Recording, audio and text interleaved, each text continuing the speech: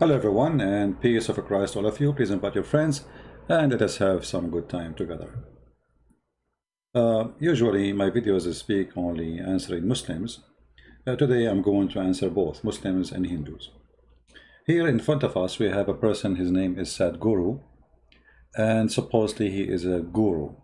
Guru supposedly is a spiritual leader, a master of religion, something like that. Like the Muslim, they call themselves sheikh.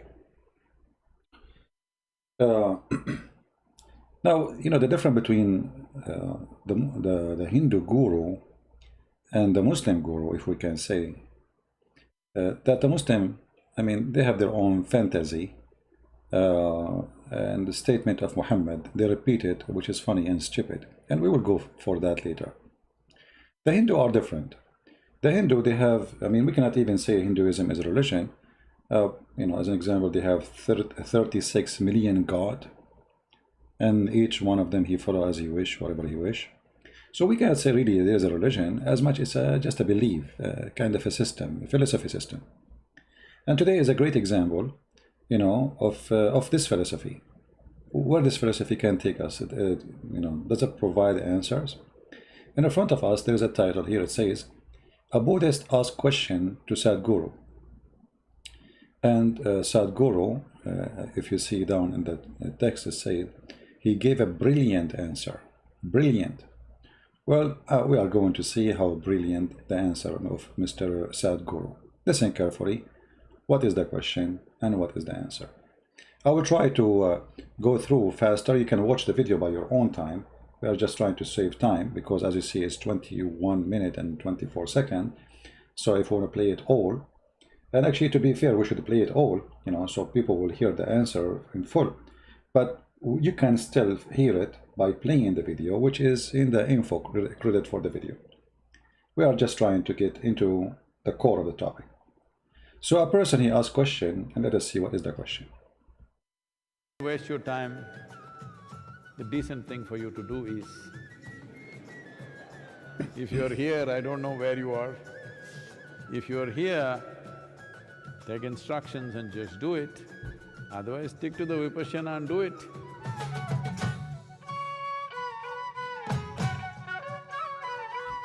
Okay, we let us skip this dancing part. People dancing, I don't know what the point of this, but yeah. Let us go to the question. But everybody said that no one can any Vipassana teachers and a practitioner. Recent Divan. Whoa. Respected Guruji, I am a Buddhist and a Vipassana practitioner. I have a question which I have asked many Vipassana teachers and other gurus, but everybody said that no one can answer this. Here you see, this respect. You see, you're a guru with long beard. A person is asking question. Let us say he's naive. Let us say even he have half a brain. Let us say he is just stupid. You don't laugh at people like this. This is the start. He is not from, he is a Buddha. He is speaking nicely, and you are there supposedly to teach him. And that's why he is asking you. So what is the response? This is like Mimi Hijab is making mockery of David Wood. The difference is that David Wood is a smart person, Mimi Hijab is the idiot. But here, supposedly he is the smart person, and that one, the kid, is asking questions. So why we are laughing? Okay. Because he said nobody knows the answer? Well, telling you, he asked many people, and nobody gave the answer. What is funny about that? Disrespect. In one of your video you mentioned, and also it is said in Buddhism, that rebirth is due to our unfulfilled desire or karma. I accept this, but then a question arises. Let us suppose I took birth for millions of times because of my karma desire, but before my very first birth, there was no body, no mind, karma, desire, or nothing of me existed. Then why and how that very first birth came to existence? See, smart question actually. This is a question, checkmate for the Hindu belief. You give us a speech about karma, the pre-existence, and this guy is asking you a question. Okay, where was my karma before I exist anyway? Let us see what he will say. Let us see now who is the smart. The one who asked the question, which they make mockery of him, or the one who's going to give the answer, which is going to be no answer. Listen carefully and you will see. He will speak forever. He will say nothing. Give us the answer.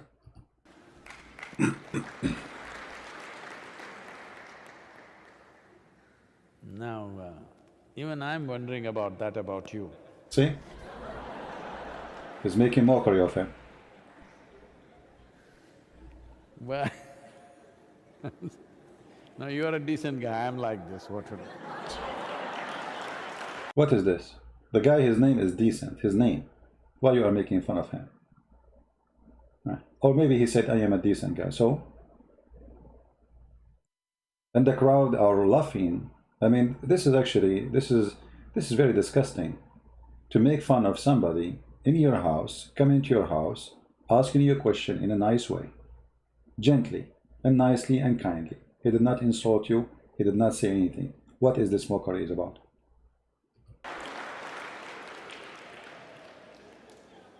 Let's take that question further back. It's not just about yoga. Well, in the yogic culture,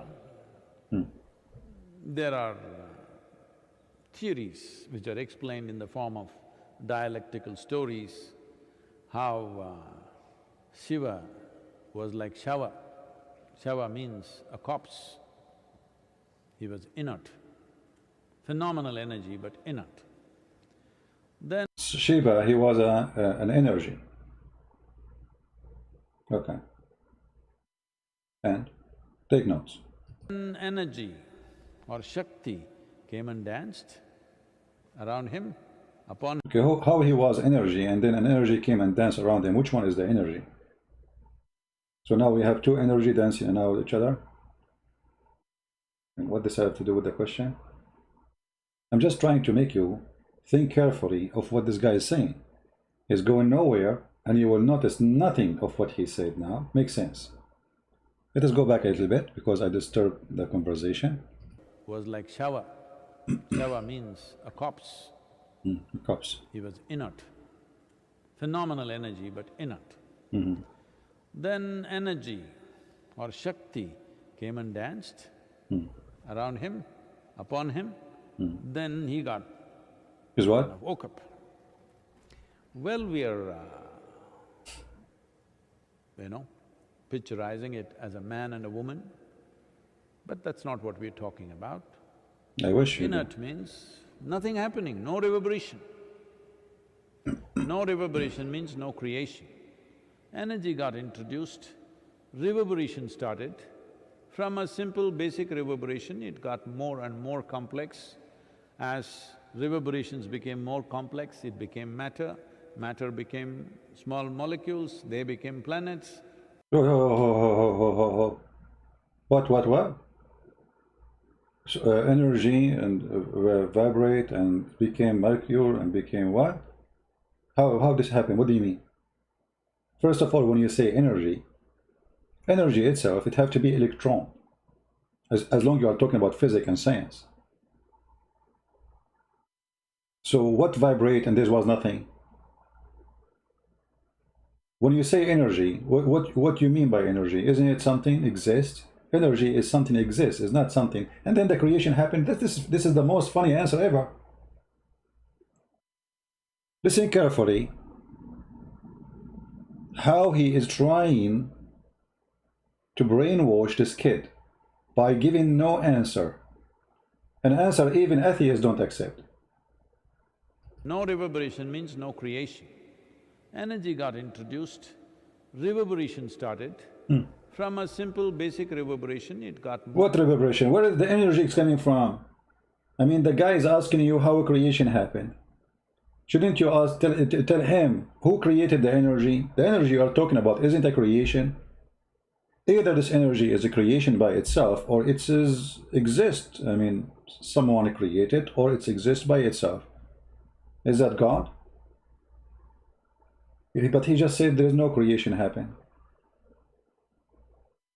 So if we put now energy in a place, now next to it, tomorrow we will find something created just because there's energy next to it? In which science is that? In which logic? In which philosophy? You have a microwave full of energy. I'm going to turn it on, and tomorrow next to the microwave I will find a chicken.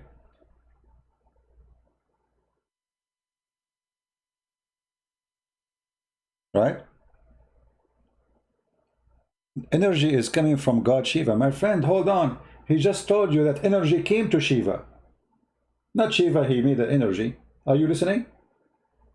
Energy came around Shiva and started dancing. What's wrong with you? Listen carefully again. Let me play it for you again.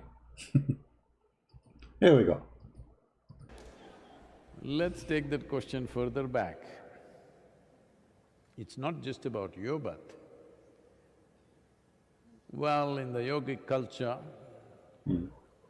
there are theories which are explained in the form of dialectical stories, how Shiva was like shower. Shiva was like what? Who's a Hindu here can help us? And then energy came and danced around him. So the one who's saying energy is God, that's funny. So who's Shiva? Shiva means a corpse. He was inert. Phenomenal energy, but inert. See? Then energy or Shakti came and danced around him, upon him. So now we have two energy. If Shiva is an energy and other energy came, so who is the other energy who came and danced around him? And later he will tell you it's a woman. So there is nothing but from the beginning we are talking about women and men now. So the energy who is dancing around Shiva is women. He will say that in a second. Then he got kind of woke up. Well, we are, picturizing it as a man and a woman, but that's not what we're talking about. Inert means nothing happening, no reverberation. No reverberation. No reverberation means No no reverberation. creation. No creation. Energy got introduced, reverberation started. From a simple basic reverberation, it got more and more complex. As reverberations became more complex, it became matter, matter became small molecules, they became planets. Well, hold on. Matter became a small matter. If matter exists, which one is going to exist first, the matter or the small thing? Matter became a small… What?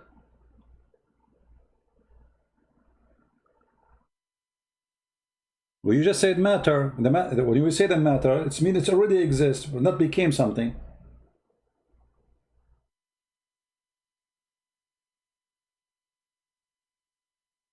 And the small molecules, if they came after the matter, that would be crazy. I thought they don't come after. I think they are inside it, I never heard that matter come first and then the molecule come after. And this is the answer of a guru. Okay, so now, okay, tell us more wisdom. Reverberation started. From a simple basic reverberation, it got more and more complex. As reverberations became more complex, it became matter, matter became small molecules, they became planets, planets became many things, life happened, variety… They became planets.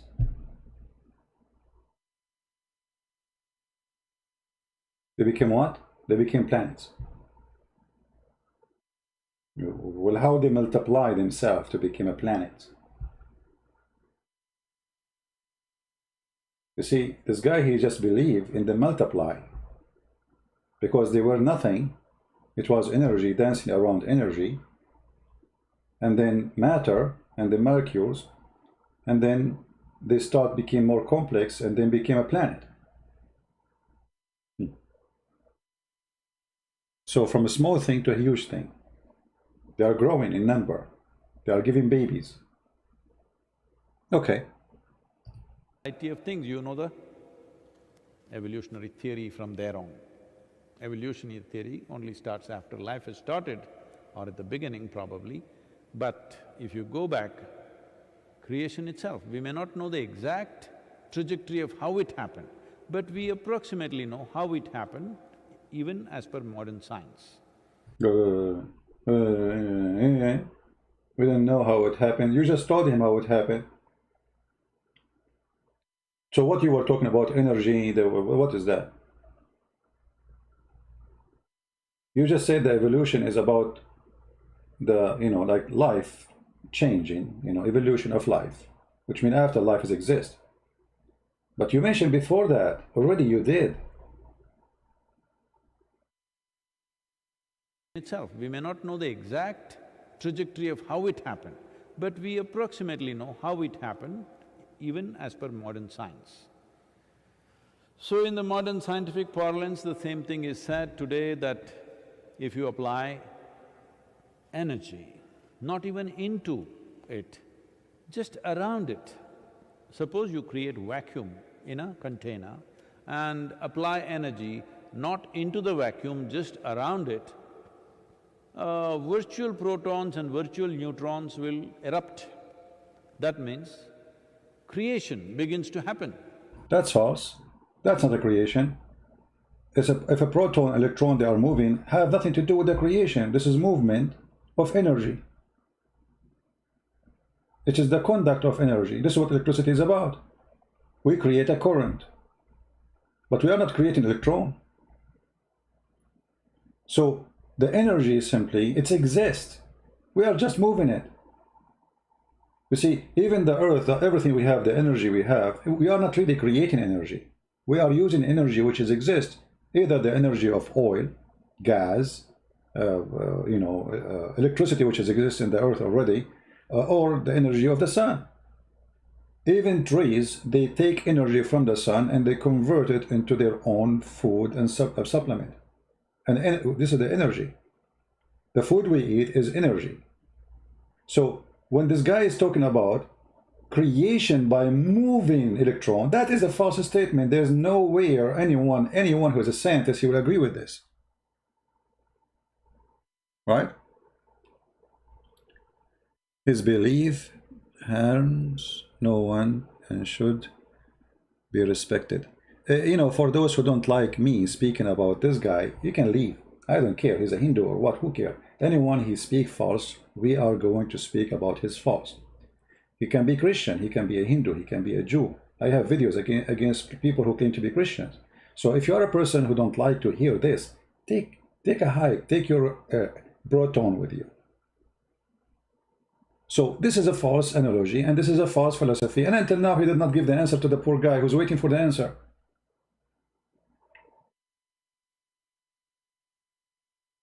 Until now, all what we hear, this guy is just talking about energy, energy, energy. But where the energy came from? And what is energy? Shouldn't you define the energy before you talk about energy? So we can understand what energy you are talking about. Is that a heat? Is that a moving power? Is that what this is energy is about?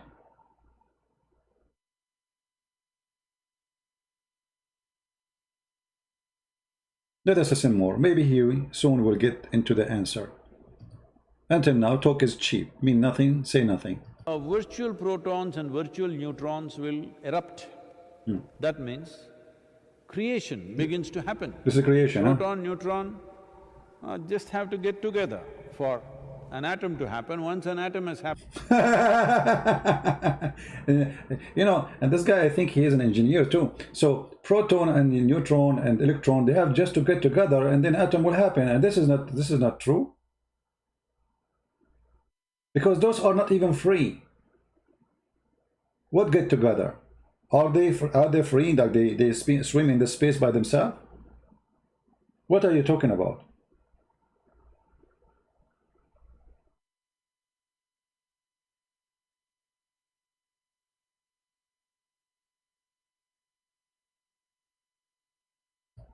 Creation has started. So similar things are said in modern science. What are saying? I don't want to go into any theories, but obviously creation began somewhere. Somewhere means it may not be within the projections of human mind in terms of time, because it's not one, but in the yogic system, there have been estimates that there have been 84 creations till now, 83 creations till now, this is the 84th one. And up to 112 cycles of creation can happen. Beyond that, creation will be… Who is the one who is giving you those numbers? I mean, what those numbers is about? What does this have to do with the topic? Let us say those numbers are accurate. Still, you did not answer anything about the question. Material free, just pure energy creation. But we're talking in terms of maybe billions of years or trillions of years, I don't know. But those projections are made. Well, obviously it's just a theory. Nobody can prove or disprove anything about it. So why you mention it? Why you mention it? I have a theory, I have a different theory. I believe that I have my theory that the one who created the energy you're talking about, it was a chicken. It's my theory. Prove me wrong. If you say to me chicken today they cannot do it, I say this, the chicken at that time they were different. Prove me wrong. So what kind of a person who speak logic, he speak about a theory no one can prove or disapprove, which means you brought us nothing. It's like you brought us a dish empty from food and say, I cannot prove to you that we have food, and I cannot disapprove to you that they have no food. So what is the food? Still we don't have the food. What is the answer? It looks like a plausible theory because the markings of 83 creations are there in our system, right, in various aspects of life around us. The markings of 83 and this being 84 are there. See, the same that we hear from the Muslims about number 19. You remember number 19? And they fabricate stories about number 19, the Quran and number 19 and etc. and all those garbage, you know? Okay, this is the same. Listen to this. There for those who look very closely at it. So how did you, such a decent guy, happen? And now he's making fun of him because he said, I am a decent guy, I have a question. Okay. Well, so this question doesn't go that far as I took it just now. It's talking about if I did not have karmic substance, how did I happen? That's a question. Actually, here's the problem. He asked you about the karma substance. What is that? What karma substance? The guy, he exists because simply his mother, she had sex with his father. What karma substance have to do with this? I mean, do we need to complicate the whole story? So, if you are talking about this guy, how he was exist, the answer is very simple. His dad, he went and have sex with his mom. If you are talking about the first man, then here you are in trouble. What karma and what is the karma? If there is nothing, this is the question.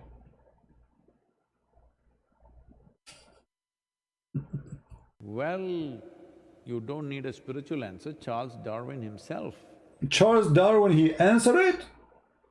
This is what a guru he say to his followers? Charles Darwin is a big filthy racist. He put a black person in a cage to prove that black people used to be monkey. If he was exist today, we will put him in the street and everybody will spit on his face. This is your example. Charles Darwin, he proved nothing. What he proved? Listen carefully. He went in a circle non-stop and now he arrived to the corner of a Charles Darwin. Karmic substance, how did I happen? That's a question. Well, you don't need a spiritual answer. Charles Darwin himself has explained this. You were a single-celled creature and then you became two-cell, then… Well, Darwin, he did not say this is stupid things. What are you talking, single-celled creature? What are you talking about? Evolution is not about single became two. And even if you say such a thing about one became two, how the first one came to existence, the first cell. And you know, the idea of Darwinism is the most stupid idea. As an example, let us say I was one cell and then I became two cells. But how my body taught my body that I need to be two cells. And then how my cells, they decide to have an eye. And then how my cells decide to make a heart. I am alive already. Is it Darwinism built to teach that it's the need what make things happen? The needs.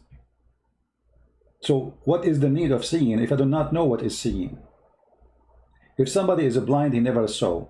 He will never know what seeing mean unless somebody else he can see. He can tell him, well, I have eyes, I can see, you cannot. And then he explained to him what mean to have eyes. So how a cells will be able to organize itself and notice I need to create eye. And then this cell is going to make an eye design in a very complex way. How that can happen? You know what? I like to fly. How come I was not able to fly when my cells, they knew inside me I like to fly? Can I wake up in the morning, I have wings? Why my cells is not doing that? Why the cells of a human being after all those millions of years, as you claim, did not come? As you see, a human being is desperate to fly to the point he made airplanes. Why his cells did not create for him feathers?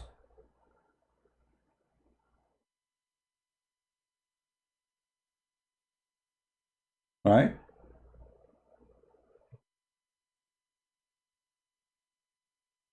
Diversion isn't about that. It is just about the change of genetic and environment. My friend, I understand. We as a Christian, we believe that God, he gave us ability to adopt. So if evolution is about adopting situation, we believe in that.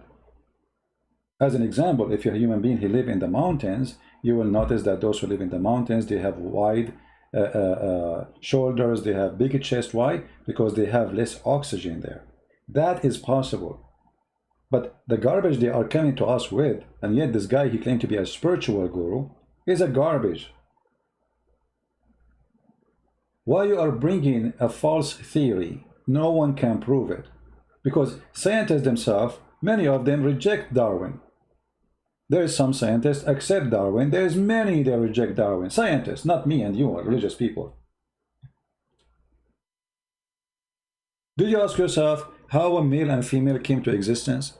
I mean, how a cell convinced itself, I'm going to create two cells, one have penis and one have vagina. That is impossible. And that penis will fit perfectly to go there. Excuse my language. You understand what I'm saying? That is impossible. In order to do such a design, you have to have an outsider thinking. Designing the shape, not only the job, even the shape, how the shape is designed. So this is a very stupid theory even to mention. And you notice here, he contradicts himself from the beginning. In the beginning, there was nothing, supposedly, it was energy. Now he's talking about cells. And one cell became two cells. Okay, hold on, forget about the cell. What about rocks? How they came to existence? How about sand? How about all kinds of material? Forget about living things. Where is your explanation for them? The sun was a small sun and then became two sun, and they became 50 sun and million sun.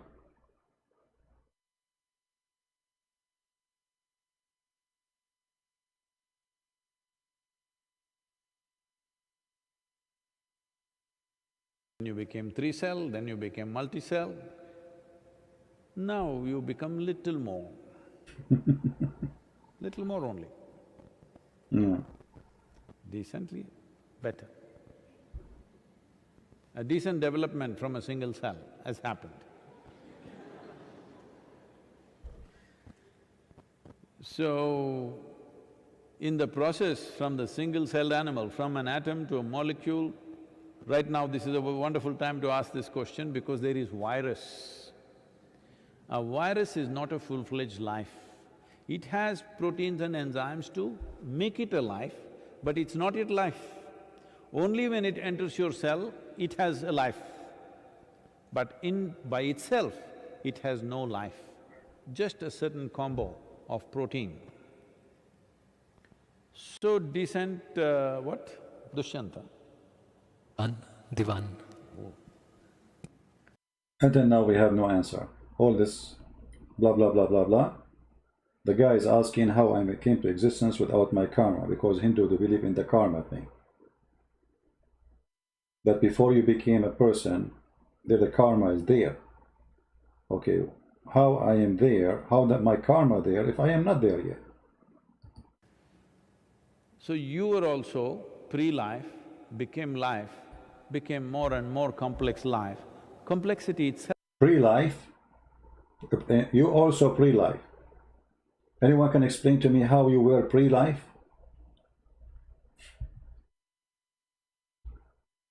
Is he making him an enzyme? And then the enzyme will put it inside the cell, and then the cell, and that enzyme will become alive inside the cell? This is what life is about? But you do not explain how the cell came to exist.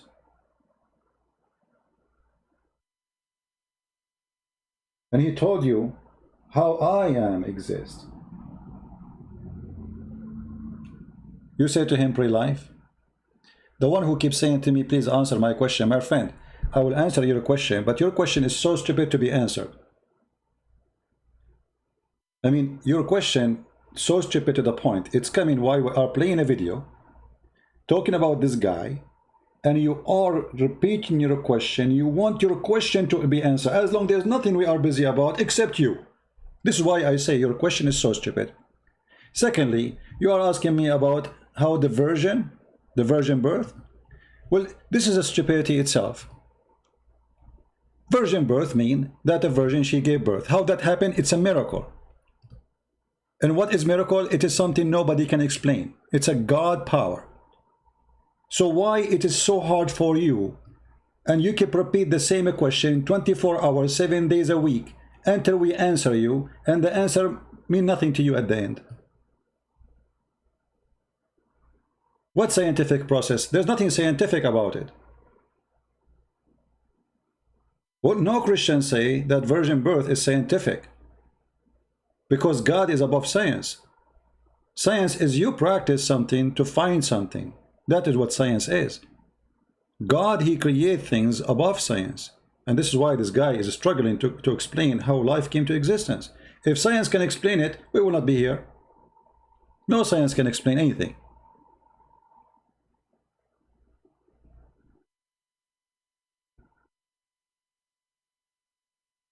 Some people, they are so stupid, so foolish. We Christians, we don't believe in science. We laugh at science, actually, because most of science is something changeable. Today they believe in something, tomorrow they discover they are wrong and they switch their opinion. This is what science is. Not long time ago, scientists themselves, they used to believe the earth is flat.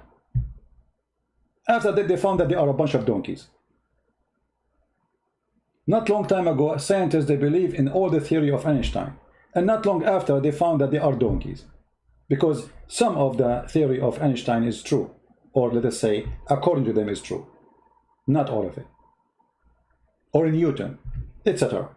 So science is a temporary possession of knowledge that can change depending on the discovery. So as long we have, this is a limited discovery, we don't have the full knowledge, that is not really a science, this is temporary knowledge. This is why you see scientists today, they are so much in struggle to fight a little tiny virus. Because this science is in disability. Why? Because they have limited ability and limited knowledge. So all the science they have come to be a joke. What is your science? People dying by thousands. All the computers, where is Darwin? Can Darwin help us?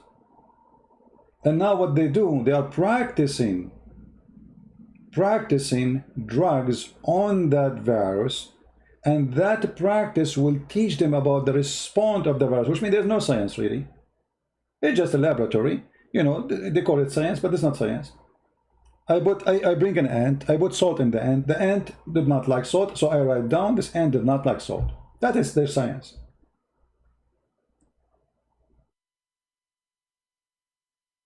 Now they have tools way better than before. They have computers, they can see inside cells, they can see the change, but still it's just a practice of trying things, finding out reaction and action of this virus so we can find it. And this guy here is struggling with his computer in his head, trying to explain how God, or whatever, he did not say God, how this energy which he claimed came to existence, and then things became 1 and 2 and 3 and 4, dancing energy. Self is karma. Karma is not necessarily, even now as you sit here, karma is not necessarily only what you do like this. The thoughts that pass in your mind are karma, emotions that pass in your mind right now are karma. Simply, a thought just passed in your mind. You looked at the person next to you, thought, why is he here? He should be on the roof with the monkeys. What is this? This is the karma? Karma, as I know the Hindu believe in it, that it's a sum of like the person's actions in the previous state of existence, not after he exists, which is deciding the fate in the future. And the guy is asking you, if I never exist, if I am not exist yet, how my karma exists, which is going to decide my future? And he's talking about the starting point, before I came anyway, because you know the Hindus believe like you die as a human, you might come back as a cat, right? So he's saying before all of this, when I was nothing, where was my karma? And look what he's answering. This is the question. My pre-exist action, previous the state of existence, where it was. And now he's talking about in a funny, stupid things, like you see a guy next to you and he looked like a monkey. And you say this guy is a monkey. And what does this have to do with our topic? Just like that, you know, sometimes thought like this comes. Hello. So this karma just happened inadvertently, not caused by you, caused by the monkeys dancing on the roof. But hold on, this question asking you, the karma he had before he exists, what the monkey in the roof? You see how they try to make it a mockery to get away from the question? You have no answer. After all, what, we are listening for the last 9 minutes, until now he said nothing useful. The Hindu believe in the karma in a pre-existence. Muslim, they believe in the same thing, by the way. They call it destiny. When Allah, He made you, He write inside you, He sent the angel, He ordered him to write things before you are born. Your fate, your destiny. The Hindus, they are a little bit different. It's a pre-exist even you as inside your womb. The Muslim, they say after you get inside the womb, then Allah, He sends somebody and He write, the angel, He write your fate.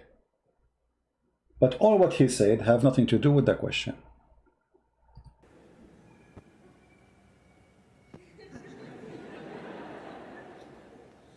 So, because monkeys came there, you looked at this guy. At a certain angle, he looked a certain way to you. Maybe it's the lighting, maybe it's the way he sat, maybe something, and a thought came and went. Now you performed a karma. That somewhere you look at another human being and you think he's a monkey. Now this won't stop here, do you understand? Now you looked at him and thought you're a monkey. Tomorrow we changed your department and you're in the monkey department. Can you believe that this is an adult conversation? And you can tell the one who they are listening, they are a bunch of shallow people, like the fan of Mimi Hijab. It's a mockery time, and nothing there is valuable. What I look, you know, you look at a person next to you, you see him like a monkey. Obviously, you are the one who see people like monkeys. I don't see people next to me look like monkeys. And then second day, you find yourself working in the department of this monkey. And now, you know, this monkey, he will be giving you orders. Oh my God, I have to work with this monkey today. It will continue. And if suppose the situations are placed like that, he is in charge of the department, you have to work under him. Do I have to be instructed by a monkey like this? It will grow. And this is how you became a racist. This is how you explain a racist. I mean, oh boy. You see, I make fun of Zakir Naik always, but you are trying to beat him today. So, this is how you became a racist? Because this guy, he don't like a person, how he look like, so he thought, he said in his head, this guy looked like a monkey, and then he became his boss. And then this is racism. Do you know even what racism is? Racism is something you do against a race, not a person. So if a person belongs to that race, and you act against him because he is from that race, that is racism. Not a person, you look like him, you feel like he's a monkey. What does this have to do with racism? So you don't even know the definition of racism.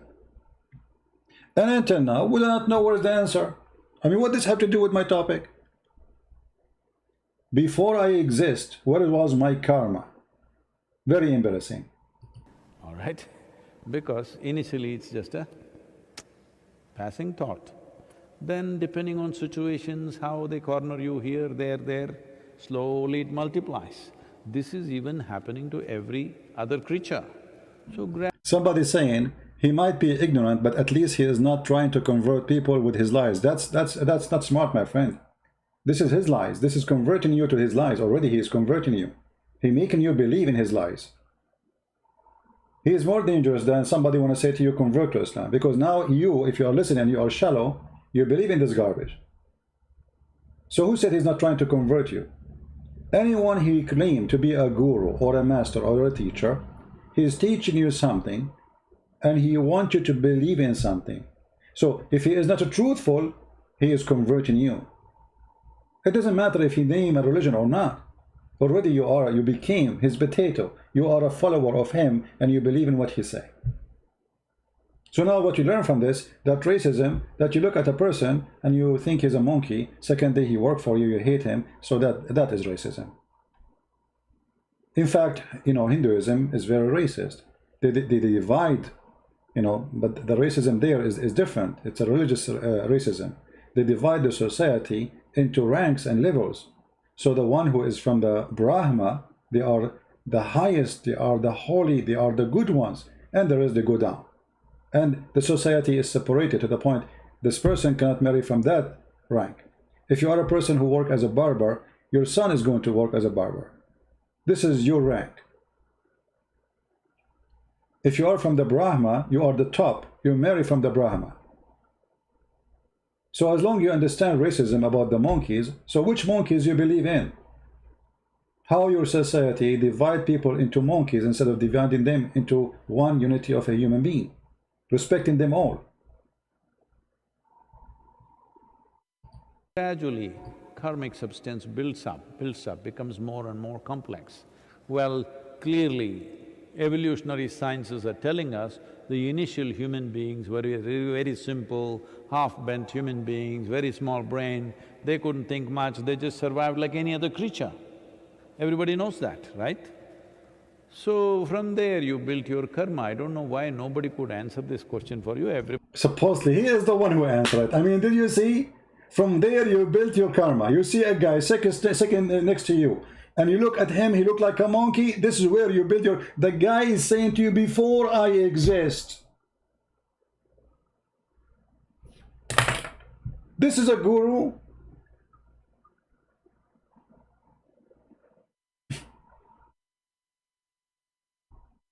In different video, a person asked him about why Hindus, they don't allow women to enter temple. And by the way, I understand that religions can be different and they have reasoning for some women, or let us say women, not to enter a certain place. So I will not consider that as a discrimination, but the answer he gave is horrible. Listen to this. Oh, women's rights, yes. About Shani Signapur, see, first of all, you have a misunderstanding that Indian temple is a place of prayer. Indian temple is not a place of prayer, I want you to know this. Different temples were built in different ways for specific purposes. Shani temple is built for occult purposes. Occult means, you know what's occult? Black magic. So all this is spiritual. And would you believe in a black magic and you practice a black magic in your temple? Do you believe it? Look at this. Why the women cannot enter that temple? Because this is the temple of a black magic. Temple is built for occult purposes. Occult means, you know what's occult? What is the Telugu word for occult? What? What is that? What people call as black magic or whatever, you know? There are certain occult practices where if the occult practices are being done, women in state of pregnancy, in menstrual cycles, it could seriously impact their life. So they said women should not go. It was all… This is the guru. So women, they cannot go to this temple because they do black magic there. I thought only Muhammad the dummy, he came with the black magic, and Harut and Marut, and he built a temple in the Babylon to open a school of Holy Buddha. But here we go, the guru here saying that we have a temple for Holy Buddha. And the women should not go there because they might get hurt by black magic. Different video. This is a video the Hindus posted, Sadhguru Zakir naik, what there is in heaven, Hindu heaven. Okay. You will leave your body here and go to heaven. You went to heaven without a body. What are you going to do with good food and virgins? This is what I want to know. When you don't have a body. Okay, but hold on. If you are trying to answer the Muslims don't believe that they are going to be in heaven without body. So you are answering whom? You are answering the Hindus? I'm not sure what that is about. You see, the logic is when you debate somebody, you debate him about what he believes. Secondly, if you have no body, if you don't have a body, and now you are going to heaven, and you are the one who just said that before you have a body, you have a karma. So who's going to go there, the karma or you? What is going there exactly? You don't have body. So what is going to go? Listen carefully what he said. Here and go to heaven. You went to heaven without a body. What are you going to do? When you say you went to heaven without a body, you who? What do you mean you? Is that a spirit? So we go back to the first question. He said to you, before I was exist, where was my karma? He was no spirit yet. And he told him he was exist in the pre-exist situation. In the pre-exist. I mean, do you see, this kind of philosophy is just a person talking, saying nothing. You learn nothing. You go in dizzy, you get out dizzy. You learn nothing, he taught you nothing. So you go now to heaven, you without body. What you would do with the virgins and the food? I agree what you would do with the virgin, but you who will go to heaven? You who? Shouldn't you say a spirit, a soul, what? With good food and virgins, this is what I want to know. When you don't have a body. So I am saying heavens will collapse. Heaven will collapse. How heaven they will collapse? I mean, what is this guy is talking about? So he's saying there's no heaven. So what you believe, if you are a good person, you come back again to life as a human being. If you are a bad person, you came as a rat or a cat or something. Because heaven supposedly is about the idea of reward. If you don't believe in reward and punishment, then why you teach all the teaching of the Hindus? And then, you know, in the video they jump to Zakir naik, which is going to be more funny. Once people start asking logical questions, heavens will collapse. See, once people they start asking logical questions, heaven will collapse. But he collapsed too. The guy asked you, where was my karma before my pre-existence? You gave him nothing. You start talking about a monkey sitting next to you. Now Zakir Naik here. It says that in heaven, by Muslim, men get 72 women. Good. But in Hur. The one who is saying to me, I challenge you to show the whole video. My friend, the video is 21 minutes. Already we played what? And the answer is finished. We played the whole video. And I said to you, go and watch it all. Still, there's no answer. Play the whole video. And we play it. You want to play it? We play it. Still, where is the answer? If the guy could not answer in the first 12 minutes of the question, I mean, when the answer will come? Tomorrow? This is Zakir Naik. But in Christian, we go to heaven with our family. And I want to know what kind of heaven in Muslim for women. Sister said that her father was a Muslim, mother is a Christian, that your mother brought you up, correct? Yeah. So do you interact with your father or don't you interact with your father? Do you interact with your To father? my mother. So you live with your mother, not with your father? No. The sister said, father is a Muslim, mother is a Christian, but mother has brought her up. She lives more with the mother, and mother made her a Christian. So now she's confused. Mother said that if Muslims go to heaven, then they get 72 poor, 72 women, the men. What will the women get? And if, Yes. so as far as the first question, your second question, answer first and then come back to your first question. As far as the question is concerned, that if the men go to heaven, they'll get 72 poor, that beautiful woman. What will the woman get? The same question was asked to Hazrat Aisha, may Allah be pleased with her, who's the wife of the Prophet. So the wife of the Prophet replied that the woman will get that which your heart hasn't desired, what your eyes hasn't seen, what your ear hasn't heard about. Well, what is that? The woman, she will get what her heart is desire. So why the Quran describing what the man will have as a woman? And actually in different video, I thought this is the same video, where he said the word hur is not male, is not female, it's male and female.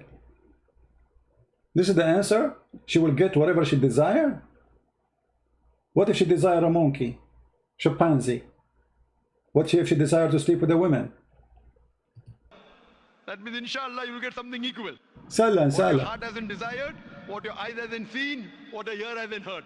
Amazing. So inshallah, if you go to heaven, you will get something good, which inshallah you'll be satisfied. Inshallah. But the question is, first you have to enter heaven. If you don't enter heaven, Yeah, first you have to do jihad, enter heaven. You know, take your panty and go do jihad for Muslims and go to the ISIS, and this is called nikah jihad, you know, F jihad. This is how you go to heaven. then you won't get that something which is good. Okay. Sister, do you want to accept Islam? Not right now. Do you accept Islam? Come on, accept Islam. We will send you right now. You will be satisfied. We have a lot of men, they are ready, they are horny. Fine, inshallah, go home, think about it, and get convinced. Once you're convinced, enter fast. You don't know how long will you live. That's it. I'm going to cry. But I thought he's going to talk about the whole Go horror. home, do more research, study more, you go to heaven. Otherwise, you don't go to heaven. Hope that answers the question.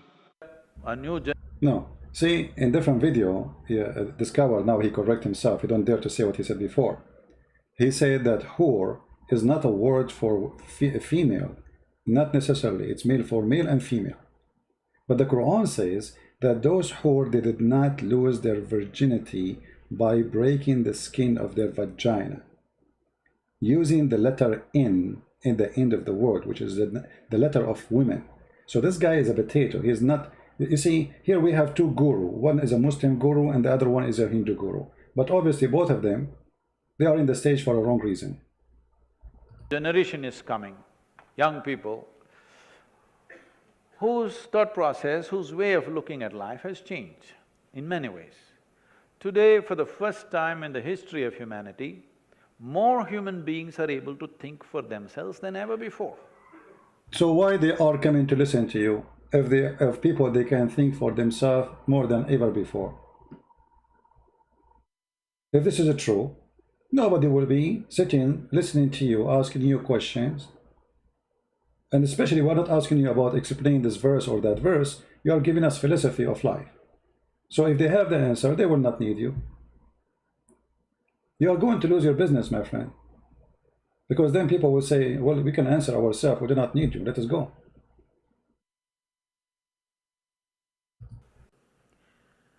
Whether they're thinking right or wrong is not a debate, but they're thinking. At one time, a scripture would think for you, a guru would think for you, an elder would think for you, one man in the village would think for you. Today, everybody is beginning to think for themselves. Once this happens, people will become in such a way, unless something is logically correct, they cannot swallow it. So it's logically that there is a karma exists before I exist. That is logical. Which decide pre to my existence, my destiny. That is logic.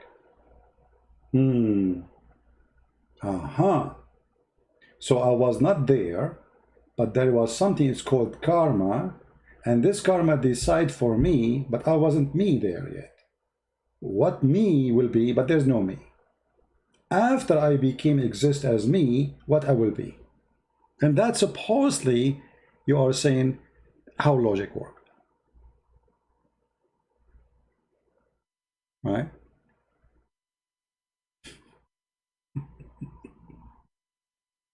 So, conclusion, and where is the guy who said to us, I challenge you to play the whole video. Do you want me to play the whole video, rest of the video for you? Or we can play it. There's nothing. He said nothing. He finished the answer here. Here we go. I will play it again.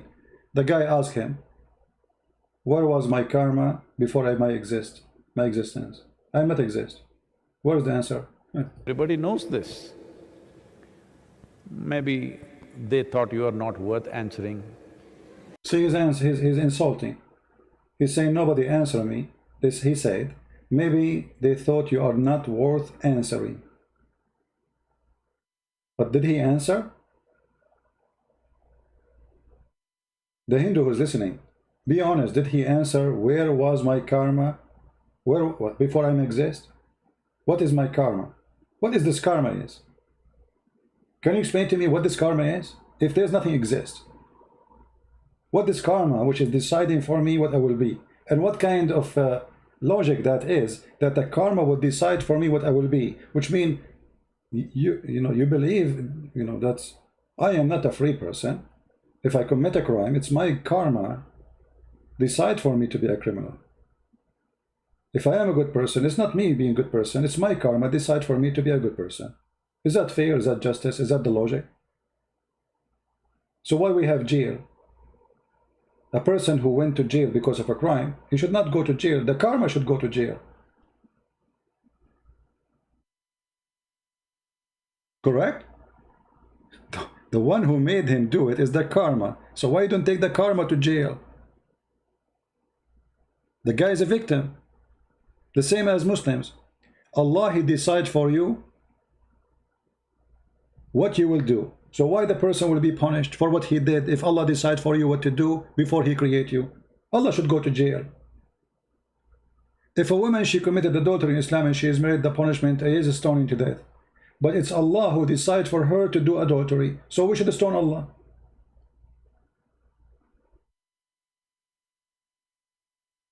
Do you understand what I'm saying? Those people who come with their own weird philosophy, doesn't matter what religion it is. This is all weird philosophy and stupid philosophy.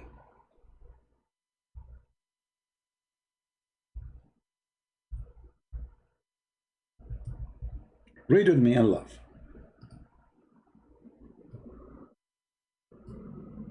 Verily Allah has fixed the very portion of adultery which a man will indulge in, and which he of necessity must commit. So why you want to punish him for adultery?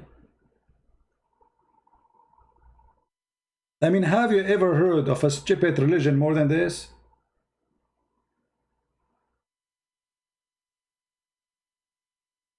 So the guru bringing us stupid stuff, Muhammad bringing us stupid stuff, and there's no logic. Because now, both of them, they believe that it's not you who do good things or bad things. It is for the Hindu, the karma who decide for you. A certain energy, which is very weird energy, decide for you. How energy can decide for me? And how energy can write future? And what this karma, how it work? Is it implanted in my brain? And if it's implanted in my brain, is it implanted in the body? Because in order to make something happen, you have to make it happen for everybody around me, not only me. You know what I mean? Let us make it simple. If they say that karma is the reason for things to happen, it's a pre-existence, previous states of existence. It is a sum of the person action. Okay. So I wasn't exist here yet.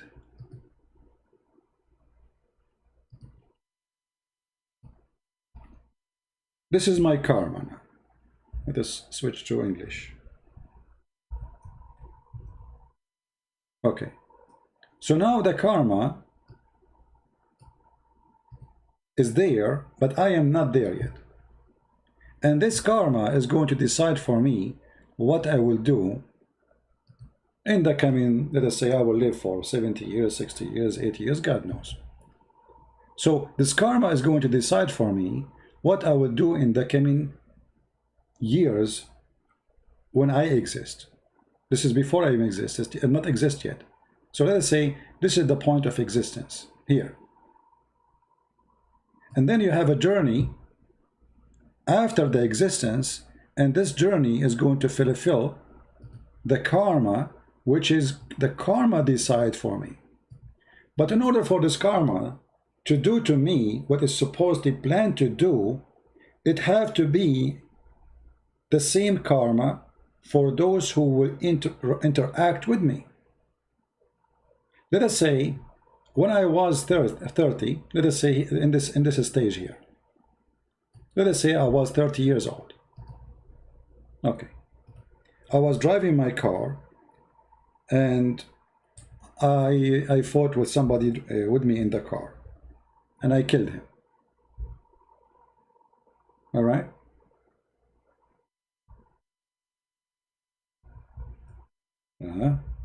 Sorry, I'm using virtual for the keyboard, for the Arabic keyboard, so it's not coming right. All right. So in order for me to practice or the karma to happen to me, this karma should make that guy go in my car when I am in the age of 30. You know what I mean? Yeah, guys, do you understand what I'm saying?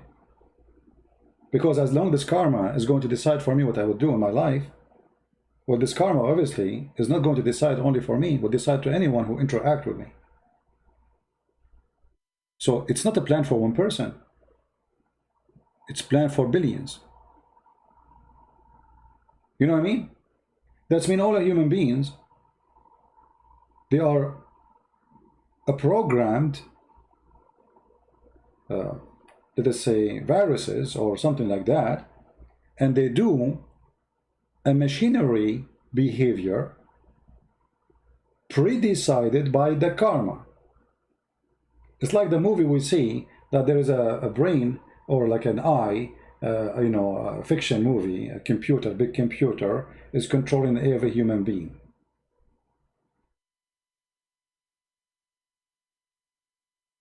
But this is not only stupid, this is impossible. Because nobody can, you know, control the circumstances of things. And this energy you're talking about, it's impossible to interact with an energy move by itself.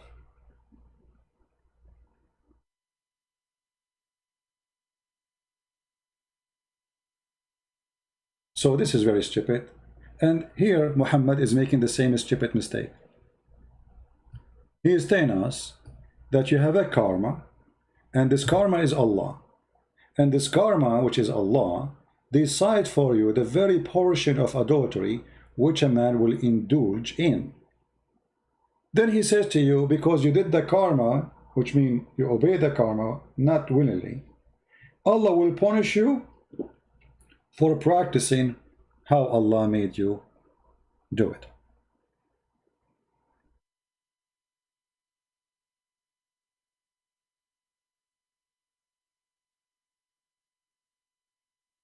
So here we see that we don't have people who they are giving us answers. This is a stupid philosophy, confusing philosophy, make no sense. It is stupid, coming from a stupid human being, trying to deceive you, trying to make himself superior from you. He have answers, you don't. You know what I mean? Those who we see in the stage, they are people trying to play a game that they are superior.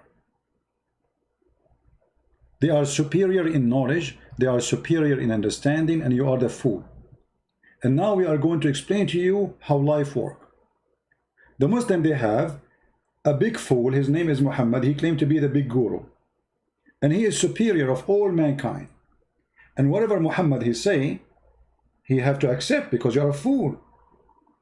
He decide for you, he think for you. You should not think. Thinking is not allowed. The guru here, he is not saying to you, don't think, but he is saying to you what it's meant. You are a fool when you think. And let me think for you. And this is why he was making mockery of this poor kid all the video. And after speaking all this time, he said nothing, he answered nothing. How the creation came to existence? Go watch the video. I challenge you to watch the video 1 million times and tell me what is the answer for how the creation came to existence. And now he's making fun of him again. Because I am such a fool, I don't think anybody is not worth answering. Yeah, but you made fun of him, you humiliated him. And the crowd is laughing. Because I don't think any question is not worth answering. I'm taking all kinds of idiotic questions from all over the world. And there is no answer. I'm taking questions from around all over the world. I mean, you see the self-worship from around the world. Everybody around the world is asking him questions. He is the one who have the answer. And then we listen, we die laughing at the answer. The same as the answer of Muhammad and his God. You did not give an answer to the kid. And actually, if he gave an answer, I mean, I will be happy to listen to it, to learn something. Maybe he can teach me something. Why not? I mean, we as a human, we think, and the smart one of us, he can help the one who is not. But I see here that somebody claiming to be something, someone, he have nothing to say except playing with the words. He have skills of talking, but he have no ability of answering. So, this is also because maybe you have some conclusion of your own. It's not really a question. You're testing everybody with your question, so they might have said, this happened. See, this is exactly what Muhammad did in the Quran. In chapter 5, verse 101, he said to them, ask not questions. Verse number 02, it says, why? Because the previous generation asked the same questions and they left Islam. So he's saying to him, maybe you have the question because you have a conclusion inside you. He's accusing him now. He's a guilty. This guy now is a guilty. He's a bad person. If you have a conclusion, he will not be asking you because he did not give you the conclusion yet. He's saying where I was. How this can be a conclusion?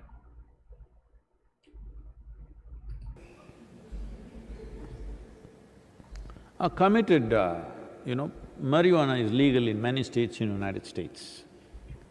So the man who is committed to this, because a lot of people are approaching it like a philosophy. It is not just a compulsion that they have, it's a philosophy. We smoke, so we are superior to you. So this one is Yes. this is exactly… This is exactly what I said. I did not see this part of the video, by the way. Imagine this guy, he knew now that people, they are going to think that he is claiming to be superior. But you are the one who just said a second ago, people, they ask me from around the world, why you are mentioning this if you are humble?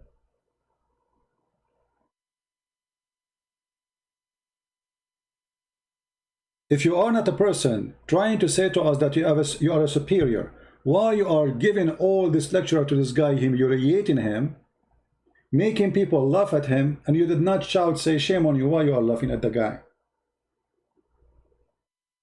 And you are laughing with them too. In the top of that, you are saying, there's many they claim to be superior. Well, you are doing that. After all this humiliation, who is the superior here? Isn't it obvious? There's a one is sitting in the chair on the stage, all the lights on him, holding the microphone. The other person cannot even talk. The poor guy, he just even delivered the question. You did not even hear his voice. They give it in written. Maybe they are afraid that he might ask question by his voice. Might he say something embarrassing?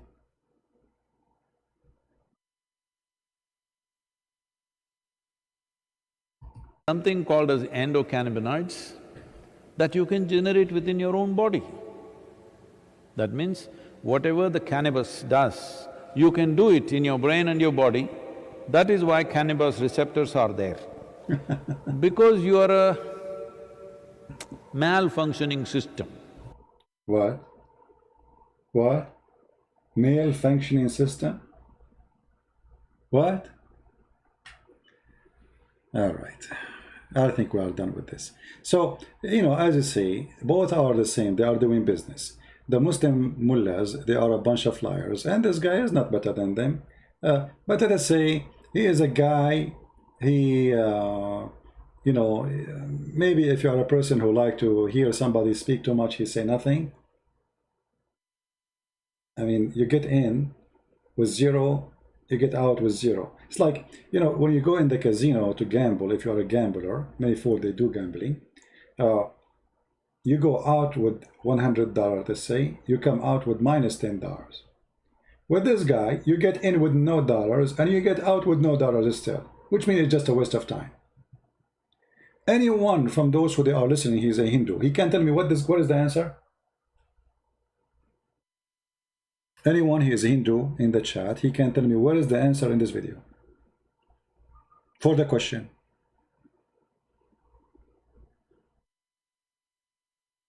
No answer.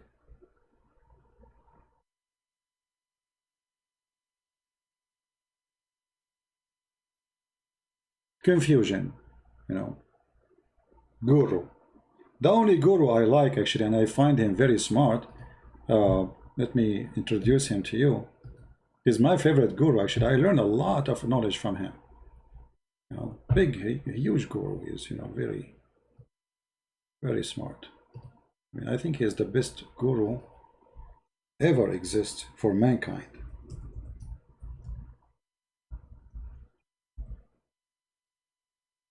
You know? Yeah, this is the guru. I think he is the best between all the gurus. That's a real guru.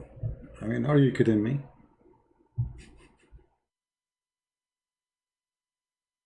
Yeah. You want to learn how to be a guru? Watch The Love Guru. And actually, this movie, it's a comedy movie, yes, but it shows you the stupidity of the white man sometime.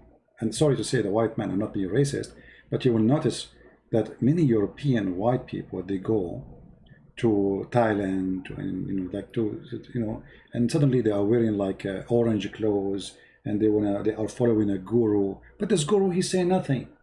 If you watch the video, you will see a great example of that. The guy, whatever he say, they open their mouth like, wow. It is a lovely movie, actually, even it's filthy, but it's a lovely movie because it shows you a truth, a part of a truth about Western people, how they became so shallow, to the point a shallow person, he can be a guru for them. And actually, there's a comment I wanna mention about Africa too. You know, a long time ago, the white man went to Africa to teach the African about Christ. Today, our sisters and brothers in Christ, they are coming from Africa to teach the white man about his foolishness. You believe it? Do you believe it? This is why I have a lot of respect for African Christians. They are doing now the mission which nobody is doing. There is a story of a missionary, sorry, not a missionary, a person, he's a white man. He went to Brazil, and in Brazil he want to go in the jungle, so he need a guide, you know, like, so he will not be lost, and there's tribes inside, it's dangerous. So he asked a local Brazilian to be his guide and to take him in the jungle.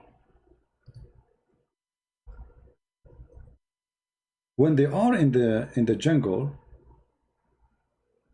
they arrive to a cave, and they found in the cave bones of a human being. So before they arrived there, actually, this Brazilian person, he have a book with him. When they take a break, he open it and he read from it. So the white man, he said to him, the European man, he said to this Brazilian person, what are you reading? Sound interesting. He said, yeah, this is the Bible. So the European man, he said to him, really? You read those books? We in Europe, we laugh at them. We don't believe in them no more. They are stupid. So the Brazilian, he felt insulted, but he said nothing.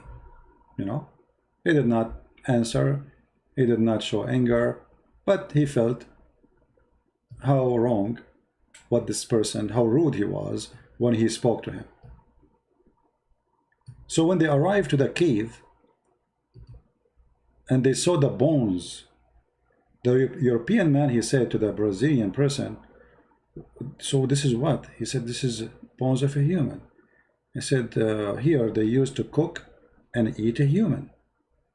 He said, really? They eat them alive? He said, yeah, they kill them, they cook them, sometimes even they eat them alive. He said, and now they still do it?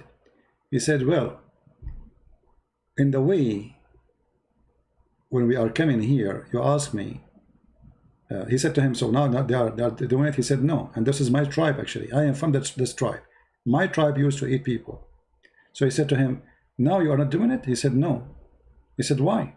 He said, you remember the book you made fun of when we are coming in the way? Because of this book, you are not in my dish today. If not this book, which is the Bible, I will be eating you with my family.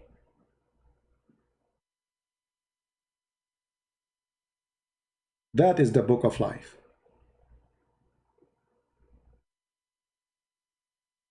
The Hindus, not long time ago, they used to burn the wife when the husband he passed away. It was the Christian missionary who fought against it, and they stopped it.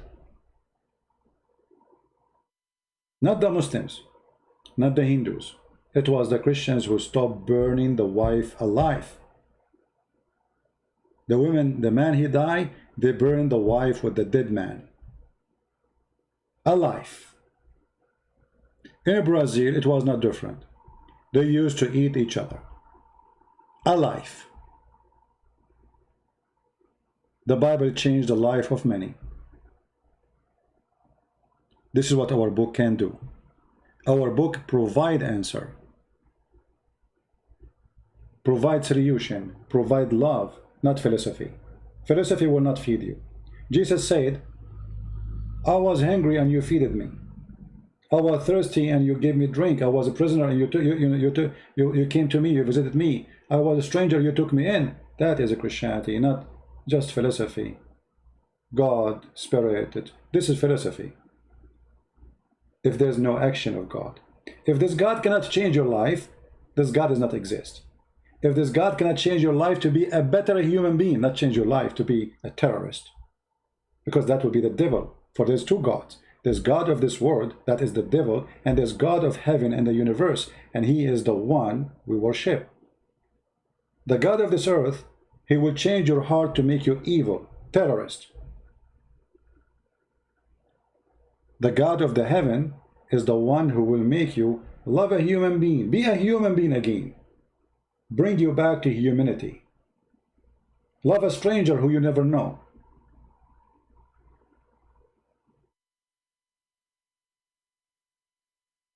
Someone saying philosophy is good. There's no harm on that. No, my friend, I'm not, you see, I'm not speaking against philosophy as philosophy. I'm speaking against philosophy of stupidity. Because philosophy, I mean, it's you thinking about things and discussing things, right? So it can be very useful. But philosophy, if it's just to discuss with no logic, it is just stupid philosophy. I will tell you what I mean. There was a guy, a Saudi guy, he went, you know, in Saudi Arabia, they don't teach philosophy, it's haram. So he went abroad and he decided to study philosophy. So they have a class, it's called logic. Logic. So he asked the teacher in the first day in the class, can you tell me what logic is? The teacher, he said, sure, you know, logic is like, you know, we have some info, and from that info, we use it in a logical way, and that will lead us to more info. The Saudi guy, he said, I did not get it. What do you mean? He said, okay, as an example, I will ask you now a question. From a simple answer, I'm going to understand more things about you. I said, okay.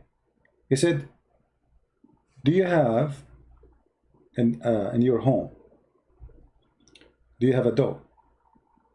He said, yeah. He said, as long as you have a dog, you have a chain. I said, yeah. He said, as long as you have a dog, you have a chain, obviously you have a yard. He said, yeah. He said, as long as you have a dog, you have a chain, you have a yard, you have a big house. He said, yeah. He said, as long as you have a dog, you have a chain, you have a yard, and you have a big house, that's mean your mother, she is a wonderful woman to take over cleaning all this house.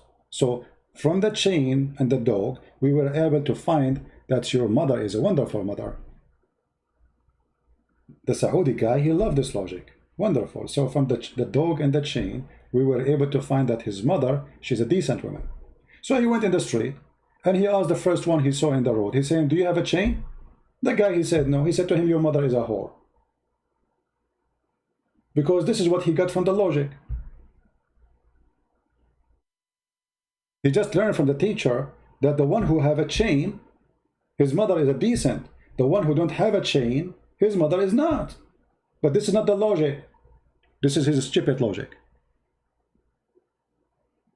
So we can go to the same school, we can learn from the same teacher, but does not make us same intelligent being.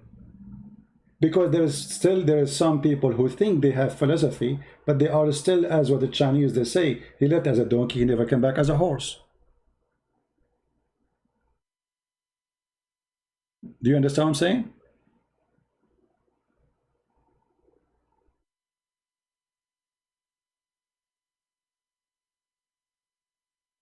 So when people they speak about philosophy, you need to ask yourself first, what is philosophy? The Greek philosophy, which is discussing nothing, saying nothing, talking about nothing forever. The Greek philosophy is the joy of thinking, not for the purpose or target. It's just the joy of thinking. So like we create situations and then we think about those situations and we enjoy talking about them. But there's no result of this thinking. This is let us say a waste of time philosophy. You know what I mean?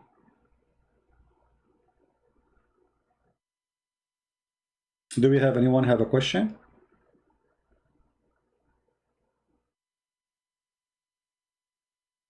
So those ones they call themselves guru, they present nothing to you. I advise all Christians. I cannot tell people who are not Christians what to do, but I can help my brother in Christ. And for sure, I'm asking everybody, not only the Christians, avoid this garbage like yoga. Yoga is just a stupid practice. When they say to you, yoga can help you, go and see the life of Indian people, how much depression they have in their life. Where is the yoga then? How come the yoga is not working there? It's the same like when a Muslim, he says to me that Islam means peace. So why you don't have peace in your life? Which country, which state, which village in Islamic country have peace?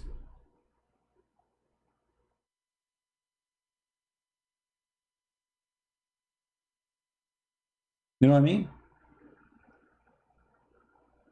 If your teaching is not working for you, obviously it's not going to work for anyone else.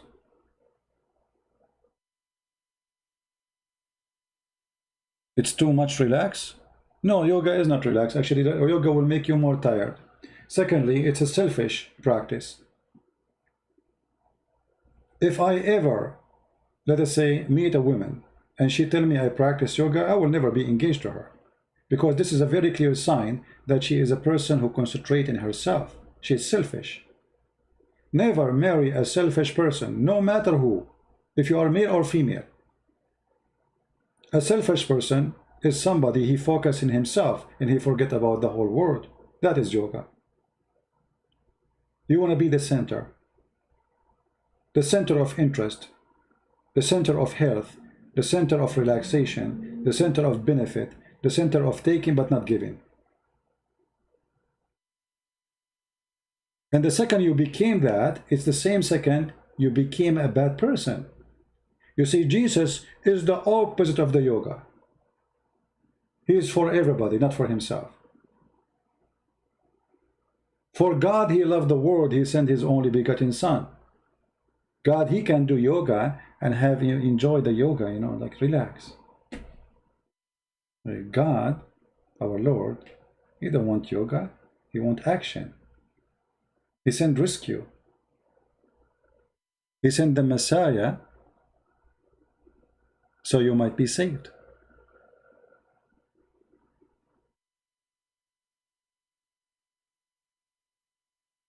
Do we have anyone want to say anything?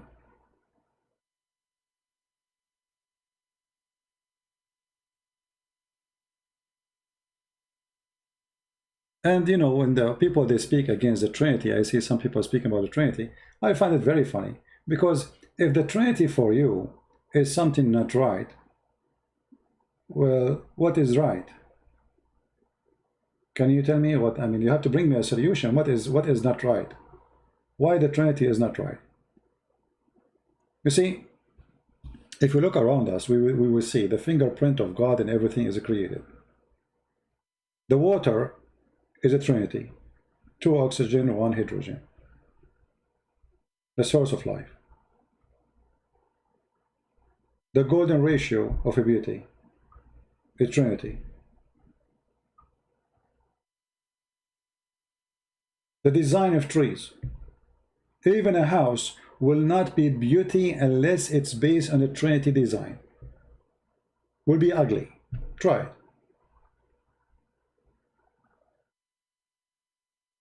Somebody saying ethic is application of philosophy. That's not true. That's not true. Because philosophy not always is about ethic. It can be ugly. As an example, the philosophy of the Greek did not prevent them from having sex, men and men, and having sex even with the children. So what is the ethic of the philosophy? If that philosophy failed to give you ethic, that's mean what you are saying is not true. Ethic is not application of philosophy. It can be the opposite. Look like, you know, some people, they go and they search and they get the definition and they copy paste. Use your brain, don't copy somebody else definition. Any other comment?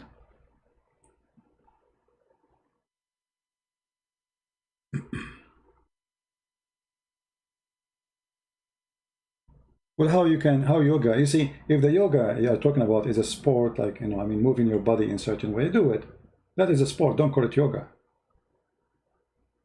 If you like bending your legs, stretching your body, if that is the yoga, this is not a yoga, this is a sport.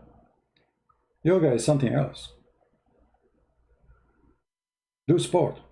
And actually, if you want my advice to have a healthy life, walk. The best health practice for a human being is walking. Not running, not yoga, not sitting, not anything. Walking. People who walk a lot, they will live long healthy. Walk. Walking helps your brain to function perfectly, circulate your blood, make you get rid of poison in your body, make you get rid of a stress you have it through because of the life, bad energy, and you sleep very well. It's perfect. Same time, your heart will not be pumping blood, which will make it go so crazy and so fast, and maybe you have heart attack, or you will die faster because you're running. You are exceeding the, you are forcing your heart to pump way more than it should in normal day life. Walking is the perfect sport. I have my grandfather, I don't know, he lived, I think, 112, 13, I don't know. He walked like a young person as if he is 20, until he died. He don't take a taxi. You want to go somewhere, he walk. If you walk with him, and you are young, you will not be able to catch his steps. It helps you to think, it helps you to reproduce energy, because your body, there's a kind of a positive sport which make you lose energy, but at the same time you win another kind of energy.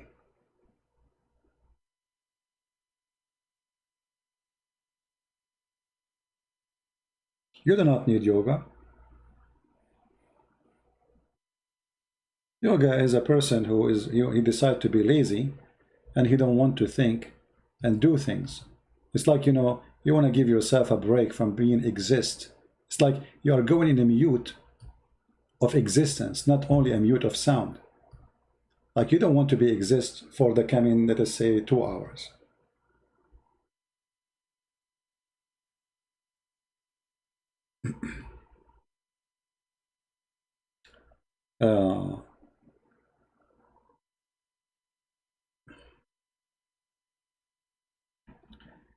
Do we have any Muslim have a question, or any Hindu?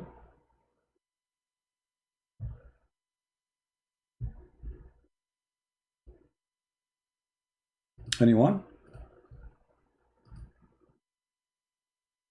So the conclusion of what we are saying today, that those who claim to be teachers, examine whoever, anyone, he tried to teach you something. Teacher, there's two kind of teachers. There's teachers who they are claiming the profession, and they are claiming a title of teachers, like a sheikh, a guru, even a Christian like a bishop, So you are claiming a title. Be aware of the title, because most of those who have titles, they don't belong to that title.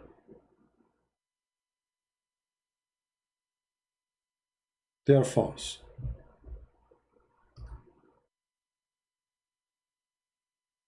Very false. Any question?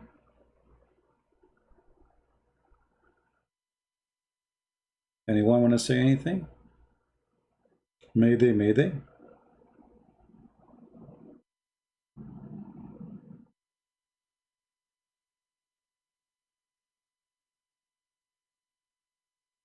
And you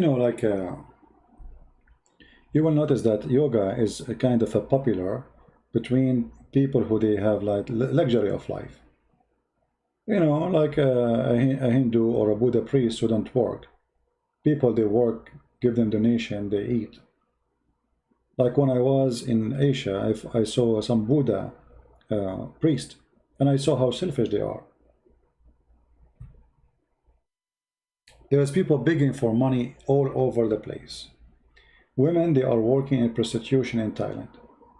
The Buddha, they walk by and they bless everybody and take donation. So this is your job in life.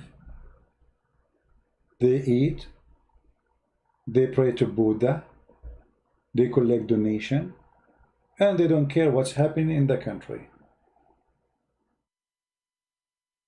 Those poor girls, aren't they all your daughters? Where is the yoga? Shouldn't they get help? Human trafficking?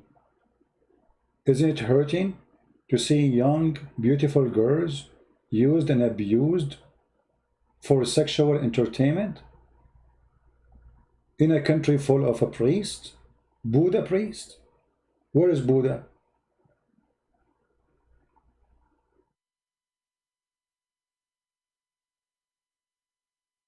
You know what I mean?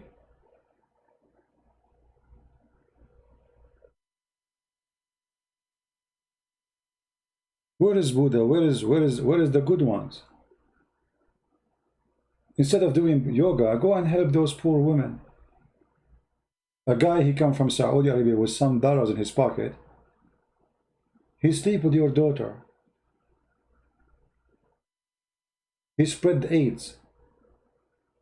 A man coming from America, a man coming from England, men coming from everywhere to use your daughters. Where is Buddha?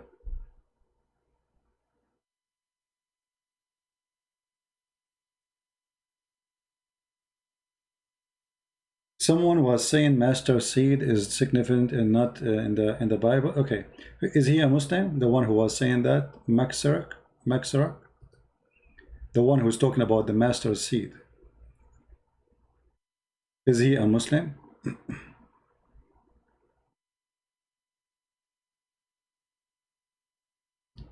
You know, Muslims are very funny. They come to you, they are copy paste. Actually, once I was debating a sheikh, and he said to me, well, master seed is not the smallest. This is a mistake in the Bible. The funny is that the Quran used the same statement copying the Bible, but those idiots do not know.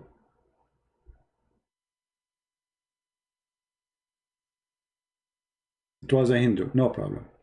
You see, when the Messiah, he said, a master seed, he's talking about what people have in their houses, not something they do not know. What, he will tell them about electron and a neutron? Is that how God, he speak to people? What they have in their houses, what they see every day. So what he will say to them, neutron, electron, proton, what they are expecting. And then people, how, this is a parable, so my people understand. So the purpose of it is not science. The parable is how I make you understand. So this is a very stupid argument. Very stupid argument. Because we go after the purpose of the parable, why it exists. Nobody was saying, and Jesus did not say, this is the smallest thing in the world. Nothing is smaller than it. This is the smallest thing in their world.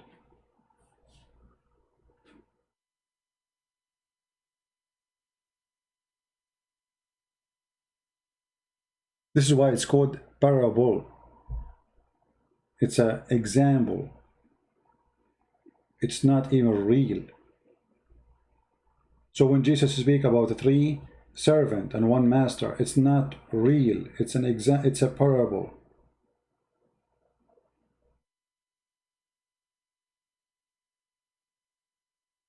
So, you know, when somebody trying to find something wrong in the belief of somebody, he can explain it as he wish. We don't do that. You see, when I was listening to this guru, I was listening to him to the end to see where this is going to end. There's no answer. Same when I debate Muslims, I show them their own interpretation. But if you want to debate me, you don't show me your own interpretation to my book. No, you cannot say that, because this is still a parable. It's not about something for real. It is a parable for you, you might understand.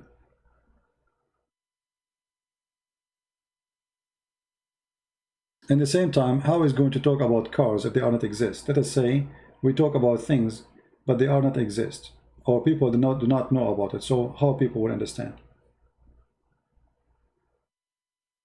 Let us say I was in the time of Jesus, and Jesus says to me, the smallest thing is electron or proton. So what do I learn from him? What is a proton? I will be confused for the coming 2,000 years until somebody discover what is that. So then the purpose of the book is lost. The purpose of the book is to teach you, so you might learn something for your life, not to wait 2,000 years to discover what it's meant.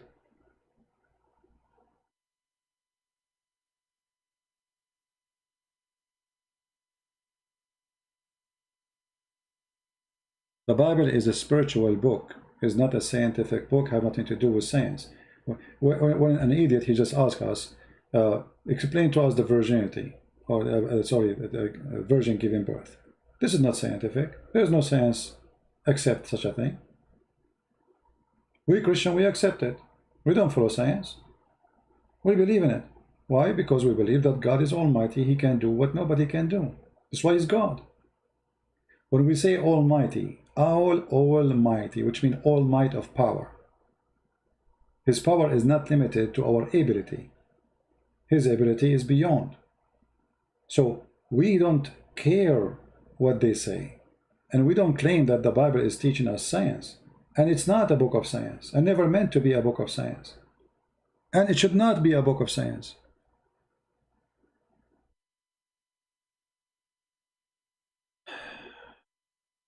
What about the lost years of Jesus? Who said they are lost? You see, if they are lost, it means they were there and they are lost. Where they are lost? How you came to the conclusion they are lost? The Bible exists for the reason of teaching us about Jesus, not about everything Jesus did. Imagine if we are going to write down everything Jesus said since he was born. How big this book will be. Like right now, I'm speaking for the last hour. Do you know how many words I said? How many pages? Just in 1 hour or two? So it's a very foolish to speak about lost years of Jesus. They never been lost. First of all, those who wrote the gospel, they witnessed what they saw, not something they did not see. As an example, John, he was not with Jesus in his childhood when he was young. So how he will witness for it? And why actually? What is the necessity of it? The mission of Jesus started in a certain age, and this is where the story starts. The book is written for the purpose of education about Jesus, the God, what he did for us, not everything he said. Let us say somebody will say to me, in the book of Genesis, the Bible speaks about how God created the earth. Do you think really the earth creation can be explained by a page? Anyone here believe in that? One page can explain the earth creation? That's impossible. And nobody can accept such a thing. But we accept the book of Genesis because it's not meant to be a scientific book to tell us all the details. If the book will write even how the eye alone, just the eye of a human, or an eye of an insect, or an eye of a fly, is created, you need thousands of pages. But if we go in the Bible, we see in the beginning, God created the heaven and the earth was without form. Very simple words. An easy layout story. It's not meant to be scientific, presenting science. It's just about everything created come by God. Otherwise, if God, he want to give us how he created the manual of creation, we should have a books of millions of pages. We have trillions of species of insect. So imagine each one of them need a book. You know what I mean? So people, when they, you know, if they try to refuse something, they refuse it.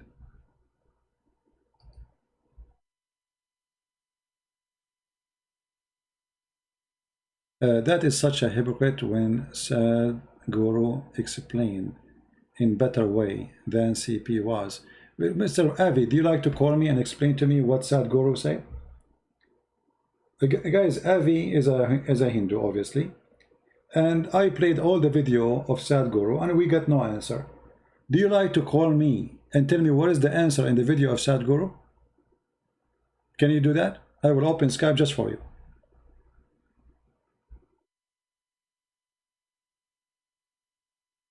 What do you think? Stop complaining. I will give you the microphone and you tell me what Sadhguru he said. What do you say?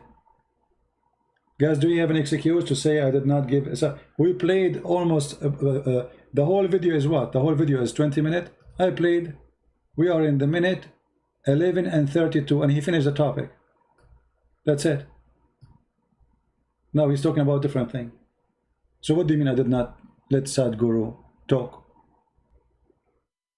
Do you want to call me? Why you are playing dead now?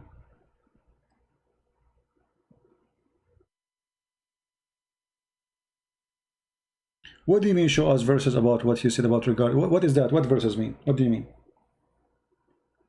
Like what? You see, look how he changed the topic. A second ago, Sadhguru, he explained, and now he switched.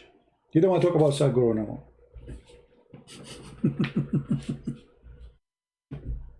What happened to Sadhguru? You were defending Sadhguru, and now we ask you to call us and explain to us what Sadhguru. You want to change the topic. You are faster than a Muhammadan. You know, Muhammadan is slower than you. They changed the topic after a few seconds. It did not take you 2 seconds to change it. What about you call me and ask me all the questions you want? But starting with what Sadhguru answer was about where was my karma before my existence.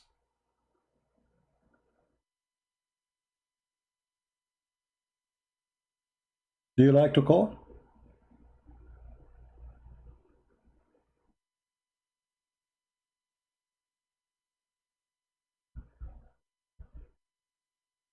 So why you are complaining? Here we go. You yourself, you cannot explain. If you yourself cannot show us where he gave the answer, it means there is no answer.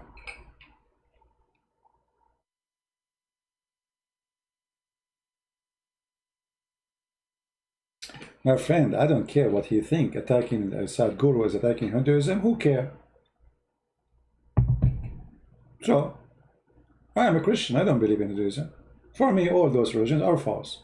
Do I need to say it to know that this is my position of Hinduism or Islam? I do not need to say it. A Hindu, that means he don't believe in Christianity. He believes it's false too. If a Hindu person, he did not say it to me in my face, doesn't mean he don't believe in it. He believes that Christianity is false. Well, you're right, no problem. So why you get offended?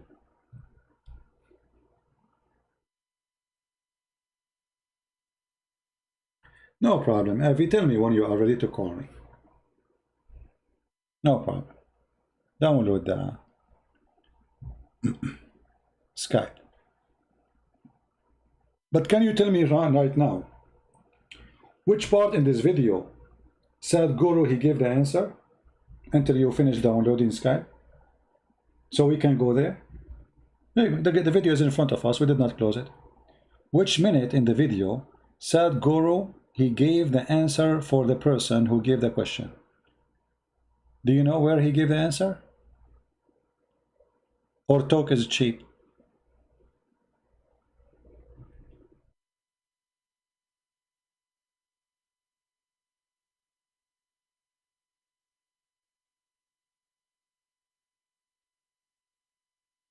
Where to kill women or yoga? This is guys, where it says kill women, go and search it in Google. I mean, you are a Hindu, you do not know.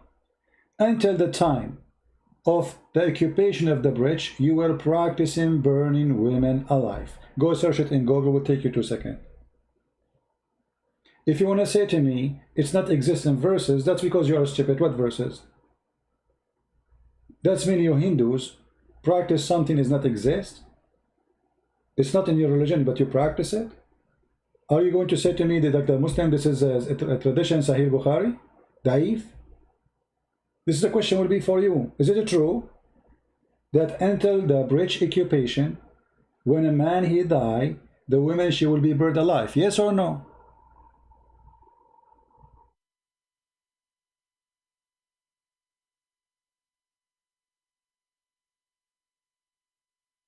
And the funny, Mahatma Gandhi, he said to the bridge that they are, they are not Christ-like. So you are, how come Mahatma Gandhi did not speak about burning women? The one they speak that he was a great man. Where was Mahatma Gandhi? He was waiting for the Christian to come and save the women from being burned alive. Actually, this family, the Gandhi family, is a represent of the Hindu religion. They are the Brahma, and the rest are down. They are the gods of India.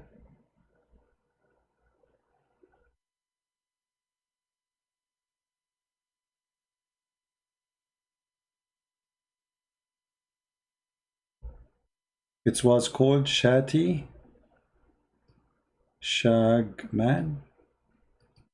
Okay, let's search this. I don't know what it's called. I don't know what they call it actually.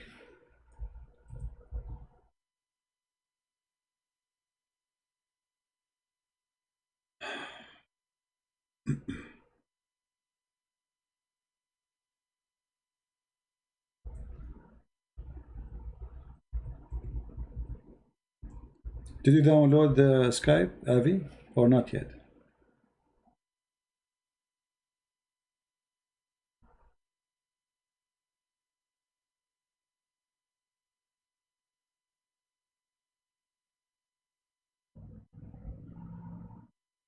Yeah, here we go. We found the answer. That when in the ancient Hindu tradition called Sati or Shoti, wherein a widow would burn herself to death on her husband, like when they burn the husband. Yeah. What is that?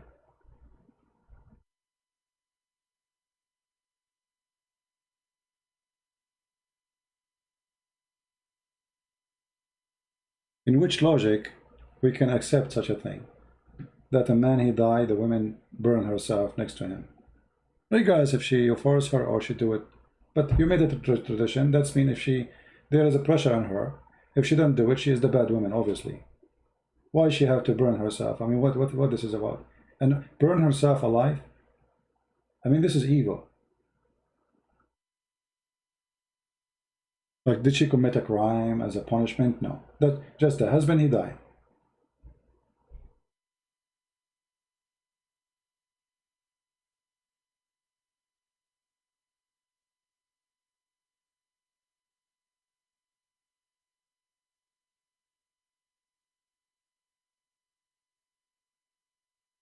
Anyone have a question?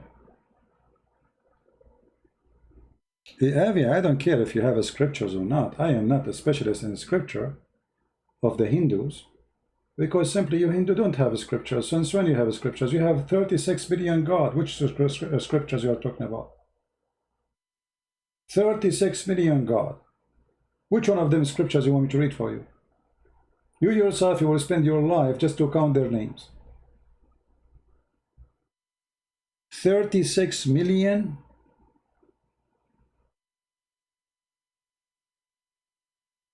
Million. And you are asking me to quote the scriptures?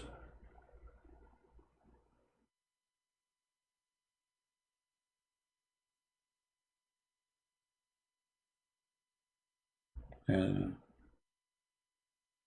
for me, I don't have much knowledge of the Hindu, but what I see in front of me, nothing encouraging. And here we go. This is your best. The guru, he is just saying stupid stuff.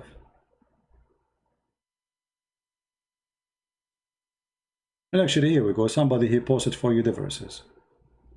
It's called the Vishnosamarati, chapter 25, verse 14.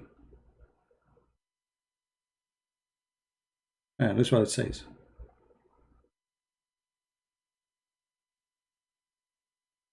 Here we go. Somebody gave you the scriptures. Are you happy now?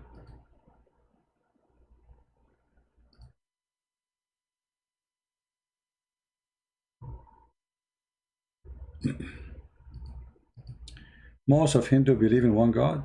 Well, I don't know. You see, I learned from Sadhguru. He is the one who said we Hindu, we have 36 million God. So what do you mean all Hindu worship one God? He said that. He said we are rich. He said we have 30 million God. We are rich country.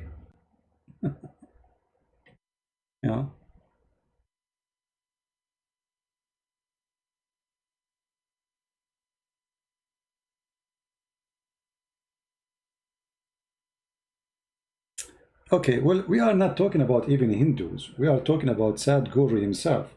So if he is a person who is not Hindu, why you Indian consider him Hindu? When you read the titles, when you read the title made by the Hindus, it's presenting to us that he is defending the Hindu belief and he is a Hindu. Sadhguru and Zakir, what is there in Muslim heaven and Hindu heaven? So if Sadhguru is not speaking for the Hindu, why he's speaking about the Hindu heaven? And why none of you correcting him if he is not a Hindu?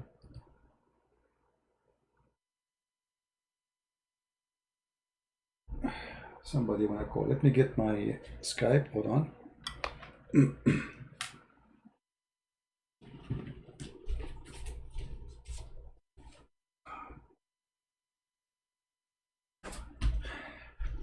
All right. Let's see.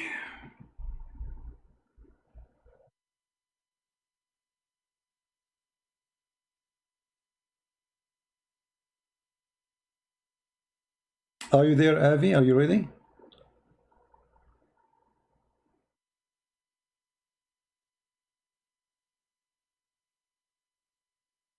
Avi, did you download Skype? Sacrifice is bad. What sacrifice? If you are a smart person, give me a question in full so we can understand what you are saying.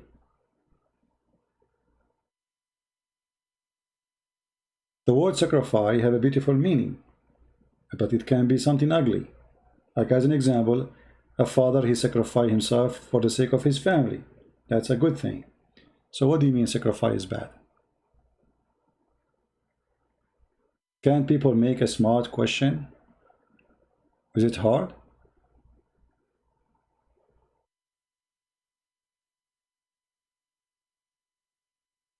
Are you there, Avi? I don't know why Skype is not loading. Hold on. Let me close it.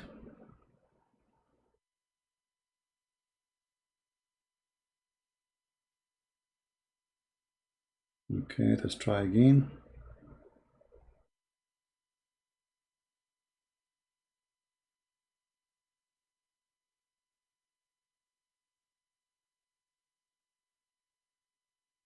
Are you ready, Avi? I am almost there.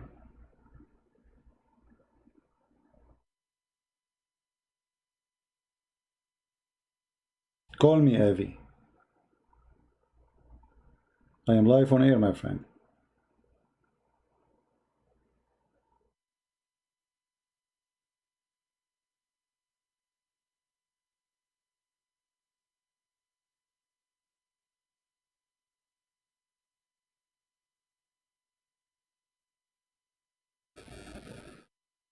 Brahman God in Wikipedia and show everyone. Or Brahman God. I'm not here to read about the gods of the Hindus. This is not my target, but I'm just responding to this guy. Somebody asked him, you people, do you think he's a big shot? Look, there's a million view of this video. For what? He said nothing. I'm not here discussing the Hindus. I am not a scholar. You see, if I want to debate somebody in Hinduism, I have to learn about it first. What I know is very little, but it's not encouraging. 600 or 4,000, and this is supposedly this guy, the guru, gave a brilliant answer. And this is my challenge for those who support this guy. Where is the brilliant answer in this stupid video?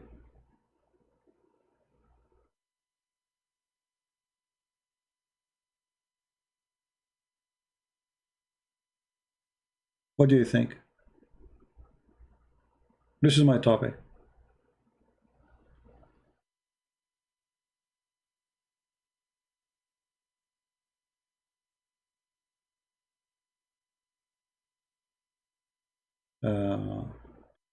You are getting feedback in my microphone. How is that? Let's see. What about now? So what happened to this guy? Here we go. I am in Sky.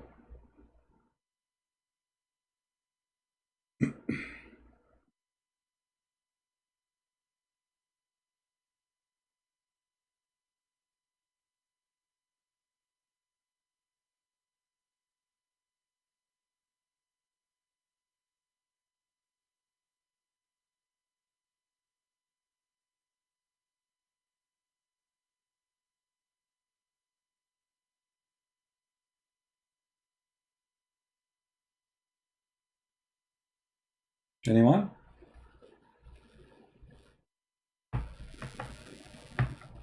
Yeah, I fixed it. I did say inshallah. That will fix anything. Anything you have, you say inshallah, it's going to be fixed. If you don't believe me, ask Sadhguru and Zakir. You will notice that both of them, they present the same thing. The supporter of Zakir, whatever he says is right. The supporter of this guy, nobody says to him, you are wrong. I did not see it anywhere. I mean, is it possible that everybody agree with everybody? With one person? Is it really possible?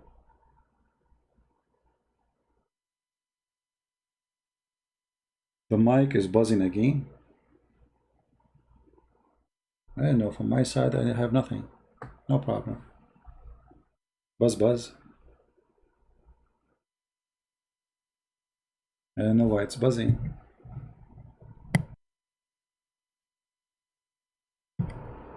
Okay, I think the reason it's buzzing because we were using buzzing. Is it doing the buzzing stuff now?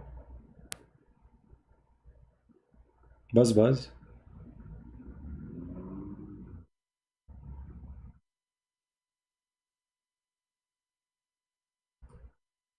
Let us go back to 0, just for the comedy's sake. Waste your time, the decent thing for you to do is… Yeah, and they show you people dancing. Yeah.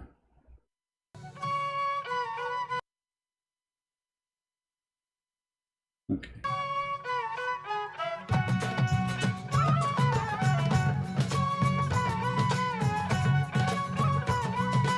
That's the yoga, supposedly. Okay, that's it. Okay. You know, there is a guy, he have a Christian sect in the Philippines. The same garbage. This exists not only for Hindus or Muslims. We Christians, we have false teachers who they bring their garbage with them. Let me find him. Hold on, give me a second. In the Philippines, this guy, he have a great, I mean, buildings, a lot of money.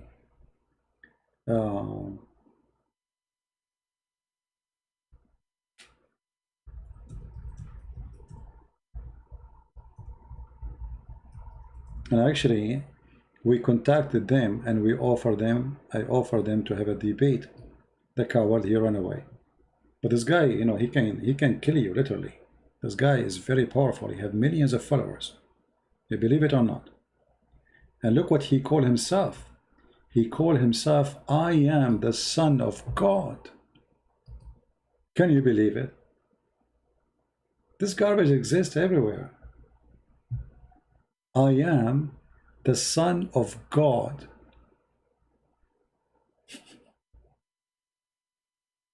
He claimed to be the Messiah. Palace. I mean, this guy is not only a scam, but a very successful scam.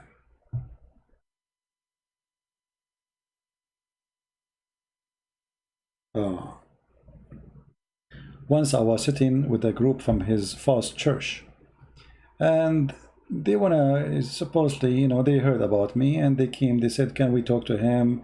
They talked to a group talked to me, blah, blah, blah, blah. And then they came and they have a tablet with them and they want to show me some videos. Let me see if I can find you.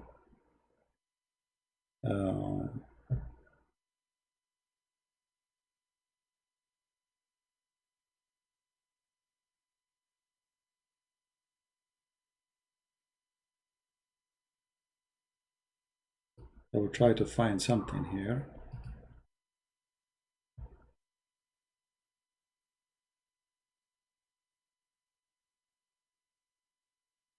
I'm trying to remember the name of their church. False church for sure.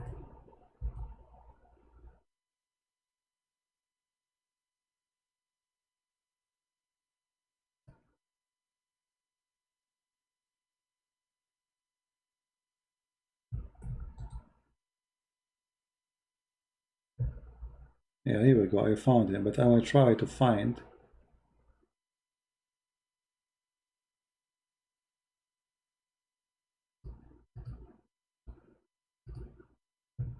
some videos.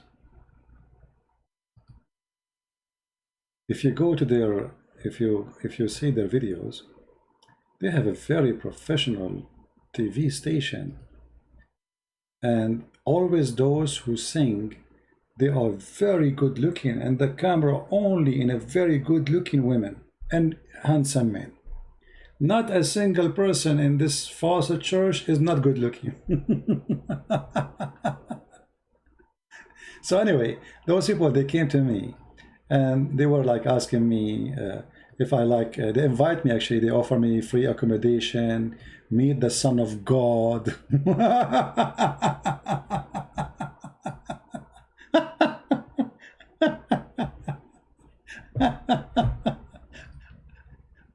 Oh boy, I mean, it was really hilarious. Anyway, actually I was going to go, but then you know, Christians, they said to me, don't go, this guy is very dangerous. If he knew you're going to do something, you might end dead. You know, you have a big mafia. He's for sure he's a very false person. Let us see.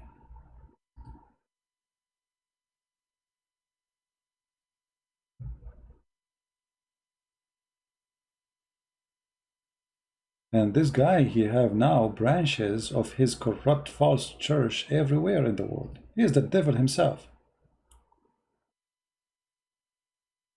And money is talking.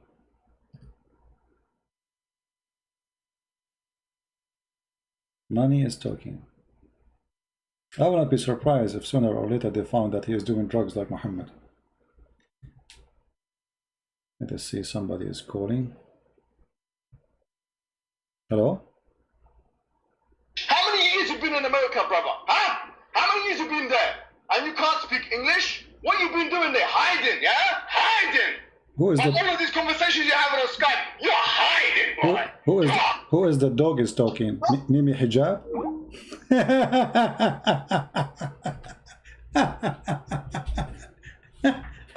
You know, the first I thought it's a German shepherd, but it turned to be Mimi Hijab. But the coward, he hung up on me. You see who is hiding? Son of Muta. Let us see. Son of Muta, like your prophet. How many years you live in America? You are hiding. I'm afraid of you. I mean, you are scared. Here we go. They are laughing at your God all over London. What you can do about it, you coward potato? What does that mean, hiding? Are you threatening me? Coward. You don't dare. Get closer. Yeah. Yeah, here I like, I'm looking for the videos. I mean, there's endless videos of this false church.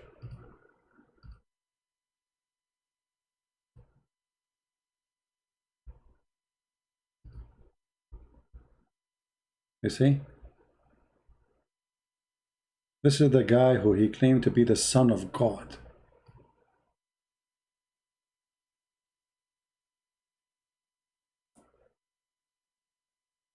And every year he give himself a lot of buttocks.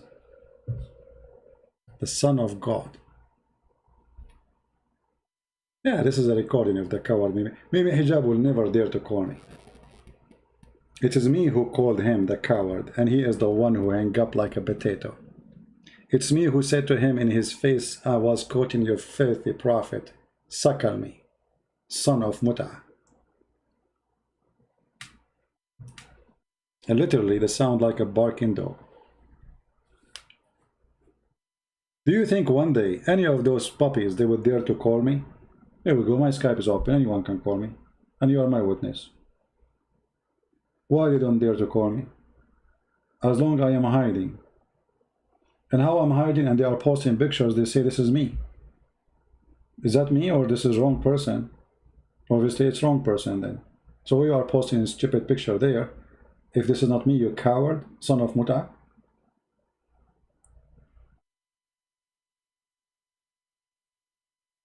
Do we have any brave Muslim?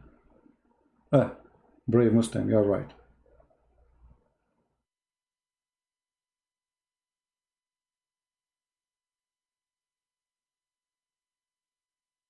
But you know what? Just for fun, I'm going to call him back. What do you think? We want to have fun. Let us chase him. He called himself a Christian prince eater. The coward is not he's not answering.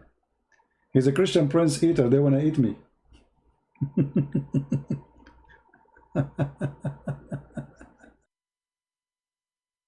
They see me in their dreams. Cowards, all of you. Not even one of you dare to call me. If yes, prove me wrong. I am the one who opened his Skype and he say anyone can call me. Actually, I forbid the Christians from calling me. All people here, they are my witness. The same as this guy was able to call me, anyone can call me. So where are the Muslims who they can bring us something good? Someone saying, can I call? No, you cannot call. You have to be a Muslim. You are not. Let us see. We need a Muslim.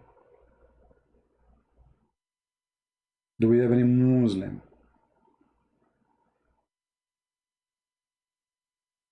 No, this is a Muslim. Ah, this is the guy who left Islam already. I decided to leave Islam. That's wonderful.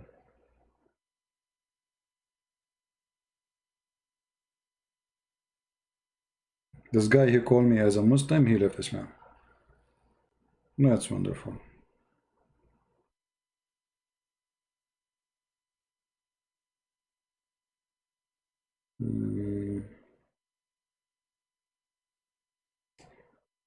Islam media. Let us see Islam media. I don't know if he is online or not. Islam Mulia. Islam Mulia. Oh, this is a different person calling. Hold on. I think this is Avi. Avi is trying to call.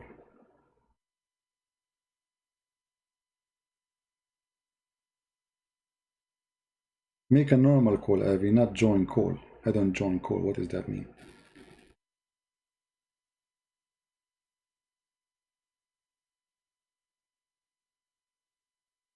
Here we go. I'm calling you, Avi.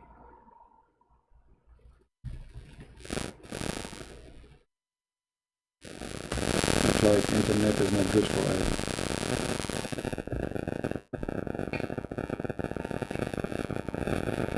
What Christianity teach?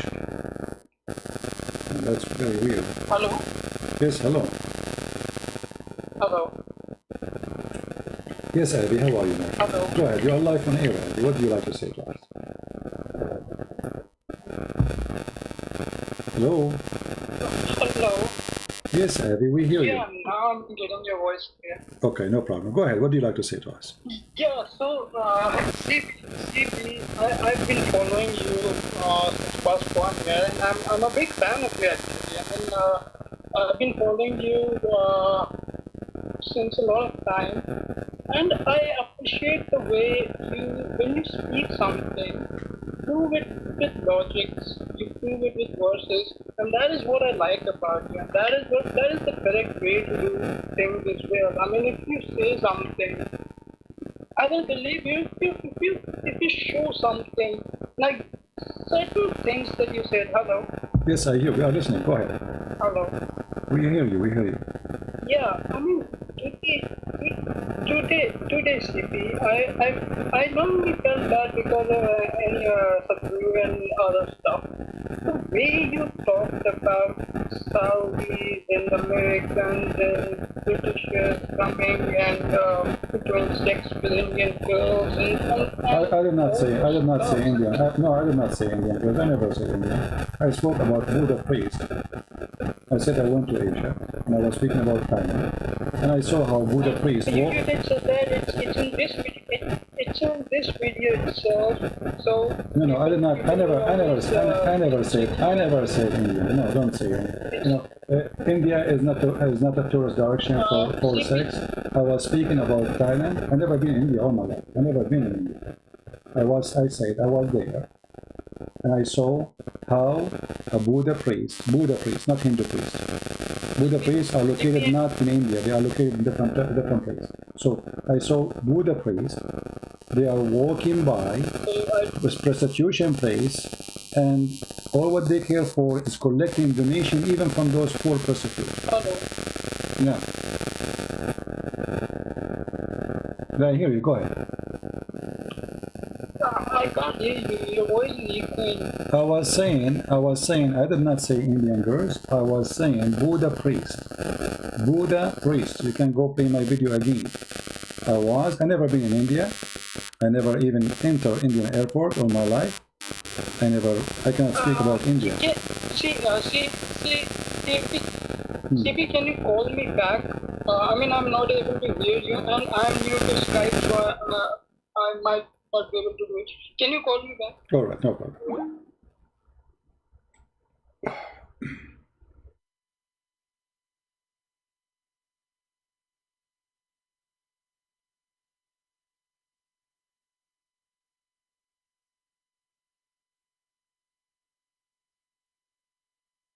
Oops.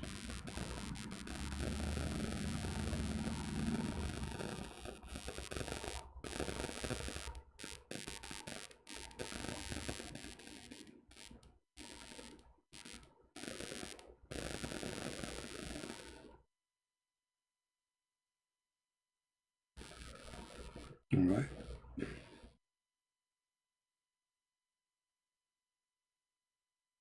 Send me a text message because for some reason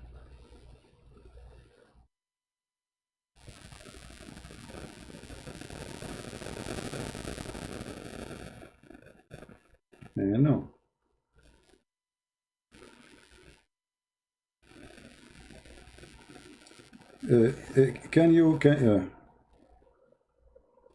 I lost you again.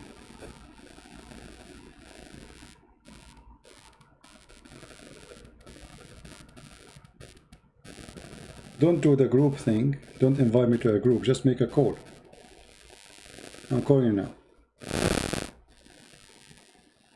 And don't use your camera.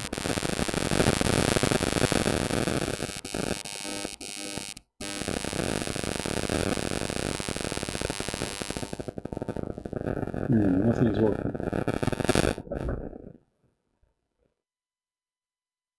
Hello? We have another caller. I have two callers at the same time. How that can be possible? The Skype is fine. Hello? Let me close it again.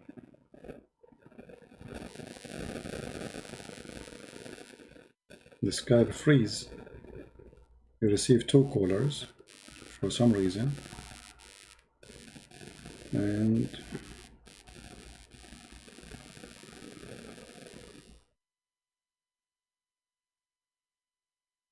anyway, I don't know. It's not working, Mr. Avi. However, I did not say Indian girls, and it doesn't matter really if they are Indian girls or American girls or what. We are talking about Buddha priest. They walk by prostitution place and they ask prostitute. They bring them the bag to collect money from them. I mean, those women, they are selling their body to make the little money they are making, and you want to take their money? So a man wearing an orange uniform, calling himself a priest,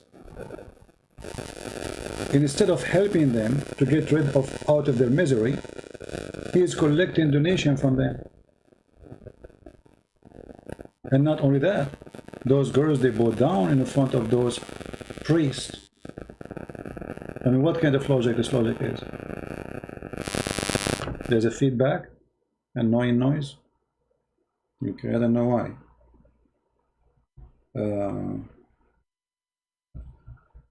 Let's see. We have somebody try to call. I don't know who is he. Let us see.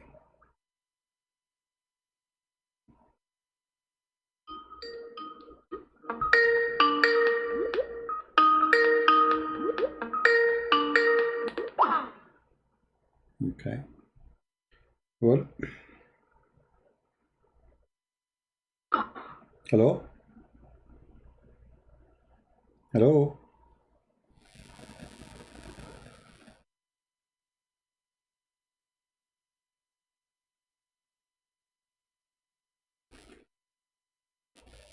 Hello?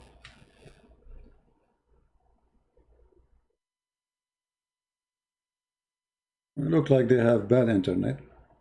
Hello? What we can do?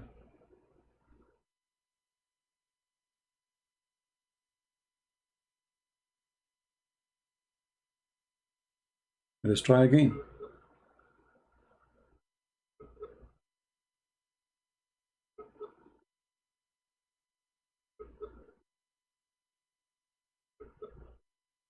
Do you still have a bad noise there?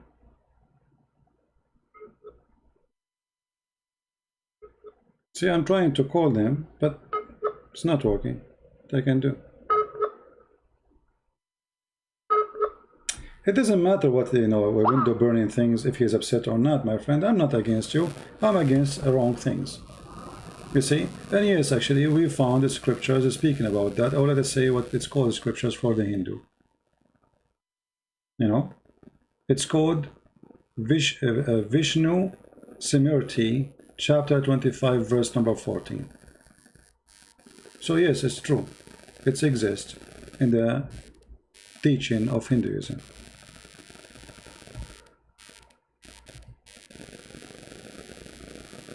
Like here, there's a Hindu website is explaining the practice of women being burned when the husband he died.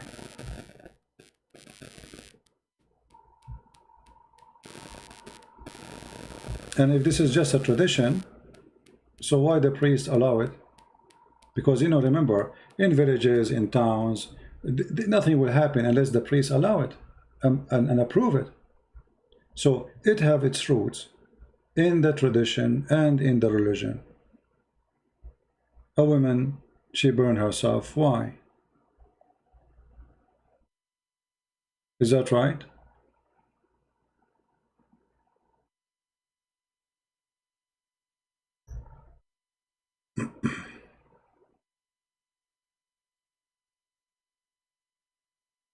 Let us see.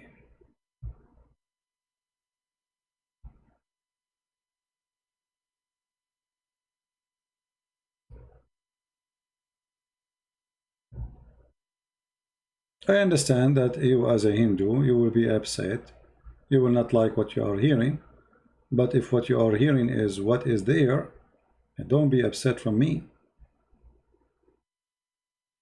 For me, I never been in India, and I don't know. I learned those things by reading. And I learned that it was the Christian missionaries after the British occupation who stopped such a practice where the women, she will be burned, or even they call it volunteer burn, but she is forced because this is a tradition. The guy he died, so the woman, she will be crying so hard, not because she loved her husband, but because tomorrow is going to be her her funeral of being burned alive. I mean, how that can be right? So when you say to me, show me, if you say something, show me reference, here we go. For me, actually, I did read it. I don't know even the reference where it exists, but somebody posted, here we go. This is what they are saying. Vishnu Simriti 25:14.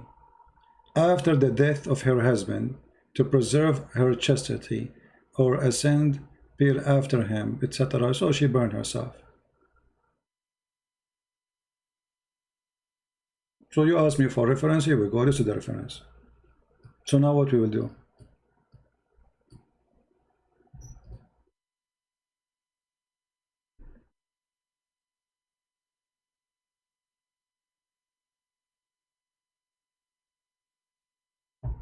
Do we have anyone want to say anything?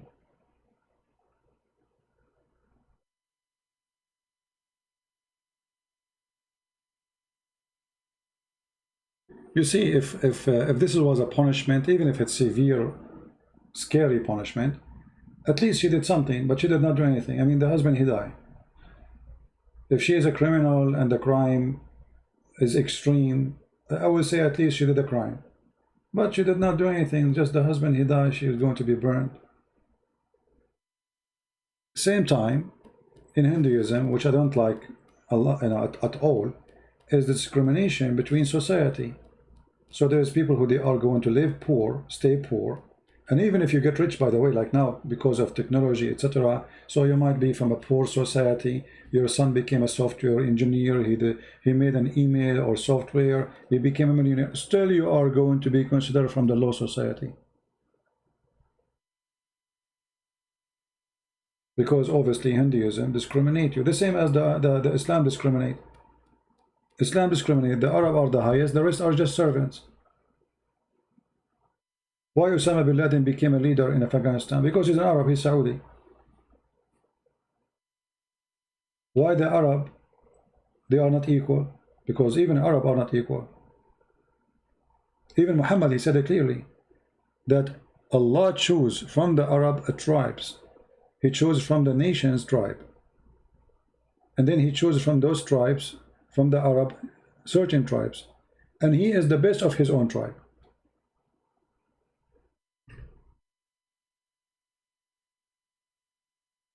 Right?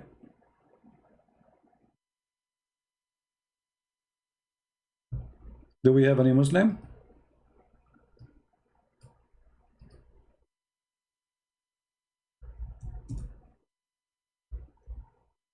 Allah chose Banu Hashim, and he is the best of Banu Hashim. That's the whole story. So he chose from the Arab Banu Hashim.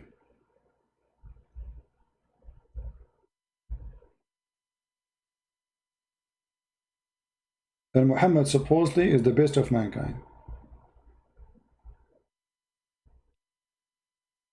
You see, when the Bible speaks about choosing people, Bible does not make the Jews holy and the rest are not a human or less. God in the Bible says God is with those who they are with him. The rest of the world were not worshiping him. As simple as that is what chosen people mean. When the Jews themselves, they are against God, God was against them.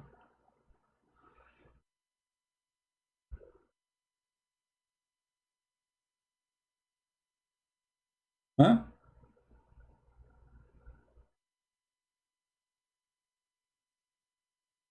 Any Muslim?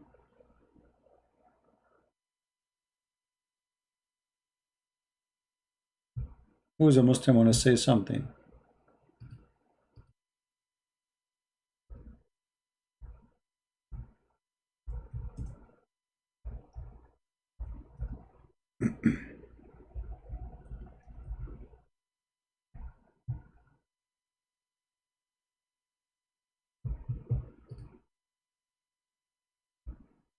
Nobody? So if you are a Hindu, my friend, don't be upset. For me, I speak anything against anything I see wrong. I'm not even speaking against Hinduism. I'm speaking against this guy who is saying things does not make sense, presenting himself as he's a guru. So if you are a person who believes that this guy don't present you, we'll make a video, show the Hindus that he is not what he claimed. Right? Everyone here knows. Like as an example, there's a person, he claimed to be a priest. His name is James White. I made many videos getting him busted. But he is a priest, supposedly. He is a priest in a church. He have a PhD. He's a doctor. And he say he's a Christian. And he debated Muslims about Christianity. For me, I believe that this guy is very dangerous. Nobody should listen to him. So it's not about you being Hindu. It's about wrong or right. There's a person, he claimed, what his name? I forgot, Toriva Singh or something. He's a rabbi, a Jewish rabbi. I'll whip the floor with my shoes with him. He's a rabbi, he's a Jewish rabbi. It doesn't matter. All right? So it's not about you being a Hindu, it's about being wrong.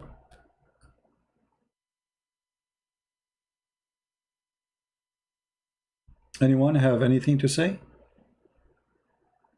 As an example, this guy to V. Singer, he will never dare to debate me anyway. But he is a hypocrite who lives in Indonesia. He's married to Indonesian women. And he knew he cannot say anything wrong in Indonesia, otherwise they will kick him. And in the best scenario, he will lose his business as a Jew in Indonesia. I think he sells jewelries or something. And he claimed to be a rabbi, but there is no way he can be a rabbi. He will never dare speak wrongly about Muhammad or Islam. But every time he go live, he attacks Christianity. And he says stupid things.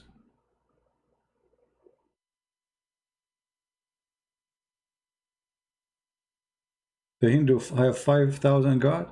Well, I don't know. I heard the guru, Sadhguru, he says we have 36 million. He said we have 36 million God in the video. So I'm not sure if he gave us wrong information too.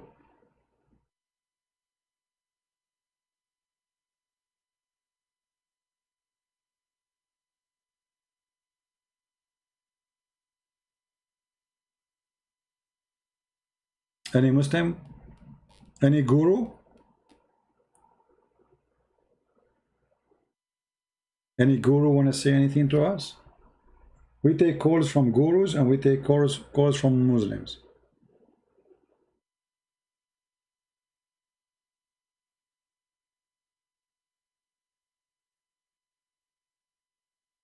Huh?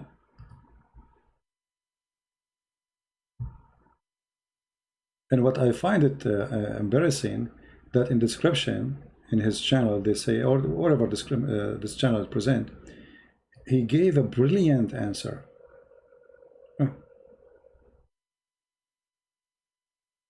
You are not calling, my friend. I hear no ring from you. I'm receiving nothing. There's a person, his name is Wanakaka Kokakaki, I don't know. Is that you? Let me call him.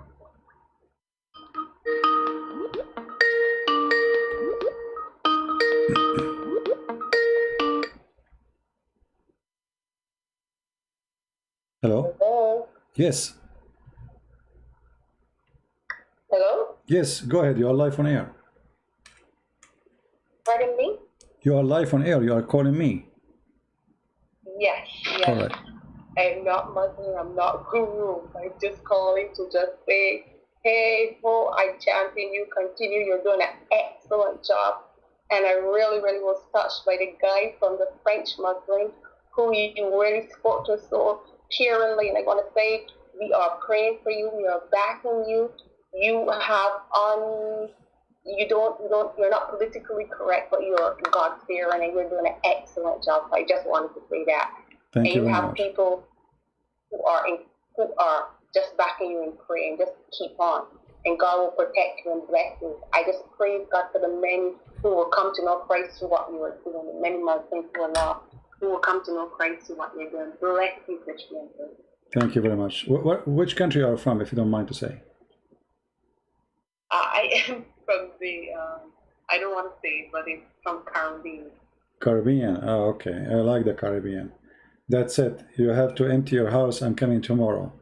I will give you where I live. You stay here for 2 months. I go there. All right? We exchange places. I will give you my computer, my microphone, even my show. You go and talk as much as you want. Just give me the beach there. Deal? Deal. All right. All right. Take care. God bless you, sister. All right. Take care. Bye-bye. Thank you. Bless you. Bye-bye. Bye-bye. I mean, you are from the Caribbean. You are listening to me. Go to the beach. Like, hello? What do you want to say? Go to the beach.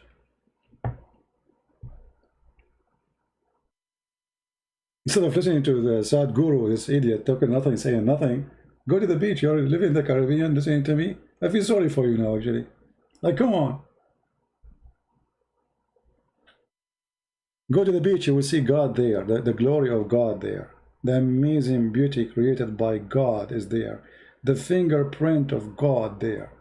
The art of our Lord is there. Each time I see the beauty of the nature, I believe in my Lord way more. Incredible. Today I was out in the yard. I planted a new tree. And guys, I love those trees. And I don't know, like each time I see it, I see that how amazing God is. Even tree can make you love God. All what you need is just to have the eyes to look in the right way. And then you will see the beauty which you will enjoy. And for sure, I was joking with you about why you are listening to me. But yes, God is everywhere. And if you live in the Caribbean, I mean, God, He bless you with a lot of things. And you will believe in God way more when you see His handwork.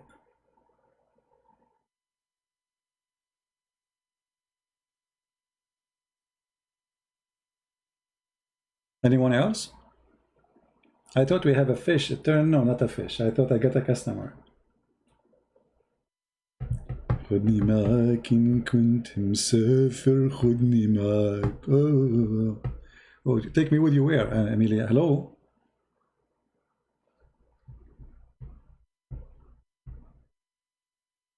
If I go, I will go alone. I will not even tell anyone where I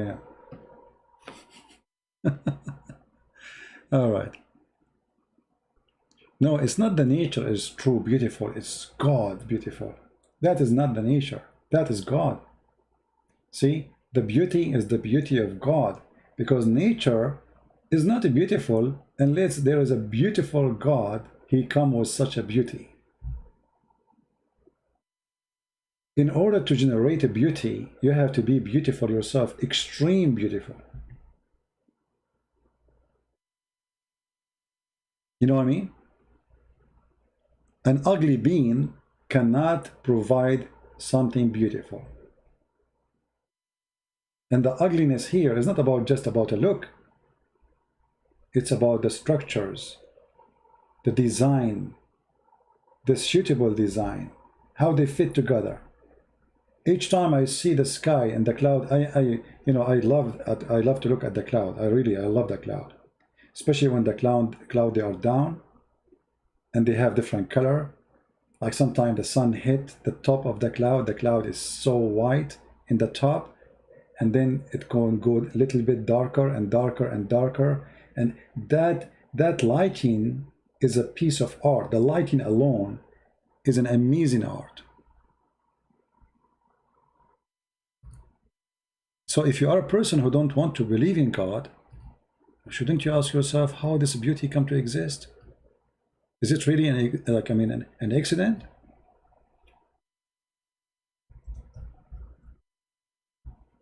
That is impossible. This is a kind of a very high quality designed. I mean, look at this cloud. I just searched for a picture. Let me put it for you on the screen.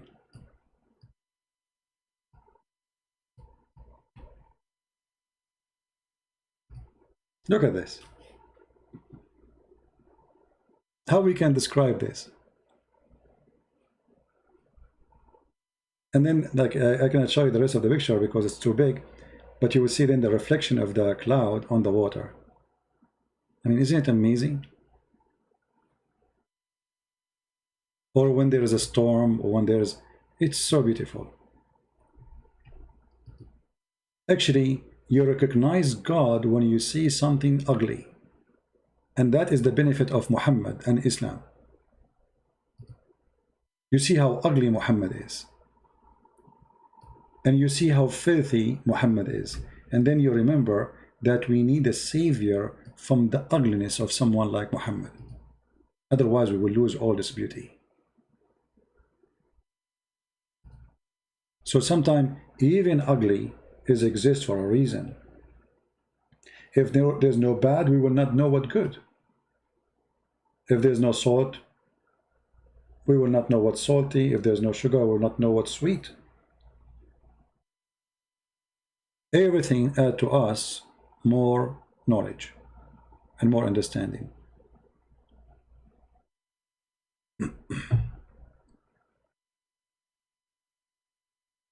Do we have any Muhammadan? Want to say anything?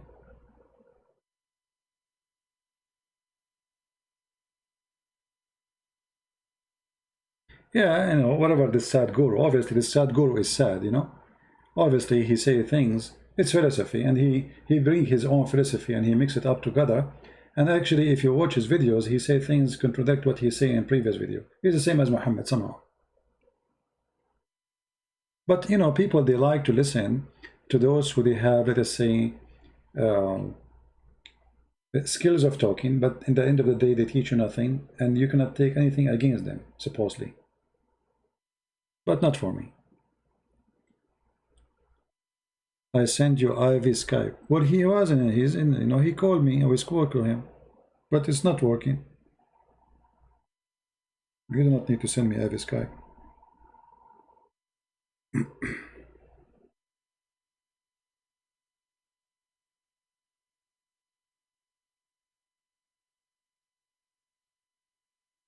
Yeah, it's not working. Anyway, I don't want Avi to be upset, but Avi, I don't take a side. You can go search right now. You will find Christian Prince making videos against someone who claimed to be Christian. Christian Prince making videos against someone he claimed to be a Jewish rabbi, refuting Jewish people. I don't take a side, my friend. I don't care if you are a Hindu or not. With my respect to you, I take a side of the truth.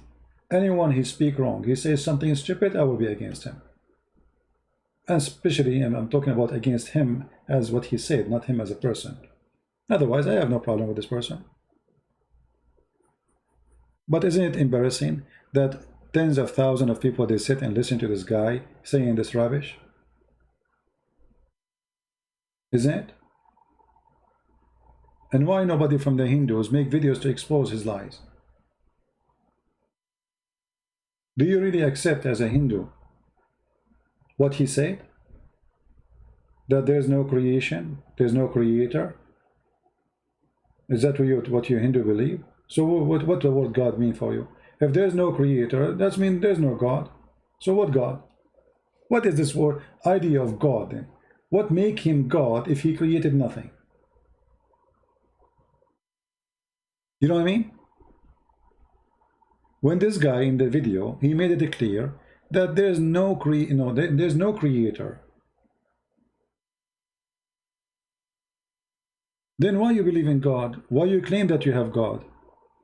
And what is God then? Is God is somebody like he is an officer working for a company or something for you? Because this is what he said. If we go right now and we listen to the video again,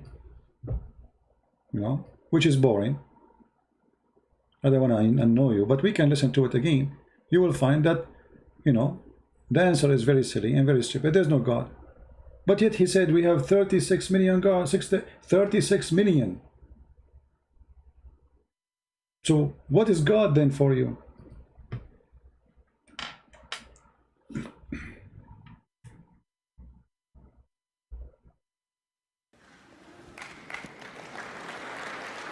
And what make it more funny is the same as Zakir naik. Whatever the guy in the stage, everybody clap. Like amazing, so good. Doesn't matter what he say. The guy, even if he sneeze, they will clap with their hands. That's true. Allahu Akbar. Now, even I'm wondering about that about you. Making fun of the person. Well, no, you're a decent guy, I'm like this, what should I…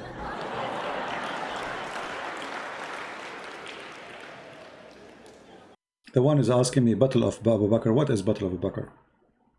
What is that Battle of Abu Bakr? Make it clear. Let's take that question further back. It's not just about your birth. Well, in the yogic culture, there are theories which are explained in the form of dialectical stories, how Shiva was like shower. Shava means a corpse. He was inert, phenomenal energy but inert.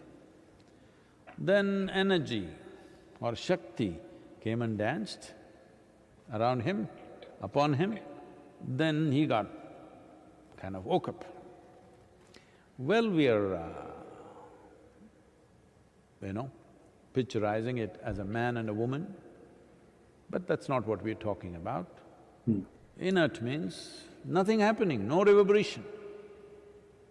No reverberation means no creation. Energy got introduced, reverberation started. From a simple basic reverberation, it got more and more complex. As reverberations became more complex, it became matter, matter became small molecules, they became planets, planets became many things, life happened, variety of things, you know the evolutionary theory from there on. Evolutionary theory only starts after life has started, or at the beginning probably, but if you go back, creation itself, we may not know the exact trajectory of how it happened, but we approximately know how it happened, even as per modern science. So in the modern scientific parlance, the same thing is said today that if you apply energy, not even into it, just around it, suppose you create vacuum in a container and apply energy not into the vacuum, just around it, virtual protons and virtual neutrons will erupt. That means creation begins to happen. Proton, neutron. Is that really what the creation is? What this guy is talking about? So all of you Indian engineers, doctors, scientists, I mean, India is a country full of really very smart people. Is what he is saying any close to accuracy? If you have a vacuum and then you put energy next to it, creation started? Is that true? Can we do that? Can we practice this in the laboratory? Even in the laboratory, which is not an accurate practice. Because remember, in the laboratory you are forcing things to be there. It is not a natural thing to be there. You know what I mean? This is why it's a laboratory. So I can bring things, they will never meet together unless I bring them in the laboratory. And I put them next to each other or mix them together in the laboratory. But in real life, never happened. So it is true that in the laboratory, if I bring energy next to a vacuum space, creation started?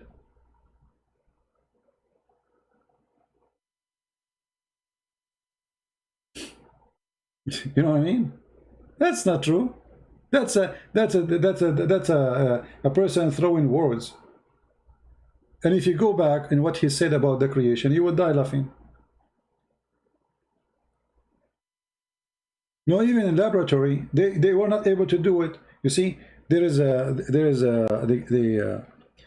tried or they created a machine to resemble the Big Bang. I don't know if you heard of it. Cost them I don't know how many $1 million. I forgot which country. I think in maybe Norway, Sweden. I forgot. It's in Europe. So they made this machine simply because they want to create. They want to do the Big Bang. After all the money they spent, they could not create even an electron. They created nothing. Right? Nothing.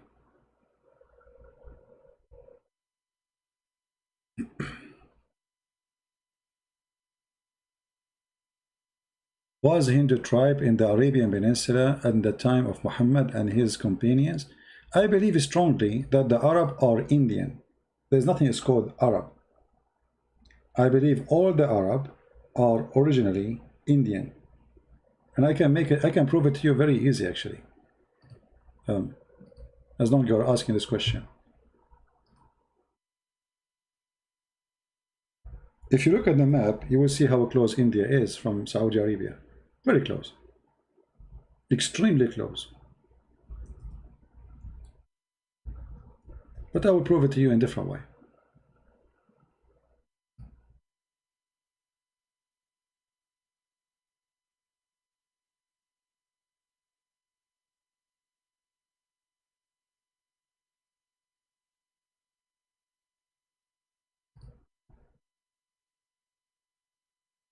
Let's see.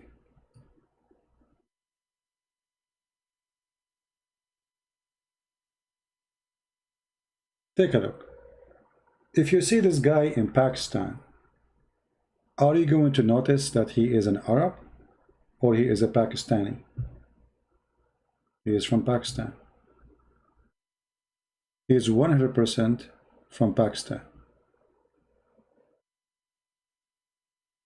Those are Indian. There's nothing is called Arab. Their hair, their mustache, their skin, their height, their body shape is Pakistani Indian shape. And Pakistan is the most one, is so close to Saudi Arabia. So I believe strongly that those who they are called Arab, those who live in the desert, Arab mean people who live in the desert. You know, it's not an ethnic. It's not the name of an ethnic. It's an Aramaic word for desert. You see, the word Aram mean the one who live in high place. So the sons of Aram, he was called this way, for he will live in high land. Those who live in the desert are called Arab, for they are living in the desert, which is Arab. So people being given names based on the location they are going to live in. If you go and check all the clothing for the people of Qatar, Bahrain, Emirat, Saudi Arabia, you will see it is Indian clothes. If you go and check the clothes of the people of Yemen, you will find that they are wearing Indian clothes. They have a sheet around their waist like a skirt. It's Indian, literally Indian. Those are new clothes. This is not really an Arab tradition clothes. This is new. The real tradition clothes is the skirt which they wear. Now you see them. You see this the abaya or the bisht. They call it the bisht. The one they are wearing around their shoulder. It's covered by gold. If you look at this golden thing around the coat, this is literally made from gold. But those people, they never have this luxury. This is after the oil and the gas. And their clothes was not even like this. It was very horrible. There's holes in it. They wear a skirt. Sometimes they don't even wear anything. Like they wear like a Pakistani style trouser. So this is all is the luxury life. This is after the oil business. But if you look at the look, you will find that those are not anything except they are Indian. Go right now and look at the map and you will see how far is Pakistan from the borders of the Kingdom of Oman, which is part of Saudi Arabia anyway. You know, the Kingdom of Oman, Sultanate Oman, this is the Arabian Peninsula. There was nothing. Those are new countries made by the British. Emirat, Bahrain, this is British business. They never exist.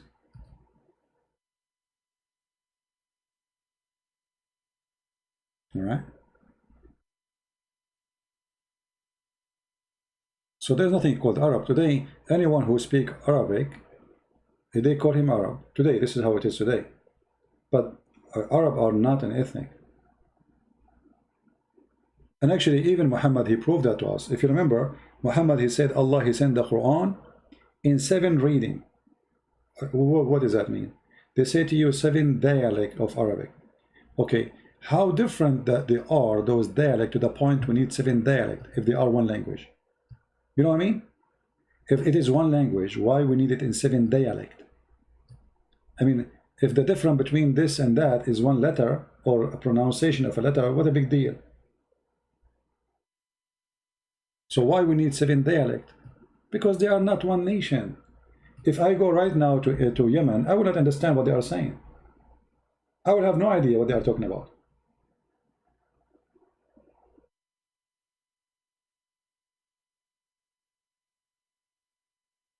But they claim that they are Arab. So how come we don't understand them?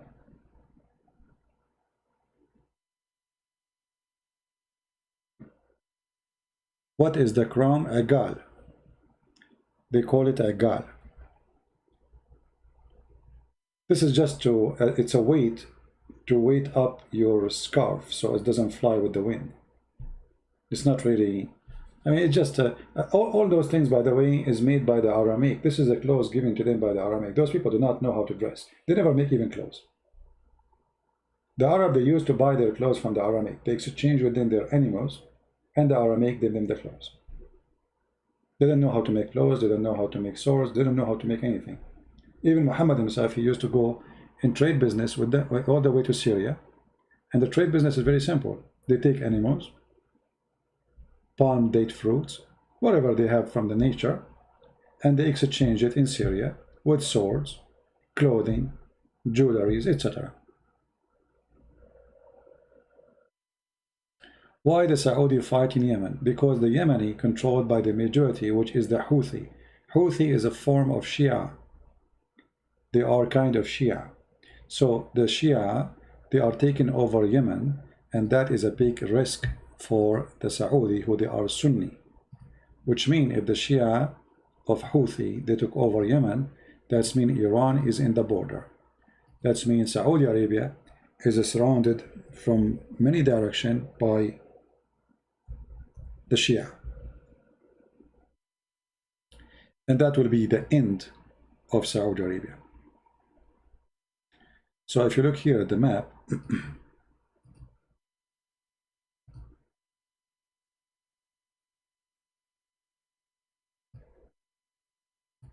see, this is the new map. Those things are not exist before. I mean, like now, how Iran is located, how Pakistan, there was no Pakistan. All of us, we knew this is India. There's no Bangladesh, this is India. India is Pakistan and Bangladesh and India today, and Sri Lanka. So the same for the rest. Saudi Arabia does not exist. There's nothing called Saudi Arabia. It's never been one country, never been united, never have a king, never. So when the British, they took over, and the French people, they took over most of this territory, especially the British in this area. They divided, and every sect took over a place. As an example, for a certain time, Egypt was all of it Shia. All of it, imagine. This was in the time of the state of Al-Fatimiyyin. If you remember before, I mentioned to you the story of Al-Hakim bi Amrullah Al-Fatimi, which means the ruler by the name of Allah, the Fatimi. Fatimi supposedly come in from the descendant of Muhammad daughter. Those, they were Shia, and they are the one who built the Azhar University or mosque, which now is the center for the Sunni. What happened is that those Shia, they depend in some fighters' slaves, and then those fighter slaves, they took over the ruling, and they converted into the Sunni sect. And by converting to the Sunni sect, they forced all the country to become Sunni. So you can say overnight, Egypt from Shia country became Sunni country. And then Yemen. The majority of Yemen is Shia. And this is Iran. Iran, 90% of it is Shia.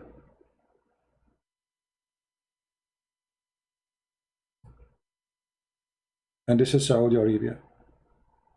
So now Egypt is not Shia no more. The Shia are minority. But Yemen have a great number of Shia. So now Iran is just a few kilometers. Actually, there's an area where it's not even 2 miles or 3 miles from United Arab Emirates, here in this area. You can see Emirat by your eye. You don't even need to go and take the boat to see it. So it's very close. And there is a great number of population in the state of Bahrain, the kingdom of Bahrain. He made himself a king, this idiot. So, and this is Bahrain here. The Saudi, they made a bridge between them and the Bahrain in order to let us say change the demographic population of Bahrain, so Iran cannot claim it later, because if the Shia are able to take over this little island, then this island will be so close to Saudi Arabia. It's just 1 or 2 kilometers away from Saudi Arabia. If you zoom in,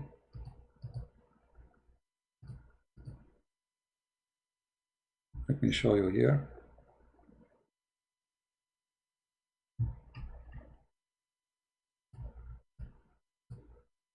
See how Bahrain is? This is Bahrain. And this is the bridge the Saudi, they made between them and between the island. The majority of the population in Bahrain is Shia. This is why if you go to Bahrain, you will find that the police is not even Arab, they are from Pakistan. The king of Bahrain, he is bringing people from Pakistan who they are Sunni, and he give them citizenship in order to make a balance in his island against the population of the majority Shia. The people of Bahrain who they are Sunni, the native, they are a very small tiny number of minority, and the Shia, they can overthrow them very easy. So the Saudi, in order to solve this issue, they established this bridge. Let us zoom in. Maybe we can go in the ground actually. Maybe we can go in Google Earth. We go in the ground, let us see. I don't know if we can go. Here we go. See, you see how close it is to Saudi Arabia? This is the bridge. It's not really a big bridge. Look how easy. See? That's it. This is the distance between Bahrain and Saudi Arabia. So if Iran was able to control this area because the population is Shia, that means Iran can destroy. That's very easy for Iran. Now they will have a very front line on Saudi Arabia. You see it?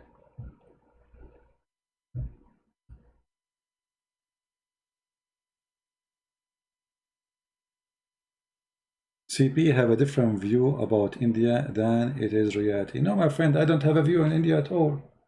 I did not. Guys, did I say anything about India? What this guy is talking about? Why is making it personal? I did not even speak about India. Actually, I said the opposite. I said Indian are smart people. How come nobody is getting this guy busted? What is the engineers and the software engineers and the doctors of India to say to this guy, the creation is not a creation. This is not a creation, what you are saying in the video. It's you who have it. You are not listening. You are stubborn. And you are upset just because you are Indian and you are Hindu. And whatever I say, you are upset. You don't want to listen. Even you said to me, I said that Indian girls, they do this and that. I did not mention Indian girls. Guys, I didn't say anything about Indian girls. What's wrong with you? I said I saw Buddha priest. I saw Buddha priest collecting donation from women do prostitution. Yet they will not help them. Buddha priest. Is Buddha priest or Indian? I've never been in India. But you cannot handle the truth. It's hurting you.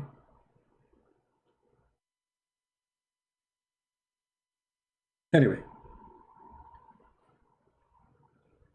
So, Shia and Sunni, there's a huge problem between them, and one of them have to kill the other one. They will never be friends. Never. And Saudi Arabia, actually, the only reason for Saudi Arabia to exist until now is, you know, the USA. Otherwise, Iran, they can occupy Saudi Arabia so easy, extremely easy. I mean, those Arab are no match to fight Iran. You know, remember, those are the Persian.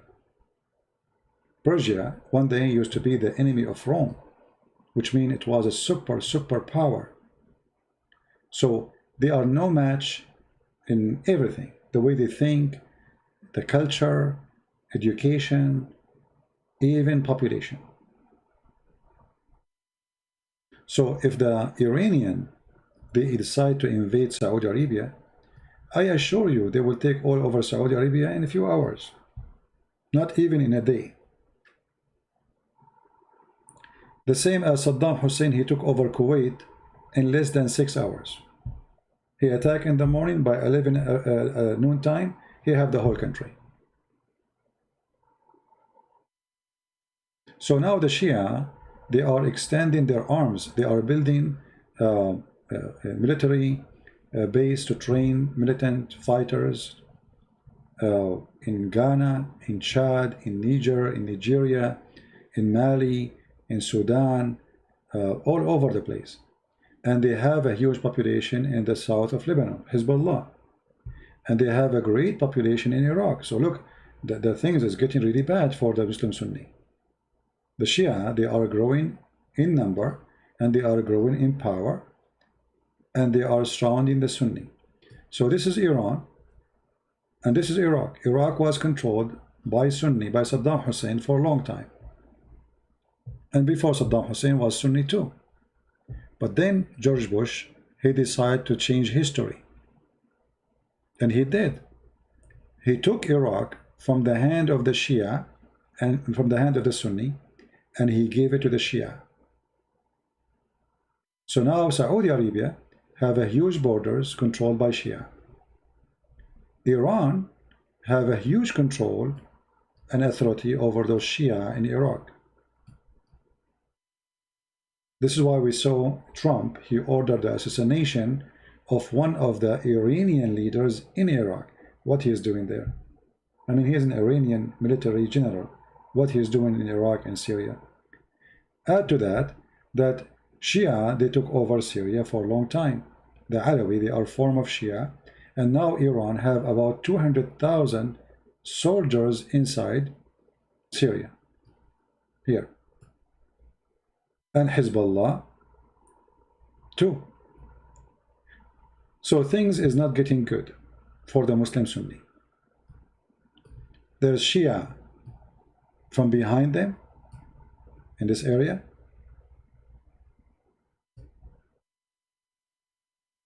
And I forgot to mention that the Kingdom of Oman is a kind of a form of a Shia. So things is really ugly. But this form of Shia, they don't take side, but still they are kind of Shia. So look what's happening here. Emirat and Bahrain, Saudi Arabia, they feel the threat. The Shia is all over the place.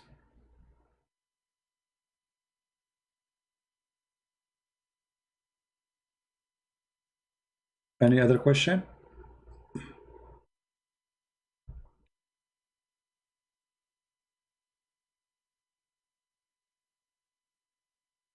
Anyone?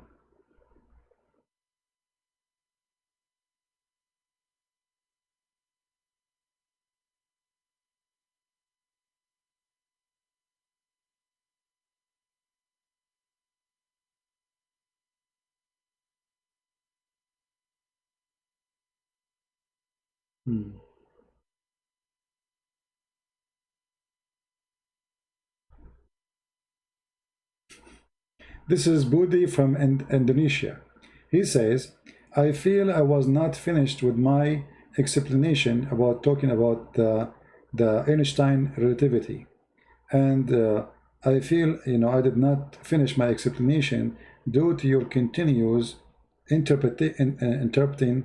That's why I left the debate. Thank you. That's a false statement, because interrupting you is the conversation. What do you mean interrupting you? You can interrupt me too. Nobody hang up on you and nobody silence you, but you have no answer, and that you are lying again. You did not hang up because I am interrupting you. I asked you a question, how your prophet went to the 7 heavens behind the 7 galaxies in a few hours and come back, as long as you are talking about relativity of time, and you run away. Shall I call him? He's online. He just posted this for me. Stop lying.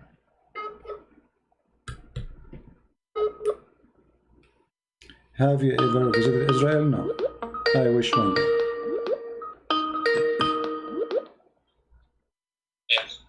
Yes, Bodhi, how are you? Hello. Yes, Bodhi, how are you? You said I did interrupt you? Yes, I'm fine. No, we are just having a conversation. If this is interrupting, that's really funny. If I say to you hello, I say hello back. This is interrupting. So you, just to remind you, you were talking about that there is a relativity of time, and this is about movement. And then I ask you, well, if it take 100,000 year, 1,000 years to go and 1,000 years to come back, then how your prophet was able to go to the heaven and come back in a few hours? And then you hang up. So what do you think? Meaning you mean regarding in the Isra Mi'raj, right? Not what? You are talking regarding Isra Mi'raj of the Prophet Yes, Muhammad. yes, because we are talking, remember, you are the one who mentioned the word movement.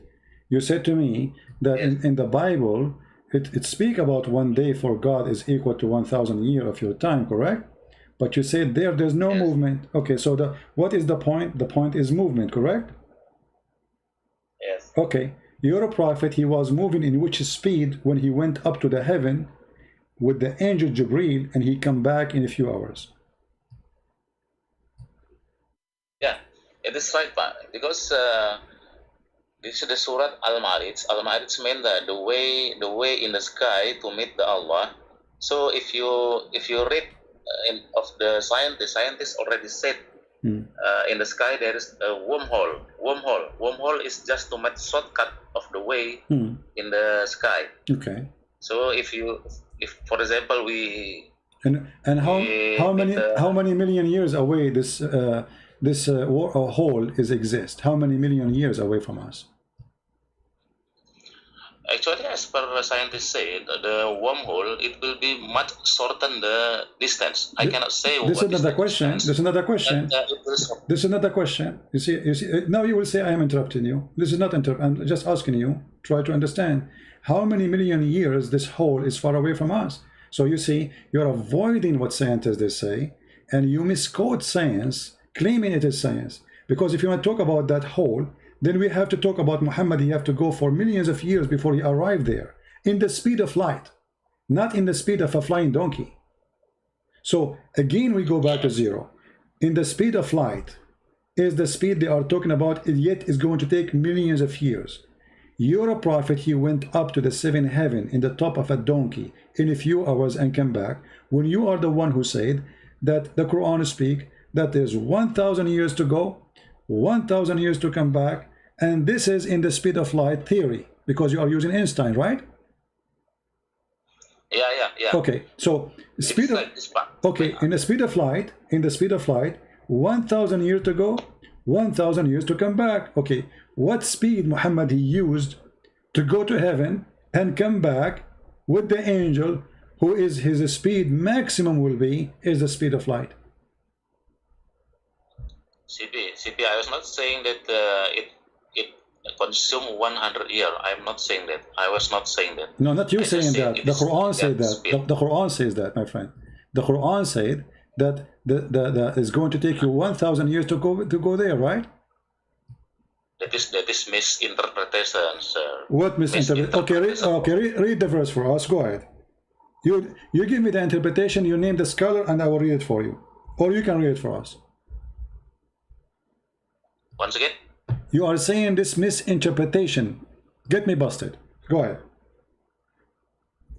Yeah. Okay. I've said that maybe our like Ibn Qasir maybe already misinterpretation. They are not totally wrong. So the scholars they have misinterpretation, and you are the one who have the correct interpretation. Prove it.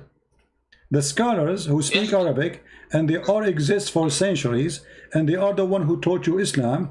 They are stupid, and you are the smart one who have a correct interpretation. Give us the interpretation, go ahead, and how you can prove the interpretation of yours to be true. What is your interpretation for that verse?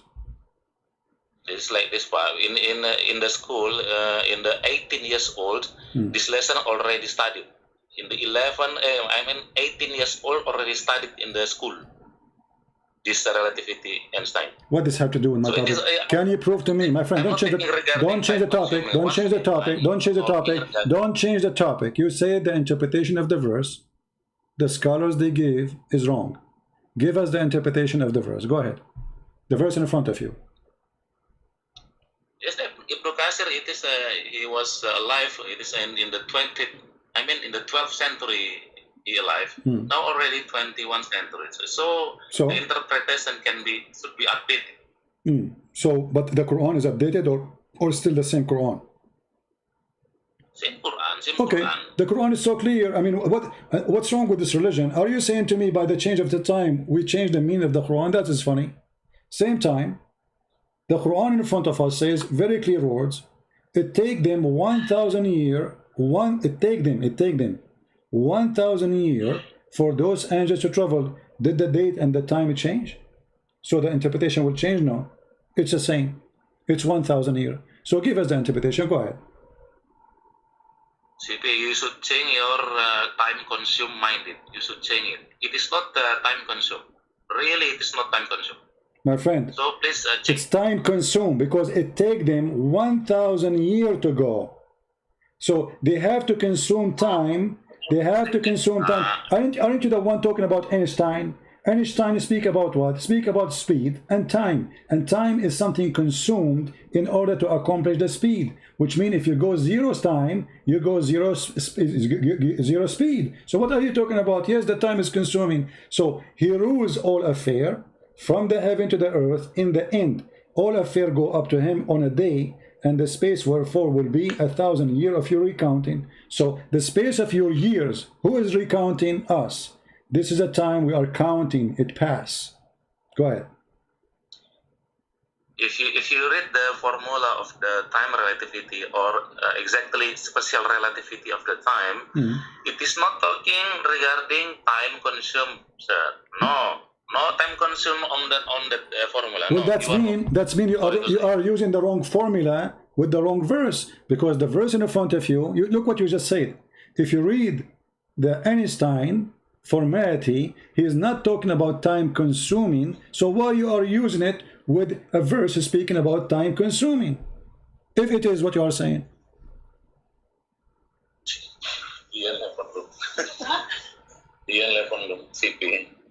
What? Once again, CP. Once again. It is not regarding time. Are you going to hang up? Are you going to hang up and you say I did interrupt you? Why you are using if Einstein, and this is not true, Einstein he is using the time consuming because time is about consuming. There is no time if nobody consume it. Time is exist only for the one who consumed the time. It's about when I say 2 hours, it's mean 2 hours pass or 2 hours will pass. So if there's no 2 hours will pass, this means there's no consuming. So this is your false analogy. You are even corrupting the theory of Einstein. In the top of that, if this is true, that the theory of Einstein is not about time consuming, why you are using it and applying it in a verse speaking about time consuming? Because it says it take you 1,000 years from your time. The angels will go there. Who is the one they will pass the time? Us. And who is going to pass through the distance? The angels. And how long is going to take to the angels? 1,000 years of our time. And there's time too will pass not only to us, will be passing to Allah. That means Allah is a physical being inside the rule of physics. And there's one day is going to pass for him, because now this is not metaphorical no more. If we are talking not regarding relativity, once again, if we are not talking not regarding relativity, yes, we can account regarding the distance or the time consumed. This is time relativity. Okay, can you read for me can you read for me what relativity mean? The relativity of time. Go ahead. Teach us. The equation is T absent equal to T divided per square 1 minus velocity square of velocity divided by speed of light square. Okay. So there is okay. Hold on. Okay. Did you just say divide by the speed of light? Yes, of course. Okay, and the speed of light, is it, open okay, the formula. when the speed of light run, does it consume time or there's no timing? Speed of light, the unit of the speed of light is meter per second. I don't care about the unit now. I'm not asking you about the unit of the light. The light is not the timing, but when we are going to measure a speed, do we measure timing with it, or the speed have nothing to do with measure with timing?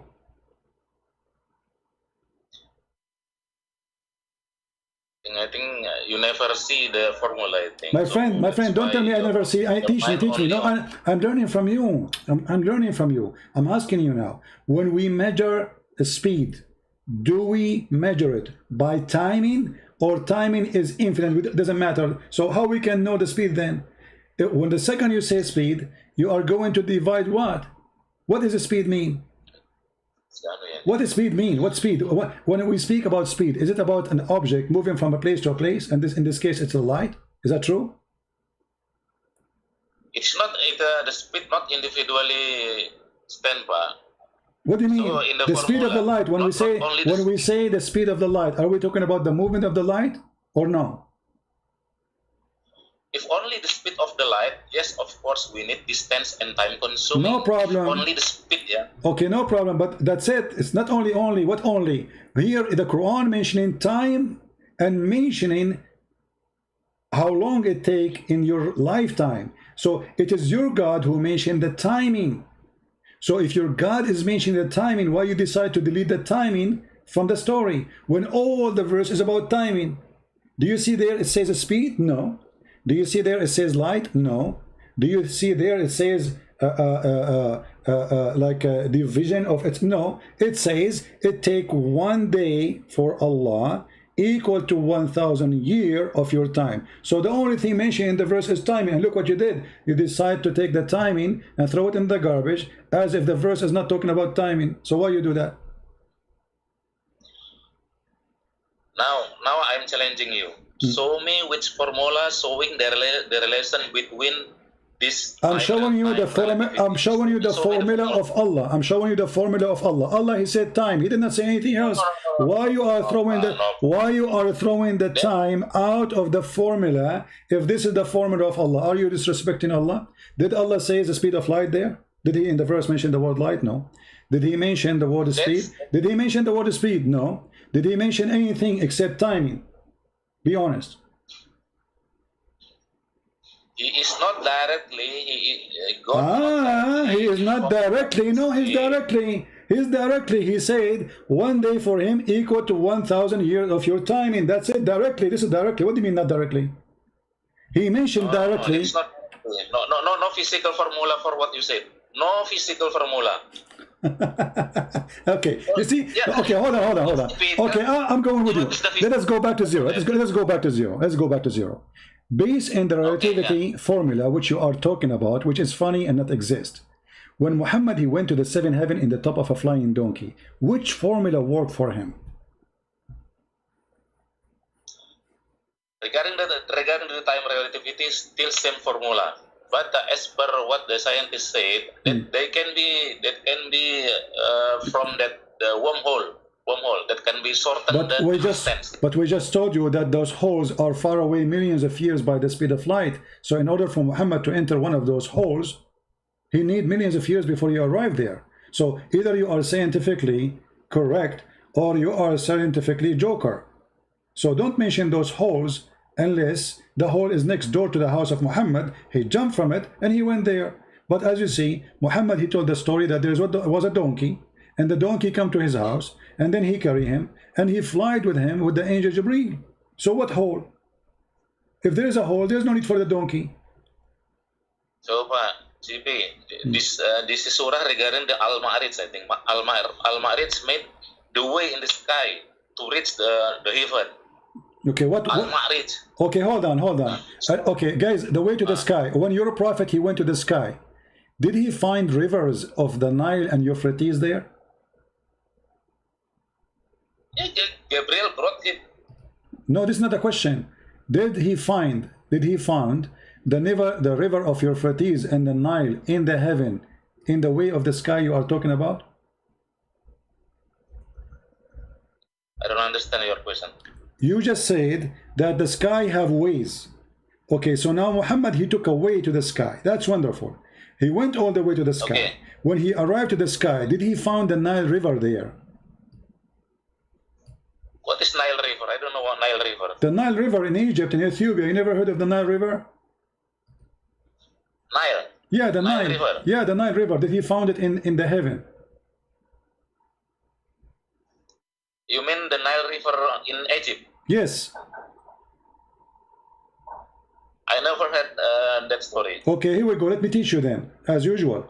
I was raised to the Lot tree, Muhammad talking, respect your prophet, please. And I saw 4 rivers, 2 which were coming out and 2 which going in. Those which were coming out were the Nile and the Euphrates, and those which going in were the 2 rivers of paradise, as he described. So what do you think?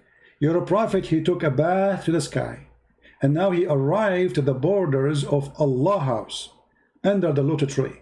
And then he found the Nile River, which is in Egypt. Your prophet did not go to heaven. Your prophet, he went to Ethiopia. Isra Miraj, including 2 words, Pak. Isra and Miraj. Isra from Mecca to Jerusalem, and then from Jerusalem to the heaven. No. So 2 words. No. Isra, your prophet, he went to heaven. Then he went to Jerusalem. But regardless, who cares? So your prophet, he went to heaven, and what he found in heaven? Because Nile River, my friend, is not, the lotus tree is not in Jerusalem. The lotus tree, all Muslims, they understand, the lotus tree is in the 7th heaven or the 6th heaven. So here we go, he is in the lotus tree, which even the angels cannot pass that point. Muhammad only can pass that point. And now he found under the lotus tree the river of the Nile and Euphrates. So here we go, you mentioned to me the hole. Okay, Muhammad, he took a hole, flying a donkey. He went there, he found himself in Ethiopia. Actually, now I don't want to talk regarding Nile River. I only want to talk regarding relativity of time. No, they are connected because we are talking, they are connected. We are trying to find out, Muhammad, he went where? You see, when we read the verse about it take you 1,000 years of your time to go to heaven, that is a confirmation from your God that this is the time we'll take in our time. That's it. There's no other solution. And then when Muhammad, he go to heaven and he come back in a few hours, that raised the question that there is no way Muhammad is a truthful man, because how come it take the angels 1,000 years of our time, but it took him a few hours? And then when we investigate the relativity of time, which you are talking about in the formula, we will find that Muhammad is a fraud, because he went there, not only he gave us wrong information about timing, not only wrong information about location, he gave us wrong information about rivers, where they can be found. He claimed they are coming from under the lotus tree of Allah, which in the 6th or 7th heaven. CP, I think no need to repeat again. I mean, I have explained you that Prophet Muhammad went to the heaven using the way Al-Ma'rij. It is scientists said wormhole. So can be shorten the distance. But we answer you about that. I answer you about this stupid claim, because the whole, it takes millions of years before we arrive there. So this is a stupid claim. So in order for Muhammad to go there, we have to wait for maybe 7 or 6 million years in the speed of light before Muhammad he arrived there, and then he enter it, and then he can come back with taking God knows how many million years. So what are you talking about? So you Muslims are looking for a solution. Suddenly it is Muhammad taking a hole. The only hole I see is in your head. Because I just told you how many years it take us to arrive to those holes. Can you give me a scientific answer so we can laugh? The scientist itself so far cannot define how many distance the wormhole. So why you are mentioning it then? No, it can define that it take long time. We are talking about millions of years. So you are in this ability. You mentioning something doesn't fit with the topic, have nothing to do with Muhammad's story, and you Muslim, you mix science with the garbage of Muhammad. So when we say whole, science says it take a few hours to go there? Does it take a few thousand years to go there, or says millions of years? So why you are mentioning it? You are mentioning it. The point is not regarding how long is the hole. No, it's regarding, because in order for us to arrive there, it's going to take us time, my friend. Scientist says that. Why? What do you mean not regarding? Before we arrive there, can we go there in the blink of an eye? No. Can be there without no time? No. So why you are throwing the timing in the garbage? I don't know why you are so difficult to listen my explanation. I don't know why. Difficult for I don't know. Okay, listen. Obviously, you are stubborn, and everybody listened and heard you. What do you think about your prophet is speaking about smart things? As an example, you know what? I'm not going to tell you which one. Give me a smart one additional to the relativity of time. Here we go. Relativity of time. We are done with it. Everybody is laughing. Your prophet, obviously, he is a fraud. He's lying. He is not saying the truth. Can you give me second one or another choice? I think you. Sorry to say, I think you are stupid, but not Prophet Muhammad. Okay, you have to prove it. You have to prove it. You have to prove I said something stupid. I can prove that Muhammad said something stupid. Give me something smart your prophet said. Go ahead. I just showed you. Your prophet, he found the Nile River. I just showed you. Your prophet, he found the Nile River in the seventh heaven. Is that a stupid statement or smart? Be honest. Now we are talking regarding relativity of time. No problem. But your prophet, my friend, hold on. We are talking about, you are stuck with it because you are ashamed of your prophet. You are the one who said, Christian Prince, you said something stupid. I am asking you to see who is the one say something stupid. Your prophet, he found the Nile River and Euphrates, which is in the south of Turkey. He found them in the heaven of Allah. Is that smart or stupid? There is no Nile River issue in the Quran. Well, in the hadith. I don't believe hadith at this moment. Oh, you don't believe hadith? So you are not a hadith person? You don't believe in hadith? At this moment, at this point, I don't believe hadith. At this point, yeah. At this point, what do you mean at this point? What do you mean? Because people can make hadith. What do you mean at this point? This is Sahih Bukhari. Even Sahih Bukhari not yet born when this formula comes. So we should update. We must update. So now we throw the hadith of your prophet, which is authentic, and we say it is not true. And now your prophet is Einstein, is not Muhammad. So you throw what Muhammad say in the garbage. You don't respect him no more because it's embarrassing. Correct?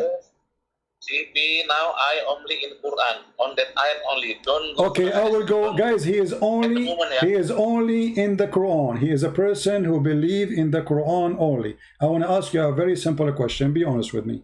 Muhammad, what is his last name? Once again?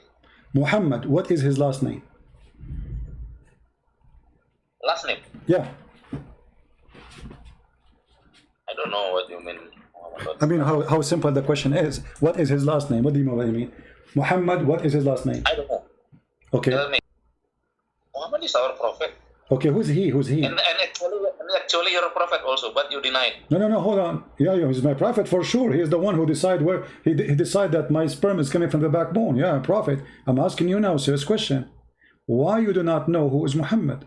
How you follow a man you don't know who's he? His name is Muhammad, so what's the point? What do you mean? I'm asking you. You follow a man, his name is Muhammad. How you know who is Muhammad? Who is Muhammad? I ask you. You said I am a Quran only. The Quran, all of it, they never say anything about Muhammad. Who is Muhammad? Who is Muhammad? 4 times. Huh? 4 times Muhammad mentioned in Quran. Mention he's crazy 6 times. But I'm asking you now, who is Muhammad? So if Muhammad mentioned in the Quran many times, but nowhere in the Quran says who is Muhammad. So what the point of mentioning Muhammad in the Quran if we do not know until now who is Muhammad? Who is Muhammad? So what is the point? You are claiming that you are a Quran only, but if you are Quran only, you know nothing about Islam, and that's showing me your hypocrisy. Okay, forget sex, muta. Do you practice that? Actually, I'm not on this point only. We are talking regarding Quran only. I'm talking about Quran only. I'm talking about Quran only. Chapter 4, verse 24. Quran only. I'm not talking about anything. Do you practice what the Quran order you to rent women for sex? I don't know what you say. What do you mean you don't know? Are you saying to me that you are a Muslim Sunni who never heard of mut'a before? Maybe I'm not sure. Tell me. Mut'a is you go to a woman, you ask her to give you her panty off, pay her $10 or $5 or $2, depending on how beautiful she is. If she agree, you go to bed, you do boom boom. This is mut'a. This is the Quran. Your voice not clear. Sorry. My question is not clear. No, actually, my question is embarrassing, and this is what make it not clear for you. I mean, how clear I can make it? You go to a woman, you ask her to rent her body for you, sex, prostitution. And this is called mut'a in the Quran. Mastamta'tum bihi. So pay them for the enjoyment you do with them. So, do you pay? Okay, forget about this one. This one is embarrassing. You know what? Forget about everything. Your prophet is a prophet. Give me a prophecy in the Quran come to be true. You mean prophecy for Muhammad that he was a prophet, right? Well, he's a prophet, right? So a prophet, he prophesied. Yes, okay. In the Quran, do we have a prophecy? He said, as an example, you're a prophet, he said, the moon is split, ascender, and judgment day is in the corner. The moon never split, it's there. And judgment day did not come. This is a false prophecy. What do you say? The chapter of the moon, verse number 1. You mean regarding Al-Qamar? Yes, Al-Qamar. Yeah. Okay, on this point, I have also maybe different with most of Muslims. In this Surat Al-Qamar, verse number 1, you mean Surat 54, right? Okay. What you have different? What do you mean? What do you mean you have different? What do you mean you have different? This can be also explaining indirectly regarding in the moon. This is about landing in the moon. The moon is split. The judgment day is near. Indeed. What? That's why. Listen me until finish. Listen me until finish. Yeah. I have told you that this can be. I'm different with most of Muslim. It is like this. If you read that ayat, it is Surat 54 ayat 1, right? Yes. Yeah. If you open the NASA site, NASA airspace, when did the NASA took the stone from the moon? I don't know. You open what is the time of the astronaut took the stone from the moon? What the time? What the time? It will be. It is like this. If you open the NASA website. My friend, just tell me the story. My friend, just get it. How this about splitting the moon have to do with NASA going taking a stone? I mean, how in the world this is connected together? That is why. Listen me until I finish my words. Okay, go ahead. Because that Quran, it is more. It is telling so many issue actually. Even in one ayat, it is not clear. It is not only telling in one event. It can be another event can be explained on same ayat. What do you mean? What do you mean can be explained? Okay, my friend. You see, you are wasting my time repeating yourself. Can explain itself. Explain itself. Here we go. The verse in the front of us. How this is have to do with taking the stone from the moon? Isn't it your God? He said to the man, "You cannot go to the moon." That's why listen me, JP, until I finish my explanation. That's why when we were debate, so many audience lost. So many audience lost because you interrupted me. We're having a conversation. You see, we want to understand. I want to make clear in what you are saying. Did your God Allah says a man he cannot go to the moon? Yes or no? I just tell that this can be telling regarding man landing. What do you mean this being? This we can be? Is it about P? Possible, not possible? I mean, you see how you are corrupting the statement, making it up to you. If we ask you, do you accept the interpretation of the verse? You will say no, correct? Okay, so you don't accept any Islamic interpretation, so you have your own Islamic religion now. Because all Muslims in the world, they are stupid. They don't know what they are talking about, and your majesty is the only one who can understood the verse. And how you understood it, you say it can be. I never heard of somebody explaining, saying it's maybe. Are you saying it's maybe? It's maybe about taking a stone from the moon? as long as it is not talking regarding that there are three gods, like Trinity, there are four gods, or more than one God, no problem, we have different ideas. Okay, no problem. Let us see how stupid what you just said. There's no one single verse in the Bible says we have three gods and you are a liar like your prophet. Number two, the Quran says that Allah, He challenged mankind to go out of the zone of the earth. And you cannot pass, and if you pass, Allah will shoot your ass with a star, with fire. So you mentioned NASA, and as we speak now, there's two men of NASA, they are living in the space. And they are doing poo-poo. So your God Allah is a fraud, because He challenged mankind and the genie to go out of the earth zone to the space. So how you explain such a stupid statement from the one who is claiming to be God? TB, that ayat on that Al-Qamar said that what is in English? In English on ayat 1, you know, it is not split. Split mean the stone on the moon itself split. So it is no. I mean, this will be the best movie. It says the moon split, not a stone. It says the moon. اقتربت الساعة. No, read carefully. Listen, kid. Shame on you. You are just a stupid kid. It says اقتربت الساعة. Okay, I challenge you to read any translation you accept. Go ahead. Read the translation. It is from the word insiko, I think in listen. Psst, don't waste my time. Read any translation you accept. Yeah, you also don't waste my time. I have told you. So read the translation. Which translation you accept? Read it for us. I'm giving you time. You see, you complain. I'm interrupting you. I am the one who's asking you to read. You are refusing. You keep repeating yourself. Maybe it means this. Maybe it means that. Why you don't read what the word is saying? Does it say that the moon split, or it says a rock in the moon split? Yes, the Arabic of the split is insiko. I'm not with the Quran now, but it is insiko. Insiko means like the dig of the soil. No. Not split. No, you are a false person. And secondly, it doesn't matter. It says the moon split. He's speaking about Judgment Day of something big happened. It happened in his time. It happened in his time, you idiot. It happened when he was there. And you coward, you claim that this is about the future. When the American, they will go to the moon, they will take a stone. It says in the past. Do you know how to read English? It says the moon is split already. It's done. Potato.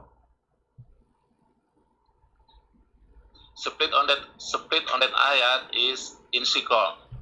Inshaqqa in the past, inshaqqa, it's past tense. Inshaqqa, it is a past tense, and the translation showing that too. And this is why you are refusing to accept any translation. Can you tell me what translation you trust so we can put it in the screen, please?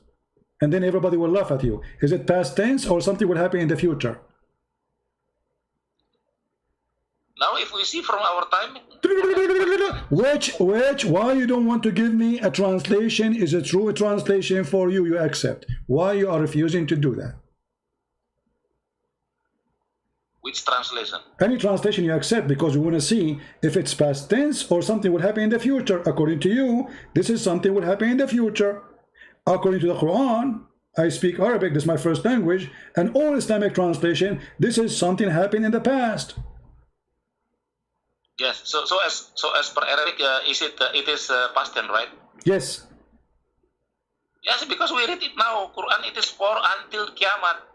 So next year. Guys, because we read it now. No, Muhammad, he said that in his time. It is past time since his time. So if we read it today, doesn't mean happened a second ago, you idiot. The first one who said it is Muhammad.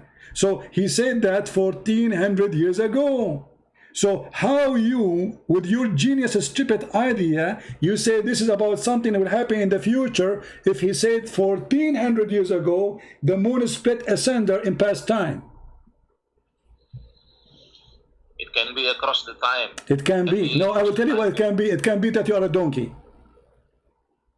Because you are refusing. No, you are a donkey. Otherwise, prove me wrong. Give me one Islamic interpretation, I agree with you. It says that this is not a past time, this was a future prophecy speaking about the future, and it is not a past time. Show me one. Which one? Which interpretation you agree with? Yeah, what I understand, the Quran is for a long time, for whole life of our. This is another question. Which interpretation presenting the verse not as a past time? Any interpretation, any translation you accept? None. So you are a liar. If we see that ayat now, then it is true. If we see the ayat now, it's true, guys. If we see the ayat now, it's true. So if Jesus, he said something 2,000 years ago, and he said it happened, that's mean he meant it to say it's going to happen 2,000 years after. How many? Listen, Abdul, did your God say nobody can go out of the zone of the earth as long you mention NASA? As long you mention NASA, and NASA went to the moon, and NASA, they took from the moon a stone. Did your God Allah challenge the man to go out of the zone of the earth and the heaven? Yes or no? Once again. You said that NASA went to the moon and they took a stone from the moon, correct? Yes. Okay. Did your God Allah challenge mankind and genie to go out of the earth? Jinn can be go through out of the earth. So anything I say to you, it says can be, can be. I'm asking you a question. Either you say yes or no. Don't tell me can be. Did Allah challenge a human being to go out of the zone of the earth, and he said to them, you pass not. If you pass, I will shoot you with fire. Did he say that? You mean the jinn shot by fire? My friend, what's wrong with you? Give me the answer. Did your God Allah, I mean, why it's so hard to understand my question? In which language I'm talking? So, did your God, look how many times I need to repeat the question for this guy. He's trying to buy time. He's searching Google. Did your God say that a human being, you and genie, cannot get out of the zone of the earth? And if you pass, I will shoot you.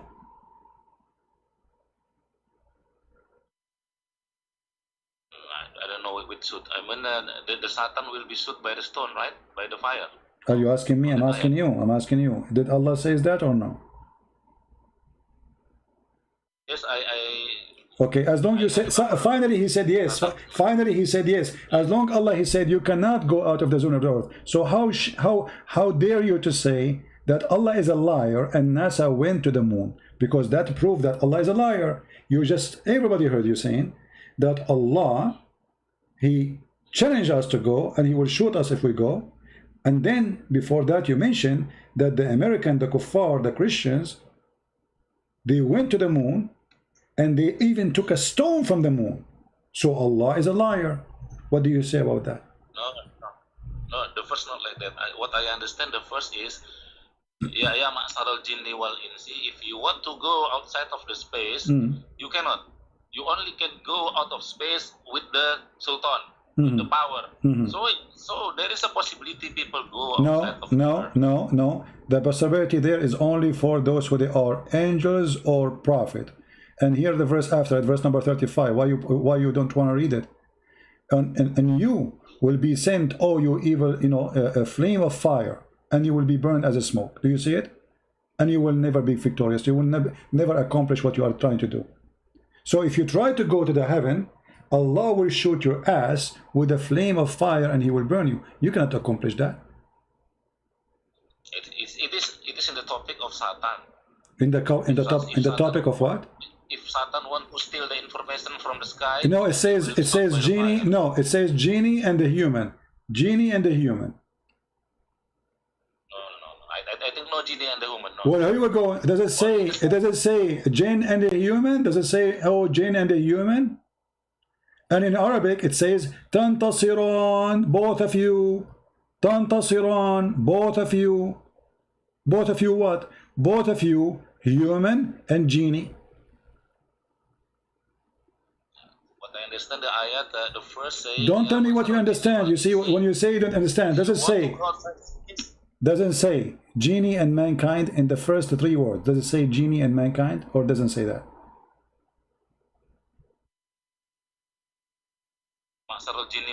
Yes, yes. Okay, so jinn and a human being, he's challenging him what? To go out of the earth. And then in verse number 35, it says, Tantasiran. Is tantasiran mean both of you will not be victorious, will not accomplish it? Is it for two or for one? I will check it later. Here we go. The translation says, against you both will be sent, against you both. Read it. This is your Islamic translation. Against you both. Both who? No, I'm not. Both jinn and a human. What is the number of the chapter? Chapter 55, verse number, we are reading verse number 33 and verse number 35. Chapter 55. Yeah. No, I opened the Quran. The chapter speaks about what is inside the vagina. Very beautiful chapter. Chapter 55 and then Yeah, verse number 33 and 35. 33, 35.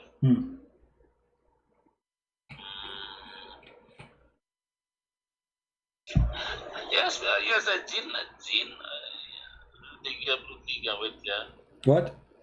Does it say both? you see this Does it say that fire will be sent against you both? Both? No, this is not talking regarding the will be struck by the fire. No, this is only talking that the people and jinn can go outside the atmosphere. No, it says that. Read verse number 35. It says that. 35. It says if you try, Allah will shoot you and you will not be able to accomplish. You will not be able. And you will not be able to defend yourself. You will not be able to do what? To be victorious, to accomplish your mission, to go out of the zone of the earth. So if you try, Allah will shoot you both. Both who? Human and jinn.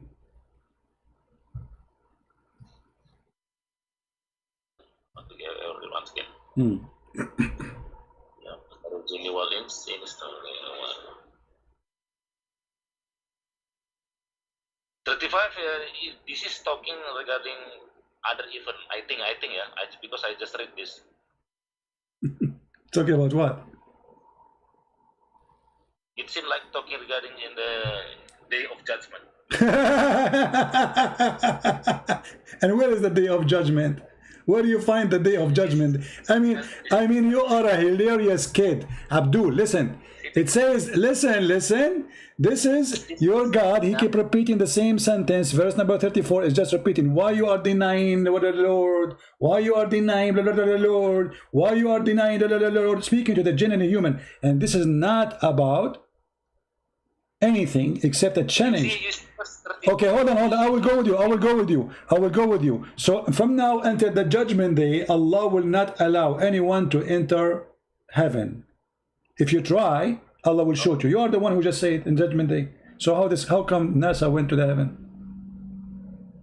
No, this is about you see first number 34. Number 34 meaning that the first 33 have been finished. Then go to next topic. 35. No problem, my friend. But is the challenge doesn't matter. Allah, He challenged that nobody can go out of the zone of the earth or the heaven. And you confirm that this is until the judgment day. So from now until from the time of Muhammad until the judgment day, nobody can do that. And if they try to do that, Allah will burn them. No, CP, this is different topic. Okay, hold on. No, hold on. Okay, hold on. Let us make it more clear now. Let us show everybody how hypocrite you are. If there is any Islamic scholar agree with your opinion that this is only about judgment day, not a challenge for mankind to go to heaven, anyone that agree with you? The first number 33, it is a challenge. Not the question. You see, you are running away from the question. You see, they say to you, you're interrupting me. If there is one single scholar exists in this world since the time of Muhammad until now, agree with your majesty that this verse is not a challenging a human being and jinn to go out of the earth. It is only in the day of judgment. If there is one person agree with you on that. CP, I think you are mistake. You almost same with David would make mistake. Even Arabic. I made mistake. Prove it. and you are a coward, and you are running away. Let me repeat again. If there is a single scholar exists in this world since the time of Muhammad until now, agree with the garbage you just said to me. Can you name one? Okay, wait 1 minute, yeah. You see in this verse 33, ya maksarul jinni wal ins, inis mean if. This if mean it is possible. Ins mean if. Yeah, what I understand in bahasa Indonesia, it is a kind of if. If here is possible, not like law. Abdul, it says if, Mr. If. First of all, why you are not answering my question, and then you can read. If there is one Muslim scholar exists in this garbage earth, agree with the garbage you said to me that this is only about the judgment day. If there is one, agree with you. CP, listen to me, CP. Listen to me, CP. Why you don't want to give me one scholar? The answer is very simple. Because you are a fraud and you are trying to change the meaning. Because all of them, they will get you busted. Okay, prove me wrong, get me busted. If there is one scholar, agree with you. Get me busted right in the spot. If there's one scholar, agree with you that this is only about a judgment day, not about now and every day. Sorry to say, you are Arabic. Your mother language is Arabic. Why you cannot see that this word is using is, not law? What in? What in what? Okay. I will tell you something. Like Mr. David Wood saying that. So sorry, I want to say another story. Just short only. No. Focus on the verse. Don't change topic. Don't change topic. What in? No. For a while only. Okay. For a while. This has relation also to this ayat. David Wood said that Prophet Muhammad was killed by the girl of the Jews, and then he quote the verse from the Quran, and on that Quran using that law. I cannot see. I will see the words. Law mean if, but that if it's not possible. But here this ins mean possible. So it is no need to wait until judgment day. Okay, hold on. First of all, why it is not possible? Why it is not possible? Why it is not possible? I mean, this is the most stupid answer I heard. It says, وَلَوْ تَقَوَّلَ عَلَيْنَا بَعْضَ الْأَقَاوِيلِ. And if he say, who said that this is not possible? Who taught you this? This is garbage. Secondly, your prophet, he died by poison like a rat, and it's true. And he said that my artery cut off. However, we go back to the topic. Here, it says here that if you, man and genie, if you can go out of the zone, beyond the zone of the heaven and the earth, go. But you will never be able to pass them, except the one who with the authority, and those are the prophets or the angels. And if you try to do so, both of you, and the Quran used the word both, a flame will be shot on you, and you will not be able to accomplish your mission. So where is the win here? It is the if which is impossible to happen. Where is the if which Allah is saying it is possible? I mean, it's so clear. You cannot do it. GB, maybe I want to repeat once again. Even you will be different with me, just to understand what in my mind. Yeah? Okay, go ahead. Even we are different. Okay, go ahead. On that, this is what my understanding. On the first 33, meaning it can be, because it used not the word Arabic law, but the word inis. So it can be happen, possible. And then on the first 34, it is change the topic. So sorry, this is my mind. Just understand me. Change the topic. Next topic regarding judgment day. That is what my understanding. Even we are different. My friend, when you say this is my understanding, you have to sponsor what you are saying. Secondly, low. It's about something possible or impossible. Doesn't matter. Okay, like as an example, chapter 2 verse number 109, it says, وَدَّ كَثِيرٌ مِنْ أَهْلِ الْكِتَابِ لَوْ يَرُدُّونَكُمْ مِنْ بَعْدِ إِيمَانَكُمْ.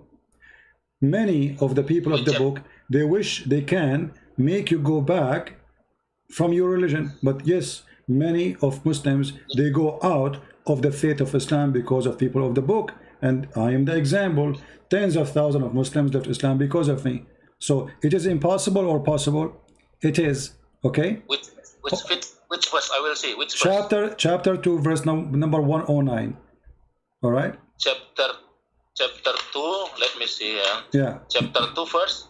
What's wrong with you? How many times? Chapter 2, verse 109. 109. Chapter 2, the cow. Okay, 109. Now I'm open my Quran.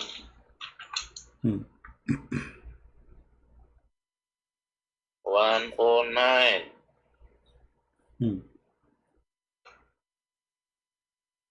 And the funny is, it is true. It is law because it is impossible. That's impossible. How many Indonesians left Islam because of me?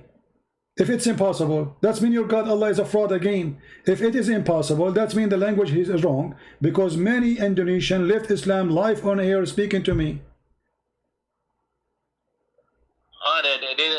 You also can be convert to Muslim. Don't be. Yeah, but you see, but you are the one saying low mean it's impossible. It is not. Let me low, see, I'm not my friend. First, just to show you how silly you are. Low, if he do that, well, we will do this to him. So the verse saying he did not do it yet, and if he do that, we will do that to him. So it's a condition of what he is going to do. So if he do, we do this, and the verse is so clear. And then we found that Muhammad, he died like a rat. Now we go back to the verse. Did your prophet say here that jinn and human, you cannot go out of the zone of the earth? Remember something. You are the one who rejecting all the Islamic interpretation. Why? Because they agree with me. Correct? Continue. I'm asking you. You refuse all Islamic interpretation for this verse because they agree with me. Is that your position? And I never see any scholar regarding this. This doesn't matter. I can show you. Name one. I will show it to you on the screen right now. So you are refusing them because they agree with me. Is that true? I don't know what. So I don't agree. I don't agree with any people that different with me on this point. But how you explain that all the Muslim scholars agree with me, and you are the only one who don't agree with all the Muslims? I mean, what's wrong? There's something wrong on you? Are you the genius who see things differently? Like Jibreel, he spoke to you, he gave you the true meaning, and the rest of the Muslims are a bunch of donkeys, and you are the only smart person who understands it very well? I regret also there is a conflict between Ibn Rushdi and who care about Ibn Rushdi now? We talk about Ibn Rushdi. I'm talking about this. I'm saying if there is a single person agree with you, not even a single person, isn't it this is weird? Isn't it your prophet, he said that my nation will not agree upon something not right? So how they agree upon this? That means the false prophet. I will check further what you say. Okay, forget about forget about this. So the scholars agree with me and nobody agree with you, and this is what make you genius, because the Quran as you wish, the way you want, and this is the way you are the one who can answer anything. Okay, let us make it simple for you. Can you? Okay, hold on. Okay, you know, when you say to me you are a Muslim, what the word Muslim mean? Muslim mean a kind of people surrender to the God. Okay, they surrender to God. How you surrender? What do you do? Surrender mean like obey what God say to us. Okay, and what you obey? What you will obey? Obey, for example, don't disturb people, don't steal the money, don't become a thief, and speak to the people of book politely. Okay. Okay, hold on. Then what's that? Does the Quran say you cannot be a loving person to your parents if they don't choose Islam? Once again. Does the Quran say that you cannot be a loving person to your parents if they choose Islam?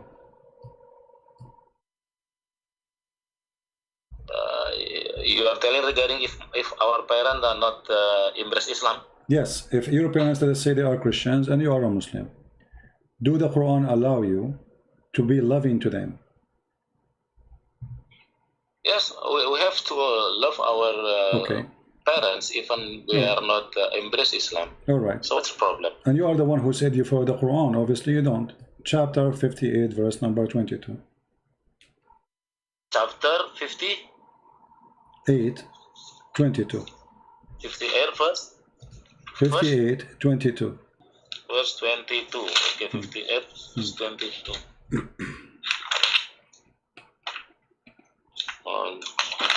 And you can tell me what translation you are going to read, so we can switch to the translation of your choice. What translation you like to read?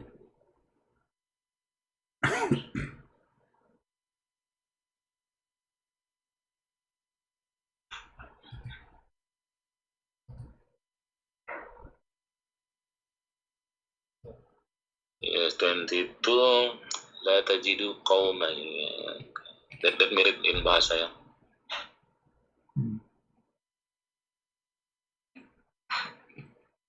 So why you are giving me false information about, oh yeah, you can be nice to the Christians, if you cannot even be nice to your parents?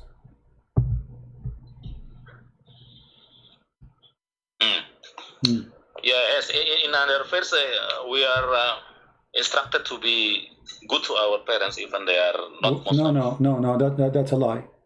Here we go, the verse saying you cannot be good to them. You will not find a person who believes in Allah and the last day to be loving to those who resist Allah, even if they are their parents, their brothers, their fathers, and their sisters, and their mothers. The verse is so clear. Here again using the word law, yeah? What law? Okay, what's wrong with you? What's wrong with you? With the, who is the donkey is teaching you Arabic? It says walau kanu, but they are their father. It's not impossible. You see, you get yourself busted. Walau kanu aba'ahum. Okay, are they their father? Yes, they are their father.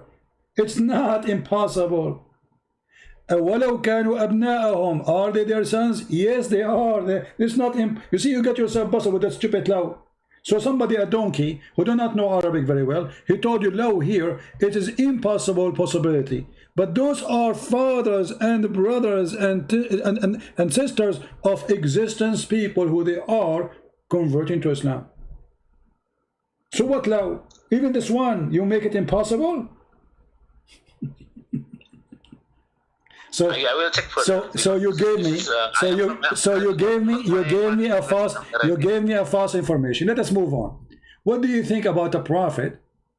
He was accused that he stole an underwear. Sorry. Once again, I will check again this ayat. I will check about this law. So hold this topic first. Okay, go check it. Okay, go ahead, check it. Take your time. No. I mean, no, not much today lah. I will need to see any translation in Arabic and other things. So, I don't understand. So what now? Next time. Okay, next time then. So did the Muslims accuse their prophet that he is a thief? He stole a bikini? Once again, voice not clear. Did the companion of your prophet accuse the prophet that he stole a bikini? I don't know what do you mean. What do you mean bikini? He stole a bikini. You don't know what bikini? Panty, underwear. Piece of clothes. Bikini, piece of clothes. Bikini, I don't know bikini.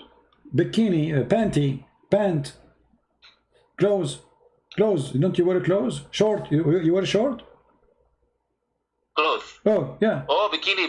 Yeah, bikini, yeah. Did the Muslims accuse the prophet that he is a thief? That he is a thief and he stole a piece of a cloth?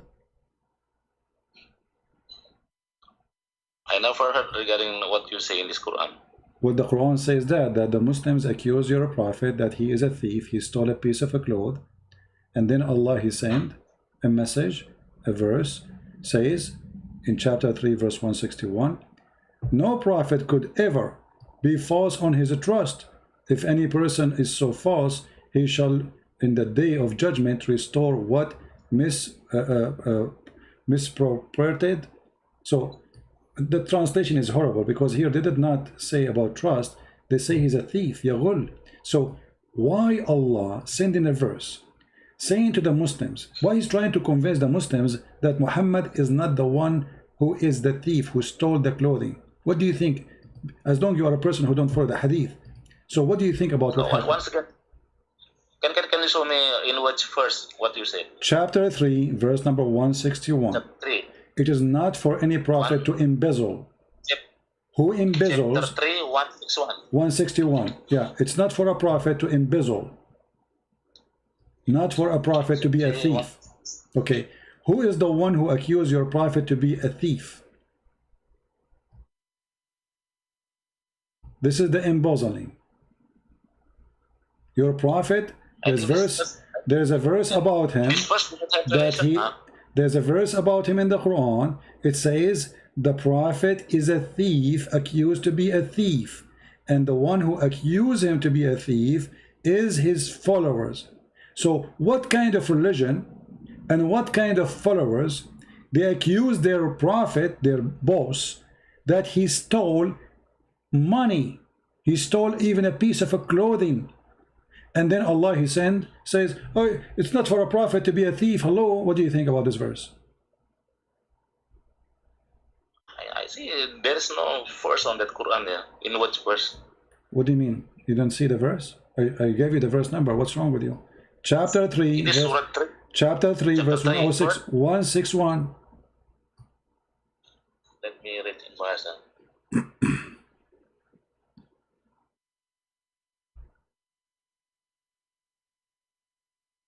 Yes, this verse 141 did not talk regarding what you said.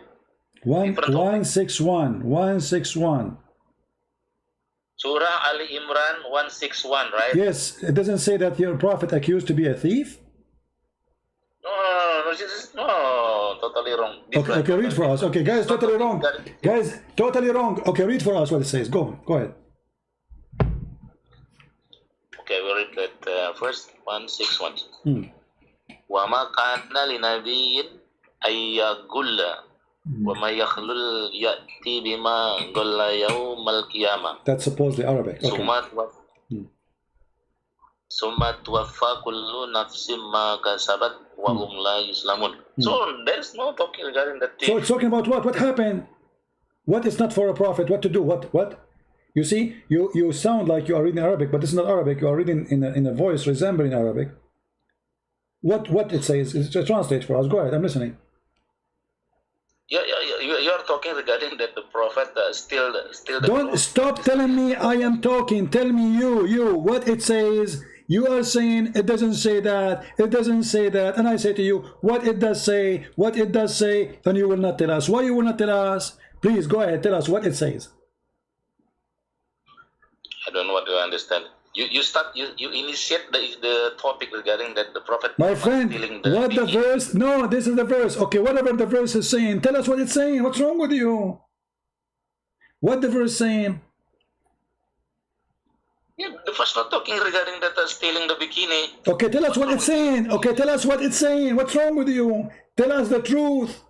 What the verse saying? It's not about bikini. It's about what? Read for us in English. Go ahead. I don't have English translation. I just read you in Arabic. Oh, you don't know Arabic. Do you know Arabic? I can read Arabic. But no, you cannot. No, you cannot. You cannot. I heard you. You are not reading Arabic. You are reading the resembling voice of Arabic. And this is, I can show you how they do it. They write in Latin words, Latin letters, what resemble the sound of Arabic. You do not know Arabic. Speak to me in Arabic. Go ahead. Speak to me in Arabic. I'm an Arab. قال له يا فرحان اللي لبسوك ما ضربتهم من ونتشا قال له ينو الخناقه. What I said. Go ahead. Listen carefully. I will say it again. قال له يا فرحان اللي لبسوك ما ضربتهم من ونتشا قال له ينو الخناقه. What I said. And even I slow it down. I make it so slow for you so you can understand what I said. I don't know what's wrong with you. I said that a guy his name is Hamdan. He's a Muslim. He for the first time he got a pant have a zipper. So they said to him, oh Hamdan, if you wear a pant with zipper, what do you do to poo? He said, from khannaga, the one which he will make you not to be able to breathe. So you do not know Arabic. Don't tell me you know Arabic. So I'm asking you now, what the verse says, as long as you claim that you speak Arabic, translate to us in English, no problem. That even will make it easier for you. Go ahead. Khianat, what is khianat in Bahasa? I cannot speak in, I cannot tell you in English. My friend, okay, open any Islamic translation you accept. Stop playing games. Any Islamic translation you accept. Name one. I will put it in the screen. I don't know what's wrong with you. Clearly, this guys, you do not know what's wrong with me. It is wrong with me. I am spending the last 20 minutes with you, just asking you to tell us what the verse is saying, and you are refusing. I am the one who is wrong with me. I mean, why is it so hard for you to tell us what the verse is saying? You did read it. You claim you know Arabic. Go and tell us what it says. I have read the verse. I have read the verse. Okay, what the verse saying? Tell us what it's saying.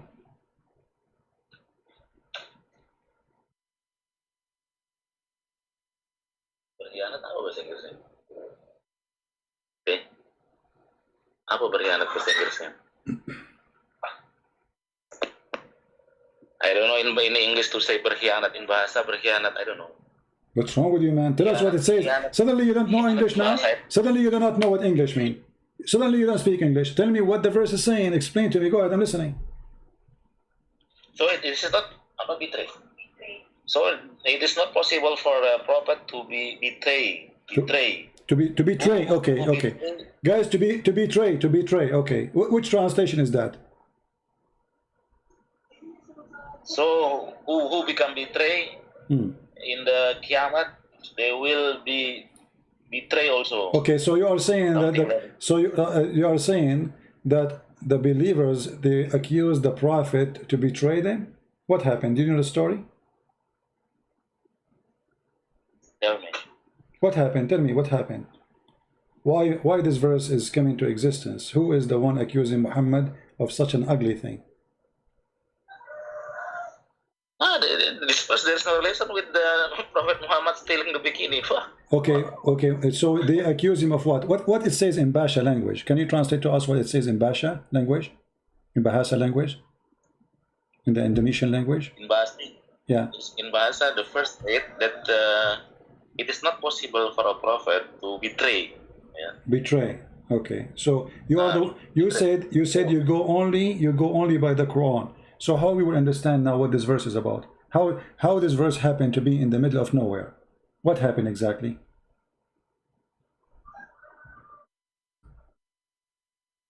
What do you want to say? Well, I'm asking you, what happened? What happened? This is clearly mentioned that it is not possible for a prophet to be betrayed. Okay, what happened? Why? Who is the one who accused your prophet to betray? According to the Indonesian false translation, who is the one who accused him to betray? This is the question.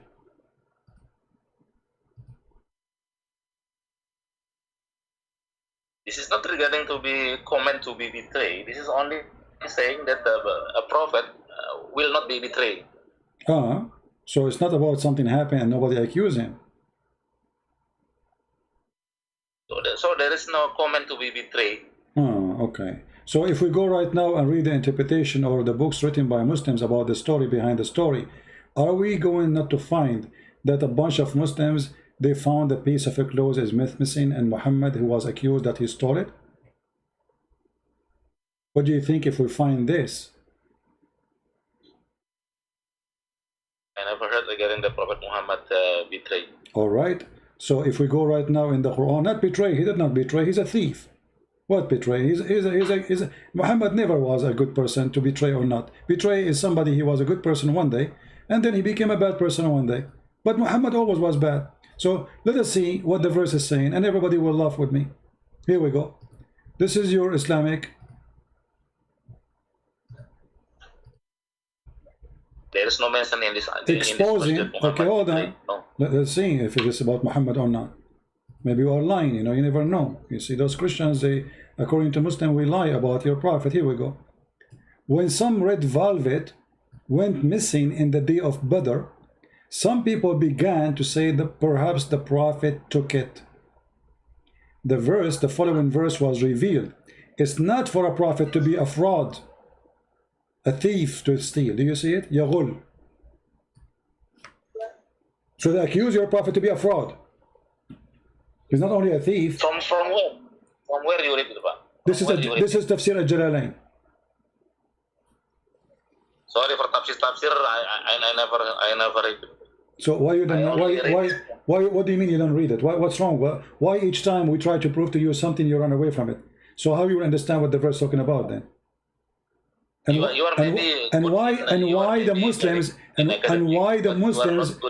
the Muslims will lie about what happened to your prophet, say he was accused, he's a thief. I mean, and why this guy, nobody go after him? I mean, this guy is a big scholar. If he is making the prophet look bad and he is lying, do you think the Muslim will let him stay alive for one day? This is a story reported by the Sahaba. It's a true story, and Jalalain is quoting what happened. So why you yourself, you will not accept what your scholars and the companion and the family of Muhammad said about Muhammad? The filter is the Al-Quran. If there's Al-Hadith different or not compatible with Quran, meaning that Hadith I don't believe. Okay, the Quran says you can do muta, rent women. The Hadith says you cannot do it no more. You said you follow the Quran only, which means you rent women, and your daughter, she can rent her private part to anyone who want to have sex with her. Do you accept that? Because the Quran order you to do muta. The Hadith says you don't do it no more. You said anything contradict the Quran, you will not accept it. Well, this is contradiction for the Quran. I said any hadith different or not compatible with Quran, I don't believe it. Exactly. The Quran says you do mut'ah. The hadith says don't do mut'ah no more. Which one you take? Regarding the mut'ah, I will read because I am not academic in the Quran. Okay. So how come you don't answer me right away? You do not need to read. I mean, this is your logic. You are the one who just said if the hadith says something against the Quran, we don't accept it. The Quran says you do muta. The hadith says don't. Which one you follow? I will check what you say. What do you mean you want to check? You do not need to check. Either you say the Quran or you say the hadith. Which one you follow? Number one, Quran. And okay, course, so you do muta. So thank you. So thank you. So you do muta. And what kind of religion allowing the followers and the girls of those religion to go and rent their private part for sex? Can you explain to us? Is that a religion of the devil? That your daughter or your sister would not respect your family? She can go and anyone, he can offer her a bunch of dollars and she go and sleep with him doing sex for money? What kind of religion this religion is? I'm not going deep on that topic just now regarding. Why not? Why you don't want to go deep? Why? I'm not know everything regarding Quran. It's in the Quran. I gave you the verse. I gave you the verse. And it's about muta. Even the word muta. You claim that you speak Arabic. It's written there. فَمَا اسْتَمْتَعْتُمْ بِهِ مِنْهُنَّ.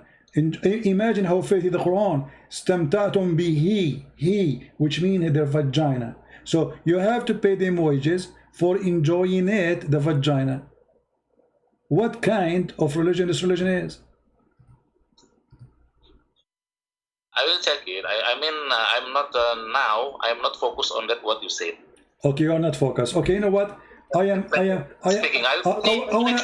want to give you a chance of something nice. Can you tell me something nice about your prophet? For example, our prophet saying that we have to do good things to our parents, because, for example, there is a hadith saying that the companion of the prophet asking the prophet, what is who is the people that we will obey, and then the prophet said your mother, and then again your mother, and then again your mother, and then your father. That is one good thing, for example. All right. And now everybody will see how stupid you are. A second ago you say, if something against the Quran, we wouldn't take it. And you just mentioned to me a hadith. And you are the one who said you don't accept the hadith. And now I showed you, and I am the one who showed you. I showed you that the Quran said, if you cannot be a believer to a person who is your father or your parents if he don't believe in Allah. So you said to me, lying, that the Prophet taught us to be nice to our parents, but you did not say if they are Muslims only. But if they are not, you will not find, and we mentioned the verse already, chapter 58, verse number 22. It is what the first that you show me, that using the words love, right? I will see. I have informed you that I will see more detail. They are the parents already. There's no Muslims who convert in the time of the Prophet of Islam, the false prophet. They were non-believers. All of them. As an example, the uncle of your prophet, he refused to accept Islam until his death. But his son accepted Islam. So here we go. He cannot be good to his parents. The verse saying that you cannot be loving to your parents if they choose not to embrace Islam. Even if they are your parents or your brother or your sons or even your brothers from your tribe, which means physically relationship by blood. So I ask you to show me one nice thing about your prophet. You fail. Forget about this. Give me another one. Nice thing about Muhammad. I've told you that I will check that ayat. Okay. Let me ask you. Let me ask you. What Islamic sect is yours? Once again. What Islamic sect is yours? I think Sunni lah. I think Sunni. You are what? You are Sunni. Sunni. Not Shia. Not Shia, okay. Is it true that many Muslim Sunni sect, it is not haram, or let us say there's no punishment or penalty, if a man have sex with his mother or his daughter or his sister, and he knew they are his mother and his daughter and his sister?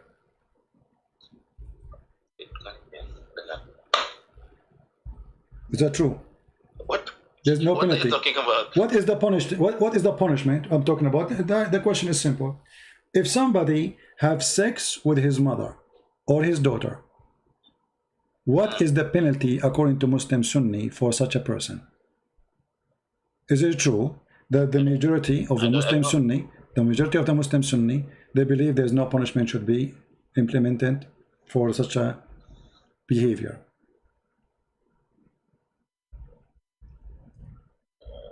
I mean, people have sex to their mother. I think it is prohibited lah. Okay, it's forbidden, but if somebody did it, is it true? Is it true that if you do such a thing, there's no punishment?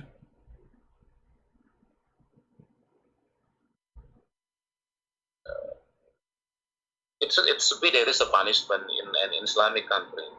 There should be there is a punishment. You see, you are a person. You said to me you follow the Quran only. And that's weird now. You are saying you don't follow the Quran. Where in the Quran it says that if somebody has sex with his mother, there's a punishment.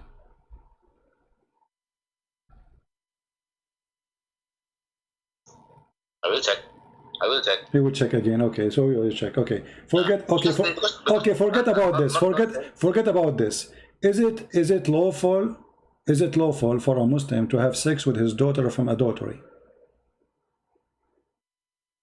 I don't believe it. Well, the Quran says so. I don't believe people can have sex with us. Okay, let me ask you. Okay, let me ask you. If you have sex with a girlfriend, and then you have daughter from her, according to Islam, can she inherit your name, your last name, your daughter, from that woman?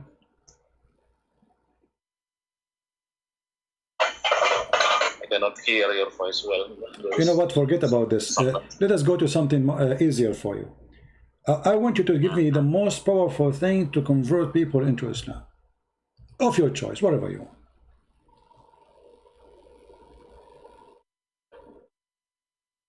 what do you want to me? Well, I want you to show me something powerful, something amazing about I don't know, Quran, Muhammad, something really good. I mean, look, we have a lot of people listening, even though this is not my time for podcast. Can you show me something really powerful about Muhammad, something amazing, like Quran, I don't know, scientific some discovery, anything? It's up your what can make those people go crazy and hear it from you? I'm giving you a chance to convert them to Islam. Oh, you want me to telling something good regarding the Quran? Yeah, that, something amazing, and so people they kind of we see in the YouTube Muslim they say 10 amazing things in the Quran, amazing discovery in the Quran, whatever. I mean, show us something amazing, so all those people will go crazy and they will say Shahada right away. Do you have anything? I will start with that Quran informed that there is only one God. Okay. While Christianity. Which verse in the Quran? Which verse in the Quran it says there's only one God? For example, in Surah 114, Al-Ikhlas. 114. It doesn't say that. It says Qul huwa Allahu ahad. The word ahad is not one. It's one of. You want to say it is unity, you become one? No. No. This is, you see. Okay. The word ahad is one of many. You cannot use the word ahad. Yeah, you cannot use the word ahad unless there is others beside the ahad. If you type the word ahad here in the search engine, you look with me in the screen. I just type it. It appears in the search engine here 29 times, and it appears in yellow, which is very nice. All the ahad is translated by Muslims as one of, not a single one, except the last one where it says Qul huwa Allahu ahad. Suddenly the Muslim, they make it as Allah is one, but the fact ahad, it doesn't mean that. Ahad is one of. It's coming from the word echad. So the Muslims, they fool themselves and they say Allah is one. Number two, you said the most amazing thing about Islam is worshiping one God. Well, Shaitan is one God too. For many, there is many worship Shaitan, he is one. So there's many worship false deity, and he is one. So can you prove to me that the one you worship is God? Is not one of those Satans? As an example, your prophet, he worshiped one God, but this God, we showed you, he ordered him to do muta. Women, they get paid for sex. He is the person who ordered his own prophet to go and have sex with her own son wife. He is the one who made the verses in the Quran, as we see in the chapter of Al-Ahzab. Any Muslim woman, she want to give her private part to the prophet, he can go and F her. So what kind of one God he make verses for the benefit of a penis of a prophet? Do you think this is a God he work for his majesty penis? Or Muhammad he work for his God? Because if I am God and I have a prophet, my prophet will be busy worshiping me, not busy taking girls to bed. And he asked me to make verses saying any girl she want to give herself to the prophet, so the prophet he can F her. Chapter 33 verse number 50. Go ahead. Actually, I'm sure I can answer your questions one by one, focusly. Now I'm not focused because you are telling so many topics. Okay, forget about all the topic. What kind of God he promises a prophet? Any Muslim woman she can give herself. The guy already have 13 wives. Why God need to make verses for him saying it is lawful for you all those girls and any woman she give herself to the prophet? What this is about? I'm telling you that regarding this mut'ah and what you say just now. I'm not talking about mut'ah now. I'm not talking about mut'ah. I'm not talking about mut'ah. We change the topic. License for your prophet alone, only for Muhammad. Any Muslim woman she want to open her legs for him, she's welcome. Why this verse is needed, and what does verse have to do with Islam and God? What kind of God? What this religion is exactly about? I mean, why Allah he go to his office and he's writing a verse saying any woman you want to have sex with her, she can offer herself to you, only to you, Muhammad. What is that is about? Why we need such a verse? I mean, what this verse accomplish for Islam? What is the point of it? How about 700 wives for David. Well, God did not say to him, and David, he cried for God, asking for forgiveness. Who said to you that David was following God? Go and see how God, he condemned David. Even when he tried to build a temple, God, he said to him, don't build temple for me. Your hands is full of blood. Here, we have your God making verses. David was acting as a king, and he was filthy at that time. He was a sinner. He was a bad man. He was a garbage, actually. And you are comparing yourself to a person in that moment. He was a sinner and he was a garbage. Look at you. But David, the difference between him and your prophet, he did not say, God told me go sleep around. He did not say, God gave me license to go and do my garbage and my sin. He cried for God, asking for forgiveness.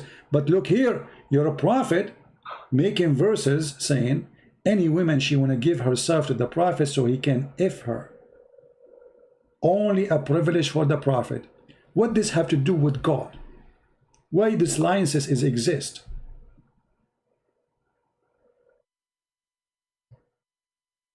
I think if we speak, better focus lah. I don't know everything. We are focusing. We are focusing. Topic, the question is very simple. You are give me time. I'm giving you time. We are focusing. What does have to do with Islam? Why Allah, he need to make a verse, say to me as a prophet. Let's say I am a prophet, and I have already 13 wives and hundreds of sex slaves. Why I need a verse saying any believing woman, she want to dictate herself to the prophet so he can if her? And this is only a privilege for the prophet. Why the prophet, he needs such a privilege? Why God, and what kind of God, he makes such a license only for Muhammad? What do you think Allah trying to do here? Okay, give me time several days. Okay, go ahead. Now I want to challenge you. You challenge me, now I want to challenge you, okay? What? You will not answer? I want to ask you, are you Christian or Jesus follower? So you are not going to answer? What your question? I need several you are not days going, to answer. You are not going to answer? I'm not focused on that. Why you can't be focused? What kind of God he make a license only about vagina only for Muhammad? I thought Islam is religion. I thought Islam is religion. I thought Islam is a religion for all mankind. But as you see, Islam have a special license for the special Muhammad about his penis.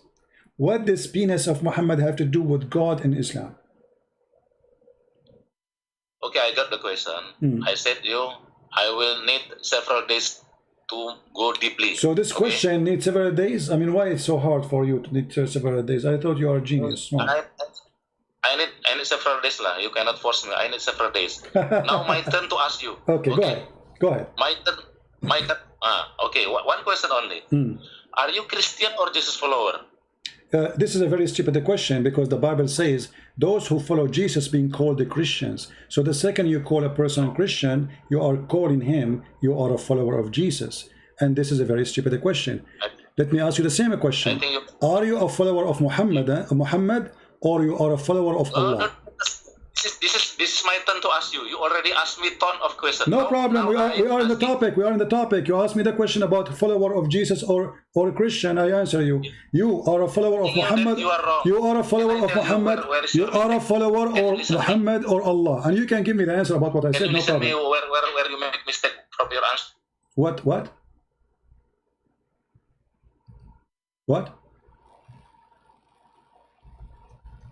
Hello? Hello? What happened to this guy? Reconnecting. Paul writing. I did not hear you. Go ahead. What you were saying? Jesus follower. I'm saying clearly, you are not Jesus follower. You are Christian. Hello. I am a Christian. Okay, what Christian mean? What is the name of Christian mean? I'm saying that you are a Christian, but you are not Jesus follower. Okay, are you Jesus follower? Are you Jesus follower? Christian mean like, it is a bad signal, I think. Christian, it is like you that obey that all they have the Paul rating, while the Jesus follower do not have Paul rating. Why all Jesus followers not have Paul's rating? What? So, for example, the the 12 disciple, it is Jesus. They are Jesus follower, not Christian. Christian only after year of 50, after the first council in Jerusalem. So you are Christian, not Jesus follower. Yeah, but you see, you are very stupid, because the Bible written long before that council, and it says that those who they are believers in Jesus, they are called the Christians. Go to the book of Acts and find in chapter 11 verse number 26. So you are stupid. Secondly, the Quran mentioned Paul as a messenger of God. As an example, if we go to chapter 36 verse number 14, you will see the Quran is speaking about 3 messengers. Can you tell me who are they? That Ibnu Kasir bulus. I don't believe it. That is bulus. Doesn't matter what you believe. Can you give me? Can you give me the name? You are a coward. You are a coward. You are a coward. And actually, the Quran is copying the writing of Paul. Paul, can you name for me one thing Paul he said is against God? Paul he said. Paul he said, gamblers will not go to heaven. Your Quran copy the same exact verses of Paul. Those who drink, those that drunk, those who do gambling. Don't ask me. And I'm not asking you. You are a coward. Prove to me that Paul is not the messenger of Jesus. Actually, if we go right now and read in Ibn Kathir, we will find that Paul was one of the disciples of Jesus, and he met Jesus in the way of Damascus, and Jesus made him blind. Is that true? This is written in your book.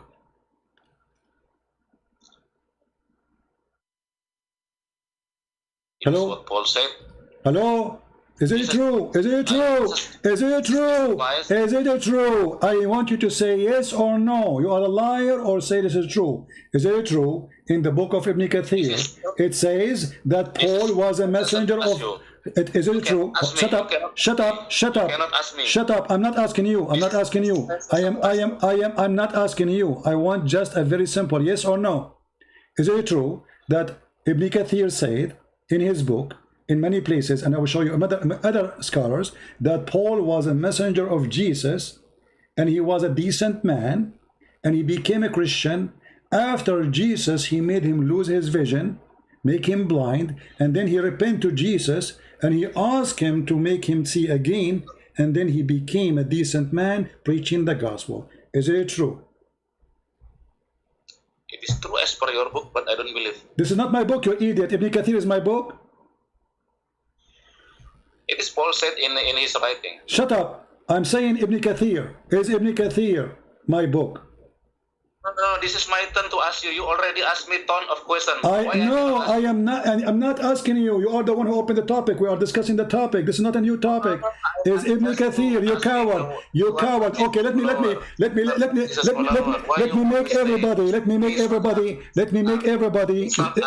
make everybody laugh at you. Can you show me one place the Quran says Paul is a bad person? Shut up, please hear me. Shut up, son of Muta. Shut up, son of Muta. Can you show me you are a person who said you follow the Quran only? How come the Quran never say Paul is a bad person? You already asked me 100 questions. I am not asking you. We are talking about Paul. We are discussing the topic. If Paul was bad, how come your prophet never mentioned Paul as a bad person? Why your prophet never mentioned Paul as a bad person? You only ask me. I will ask you. I'm not asking you no more. I'm not asking you no more. We are discussing the topic of Paul. You said I follow Paul. Listen, coward. Listen, coward. Listen, coward. Listen, coward, son of Muta. Can you show me one verse Paul he said is again? Shut up, shut up. You Muslims are a bunch of cowards. You Muslims are a bunch of cowards, and you will not answer the question. Can you show me one verse Paul he said to be ashamed of it? Shut up, shut up, shut up, shut up, shut up, shut up, coward, coward, coward. Can you show me? Can you show me one verse will make Paul a bad person? Can you show me? You said I follow the teaching of Paul. Shut up, coward. Son of Aisha, son of Aisha. I'm not asking you. I'm not asking you. You said I follow Paul. You said shut up. You see the pain? Do you see the pain? It's your turn. It's your turn. Can you show me the verse will make Paul a bad person? You said I follow Paul. Do you have a proof? Do you have a proof that I follow? Do you have a proof that I follow Paul? Do you have a proof Do you have a... Shut up, shut up. You accuse me, you accuse me, you accuse me of something. Coward. You accuse me of something. Can you prove it? That I follow Paul, not Jesus. Go ahead. Show me. Give him turn. Give him turn. Give me. Can you open the camera? Give me turn. Can you open the camera? I want to see your wife dancing. Is she dancing too? I speak to my. You are a coward. You are a coward. You and your wife is dancing, and you are a coward. Show me where. Prove to me how we are following Paul. I'm listening. Go ahead. What is the difference of Christian and Jesus follower? That is my question. I have only one question. You already asked me I answered you. You see, when I answered you, you start talking. You said to me, "You are not giving my time," and your wife start dancing, shaking her ass. Shame on you. So I'm asking you now. You said you are a Christian. You are a Christian. You are following Paul. You are not following Jesus. Prove it. Go ahead. Yeah, you asked me what is the difference between Christian. I'm not asking you anything. Go ahead. You are making accusation. Finish it. You said I'm not following Jesus. Prove it. Go ahead. Yeah. Now I am asking you one question. What's wrong with you? Go ahead. Prove the point. You did not finish. You said I'm not following Jesus. Prove it. Go ahead. The Jesus follower do not have Paul writing. Okay, if we take Paul writing away, is the teaching of John and Luke and Mark are different from Paul writing? Yes, it can be different. Prove it. Okay, okay, go ahead. Prove it. Guys, yes. He said yes. Prove it. Go ahead. Now I am still looking for the Christian scholar. How is the Christian? You are a stupid donkey. Prove that Paul teaching is different from the gospel, the four gospels. Because in order to prove that I'm following Paul, not following Christ, then, and you are the one who said that Paul teaching is different from the Bible teaching. Okay, show us where it says that. Go ahead.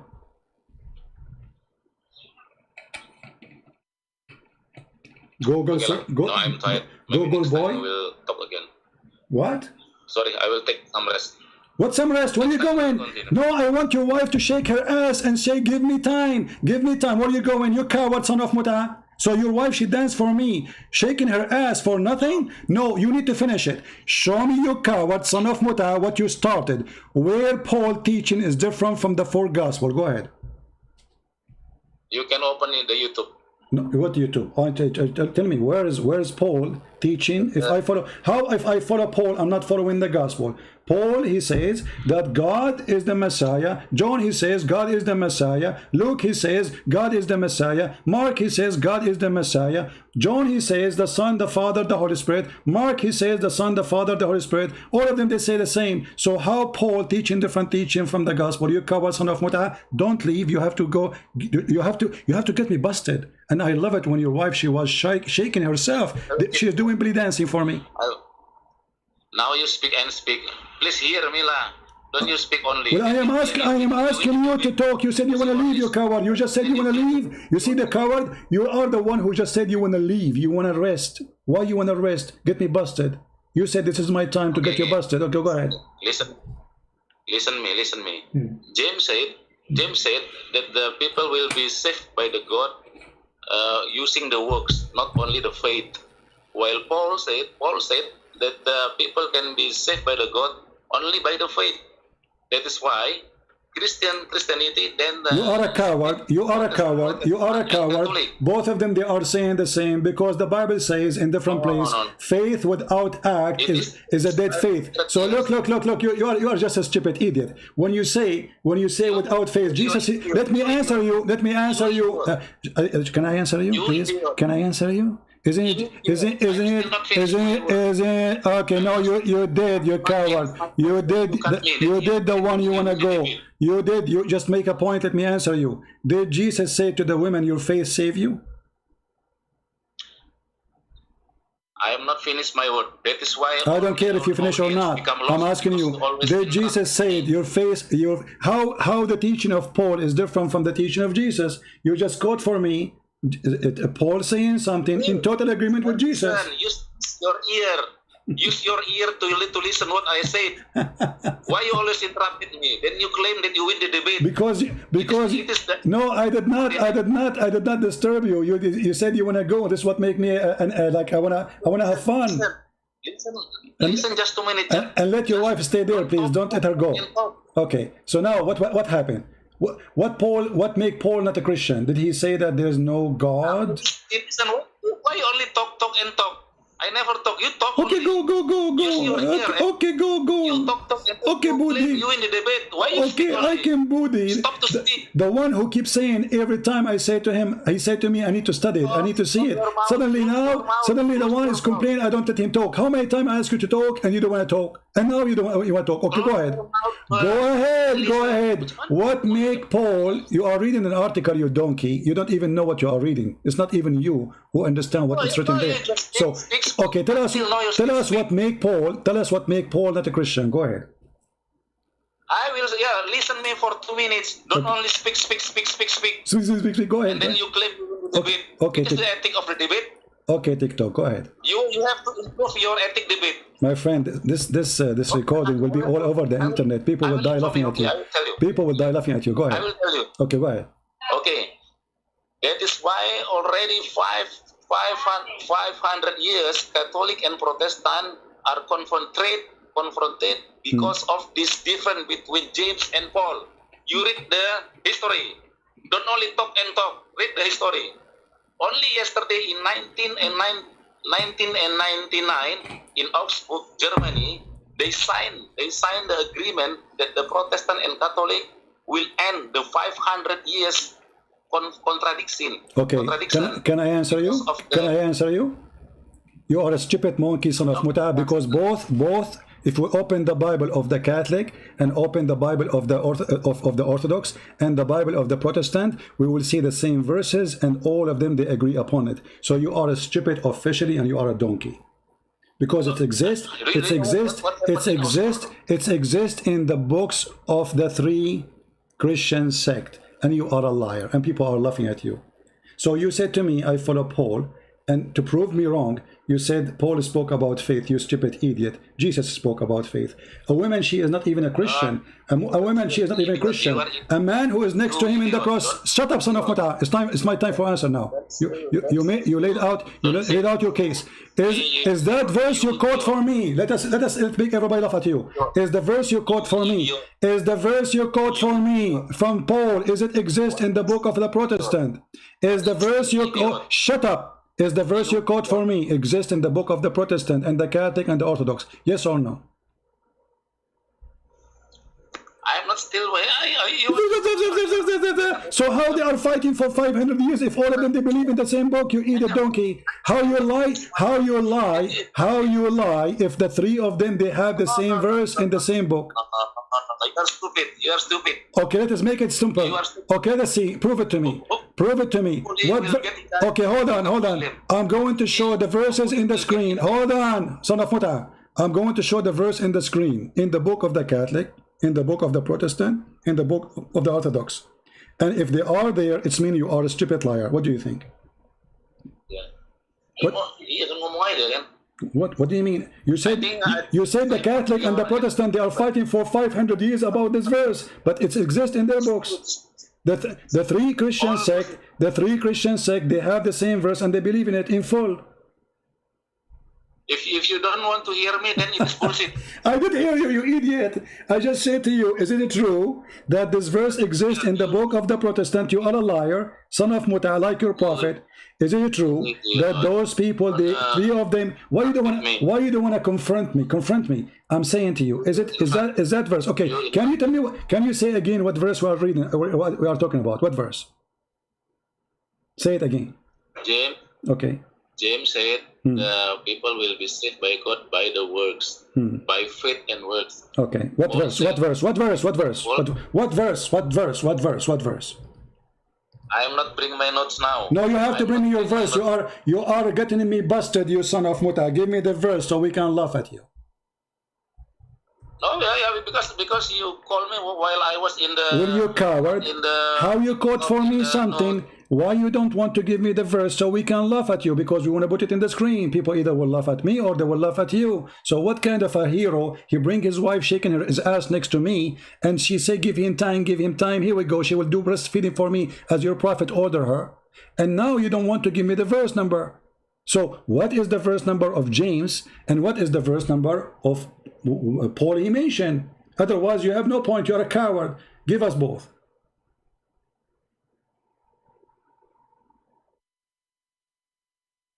You can, if you want to stop to search Google, can you ask your wife to sing, or your wife to sing for us? Says, give him time, and shake, if you don't mind. I like it. I feel bored. Hello?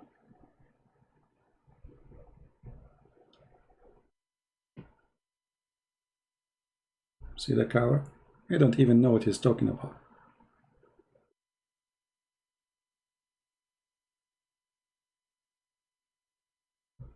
I mean, look, and look what they are looking for.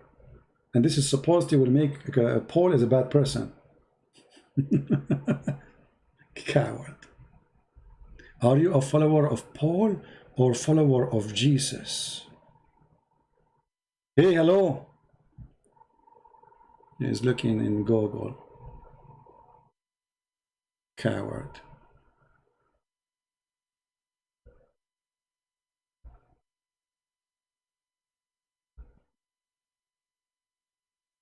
What happened to you?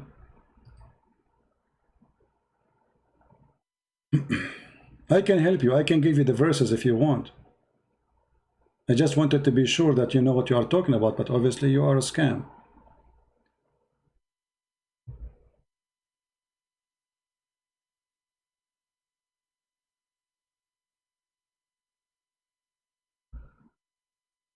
Come back, come back. I will give you the verse. I will help you, no problem.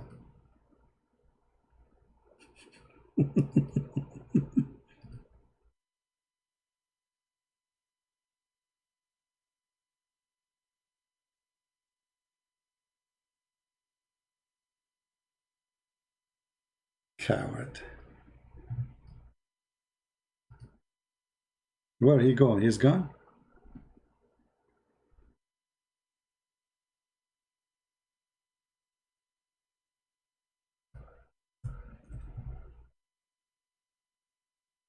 The Catholic and the Protestant, they were fighting for 500 years for this? For this. And finally they signed agreement.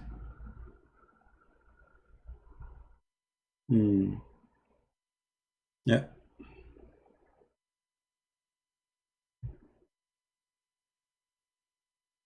He will be back after he finishes research. He's asking his wife to shake the computer.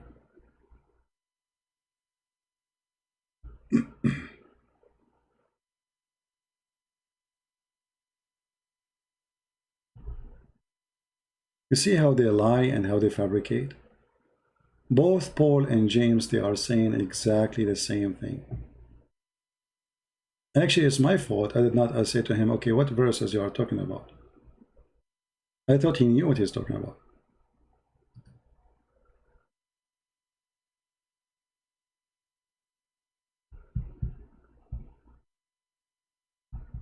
I hope he did not go and do muta right now, yeah? What happened? All this time to find it? He put me in hold. He is calling some friends. All this time to find it. How embarrassing.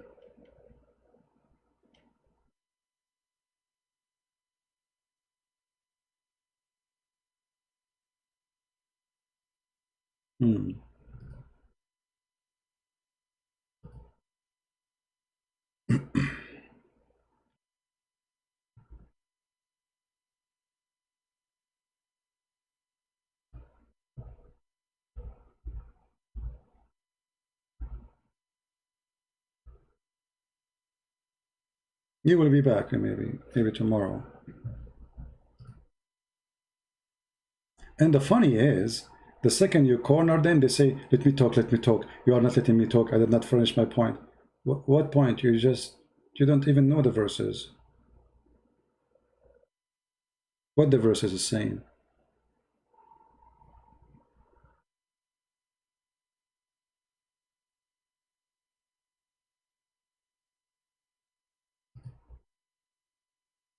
Do you think he will be back? Or he is gone with the wind? He is still in hold. He did not hang up.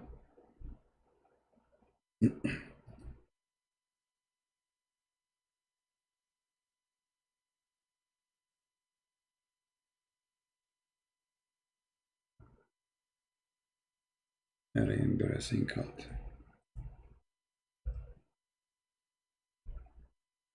Paul is a great Christian, and he never disobeyed the Lord. And actually, even he is more strict in the teaching of Christ. And when you ask the Muslims, okay, why you are attacking Paul? I mean, what this is about Paul? Did your prophet ever say something bad about Paul? No. So what this is Paul is about? Why not John? Why not? Yeah, because somebody like Zakir naik, when they start saying Paul is bad, he is the one who created Christianity, and they are copy paste. And now this is what we have: a stupid idiot kid. You do not know what he's talking about.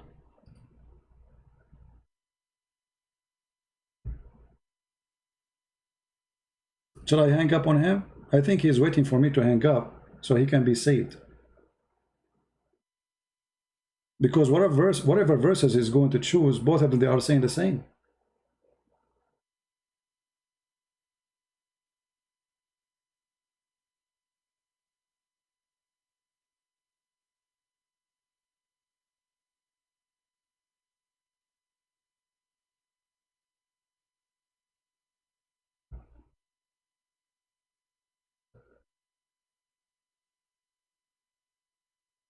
Yeah, I think he want me to hang up on him, so he will not say he hang up and he run. No, we will not hang up. We are waiting for shake it and bake it. Now I'm going, after we finish here, I'm going to cut the video, the part we are speaking about this guy Sadhguru.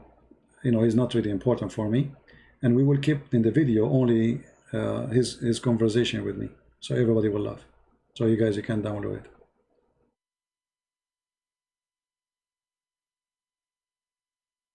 Shame on you, potato. All this time in hold.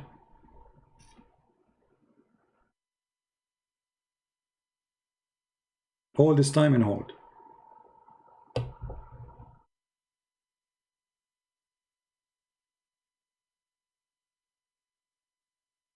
Hang up and call him. That's a good idea. Hold on.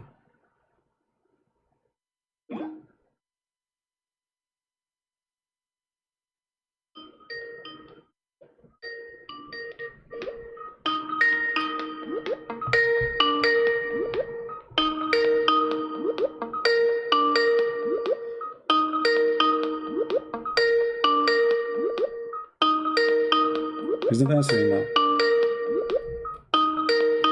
See?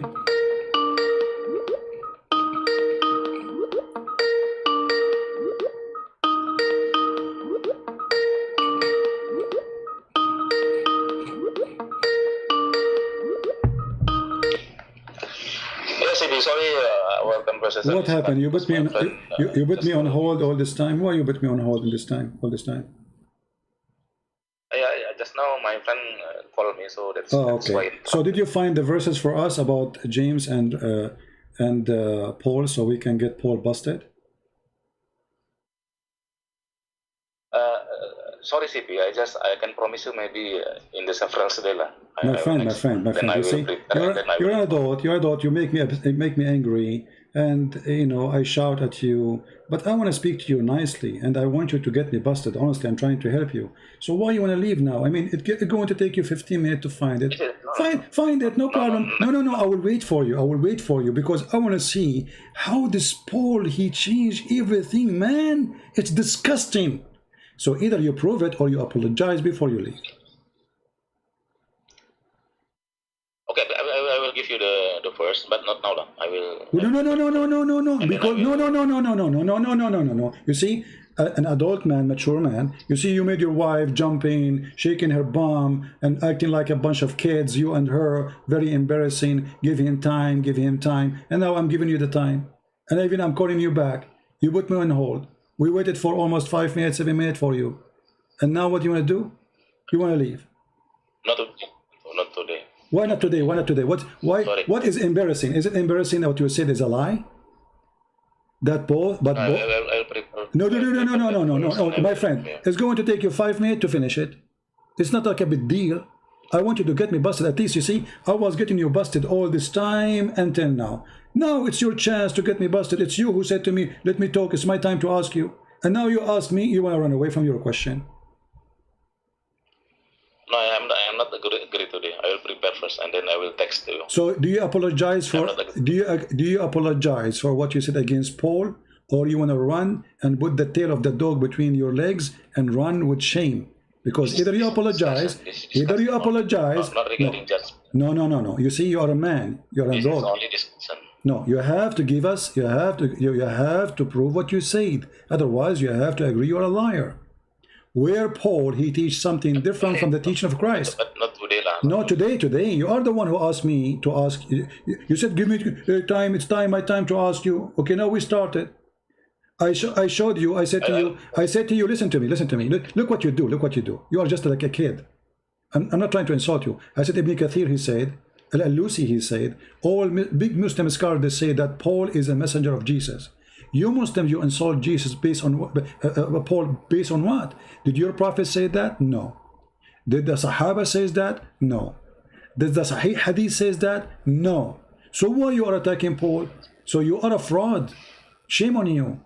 And now you are mentioning something is absolutely false, because both James and Paul and all the disciples of Jesus agree that faith without work is a dead faith, and faith will save us. It's not our work, but a faith without work is a dead faith. All of them agree on that, and this is why Jesus said, "From their fruits you shall know them."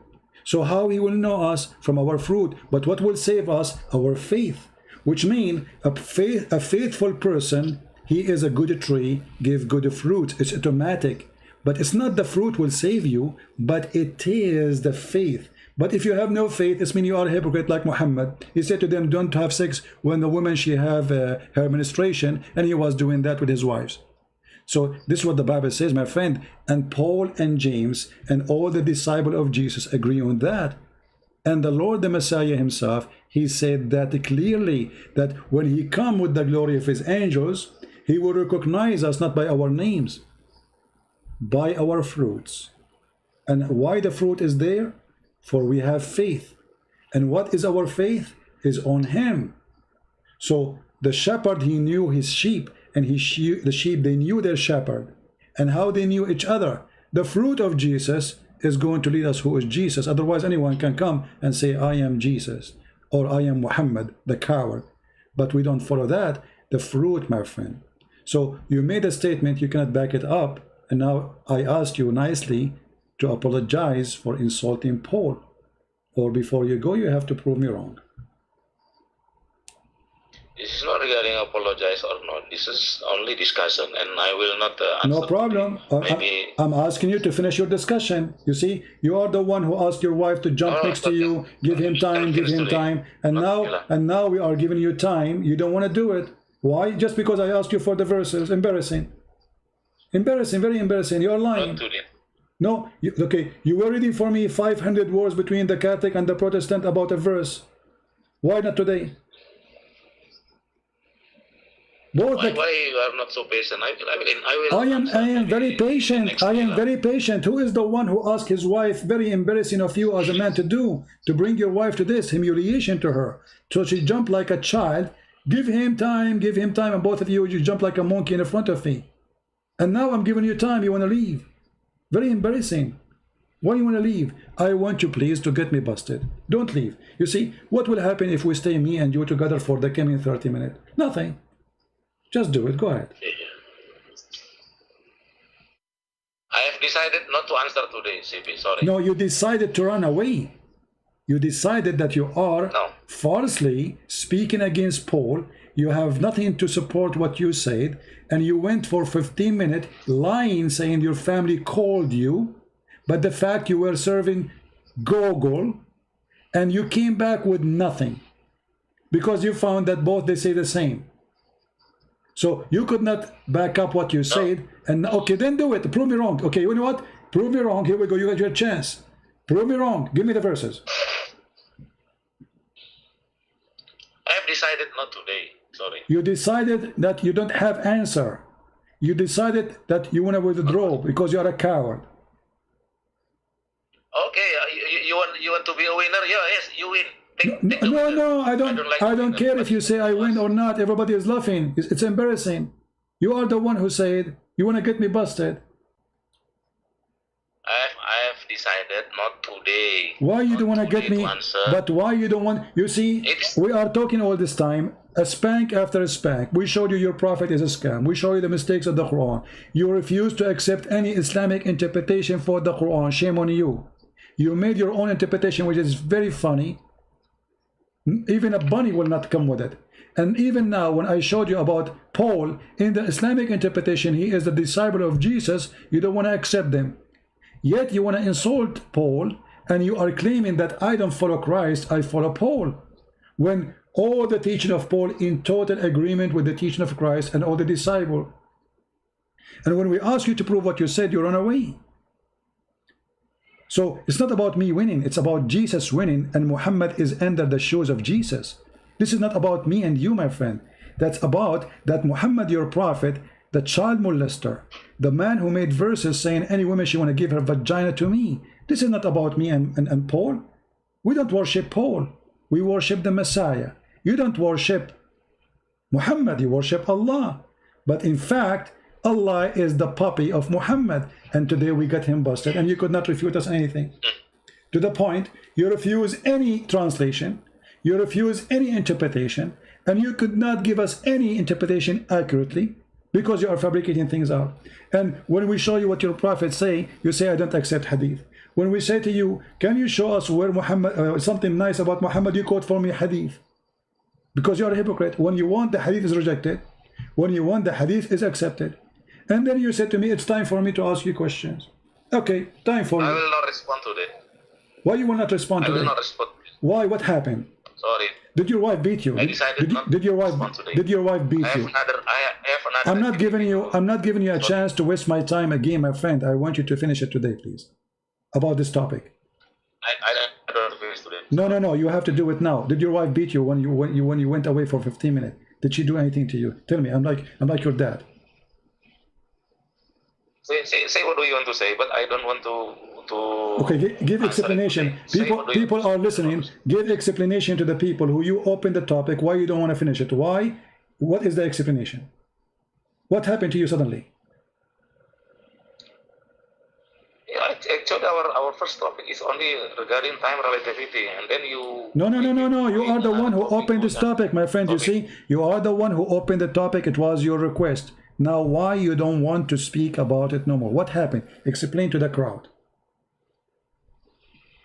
I decided next day or maybe... Okay, why you decided? Can you tell us why you decided? What happened? You were excited. Yes, your wife was jumping next to you. Give him time. She was shaking to me. You were shaking too. It was a very nice act from you to jump like a monkey. Okay, we got it. And now time to give you time. Go ahead. You decide to leave. You know why? You cannot even find the verses. Admit, did you find the verses? Sorry, CP. Did you find the verses? No, before you go, admit, did you find the verses? Be honest with me. Did you know the verses? Be honest. Do you know the verses? I will not explain more. Next day I will respond. No, be honest. No. Okay, you want to leave. You want to leave, no problem. Do you know the verses? Be honest with me. Do you know the verses you were talking about? Yes, I know the verse, but I don't want to say no. You know the verses you don't say? But a second ago, 5 minutes ago, you said you do not know them. Okay lah, I have something to do. Sorry for that. So no. Why you said 5 minutes ago? Why you said 5 minutes ago you do not know them? Why you are lying? 5 minutes ago, coward. See? He said he don't know them. Later he will find them. Now he says he know them, but he will not say them. I mean, look how powerful he is. And his wife, she start jumping. Give him time. Give him time. Give him time. He hang up. And the funny, they say that the Christian prince, he don't have patience with Muslims. And you notice how fast he start talking? And we are following Paul. I said, okay, prove it. What do you mean follow Paul? We don't follow Jesus. What is the teaching of Paul which is against the teaching of Jesus?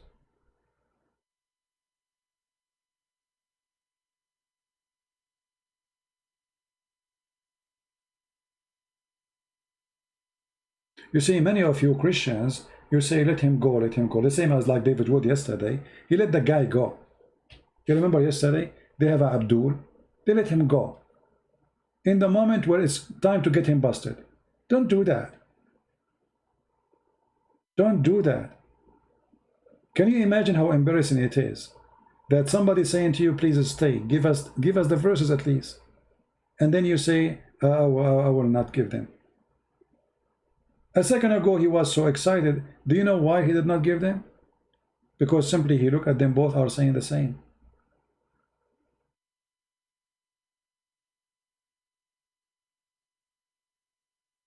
Very embarrassing. And if you do not know them, even that is more horrible.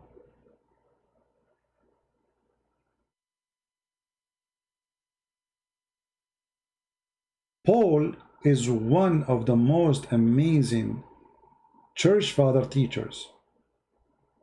And those who say he was not one of the disciples, that's absolutely false.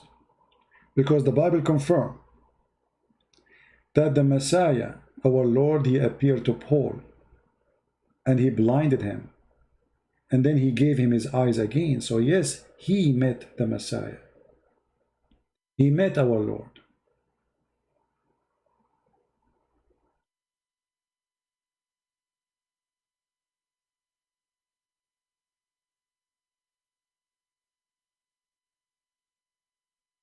The only bad thing when you speak to Muslims, you have to shout a lot, and it's kind of headache. But I'm used to it.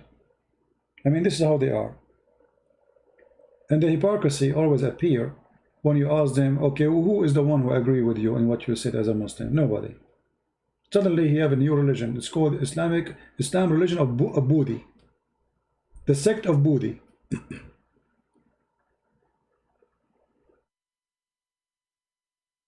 New sect. He have his own interpretation for the Quran. You guys, when the Quran says the judgment day is near and the moon split, he was talking about NASA when they went to the moon and they took a rock.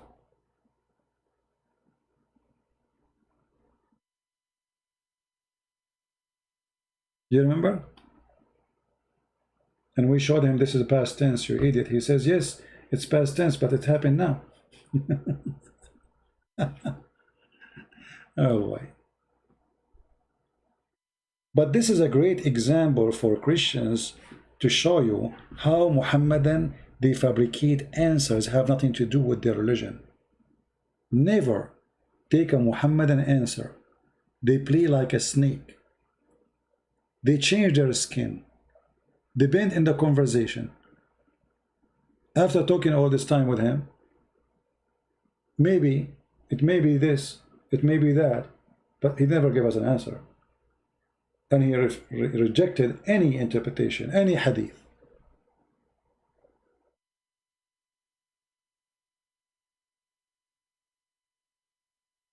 All right. Now we have to cut this video because it became so long.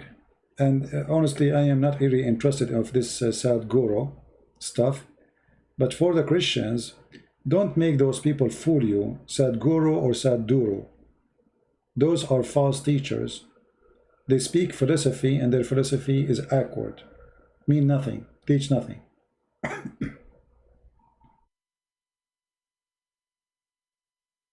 Through history, there is a philosopher who can, let us say, he spent his time speaking about something meaningless, but yet it's philosophy.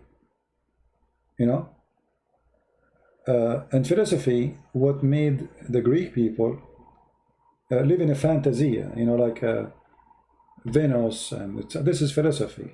They try to find the philosophy of a beauty and sex, and etc. So they have their own fantasia of things. Yoga and philosophy of the Hindus is no different. Energy of a man, energy of the women, the stone of sex dancing together, the energy, and energy came around Shiva and danced around him, and he was a shower, whatever. I mean, it's just empty words. There's no proof of it. It's a statement written by somebody. Maybe he's taking too much hashish. And then they try to implement that in your head today. But it's meaningless, it's useless. Be aware of false teachers. Doesn't matter who they are. Muslims, Hindu, even Christians. Who said that the Christians, all Christians, they are good teachers? How we knew if somebody is a false teacher? Anyone knows? Additional to the fruits. The Bible says anyone bring us other than these scriptures is a false teacher. So anyone he teach something against what the Bible teach is a false teacher.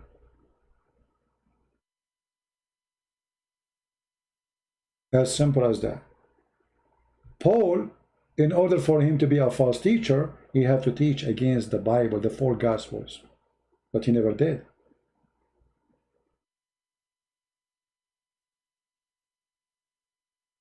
He never ever did. Actually, a disciple of Christ, their problem with Paul that he is so strict. He don't compromise. And you know, those who don't compromise is the true believer. He is so true believer to the point he want to take it all the way to the end. Like, you know, there is a carpenter, when he make a door, he put a nail in the door, you know, and there is a one of them, he want to put the nail, but he want to be sure that the nail is going in all the way. Both of them, they are doing great job. Both of them, they are making a door for you. But there's one, he's so conservative. He want to be sure that this nail will never be moving.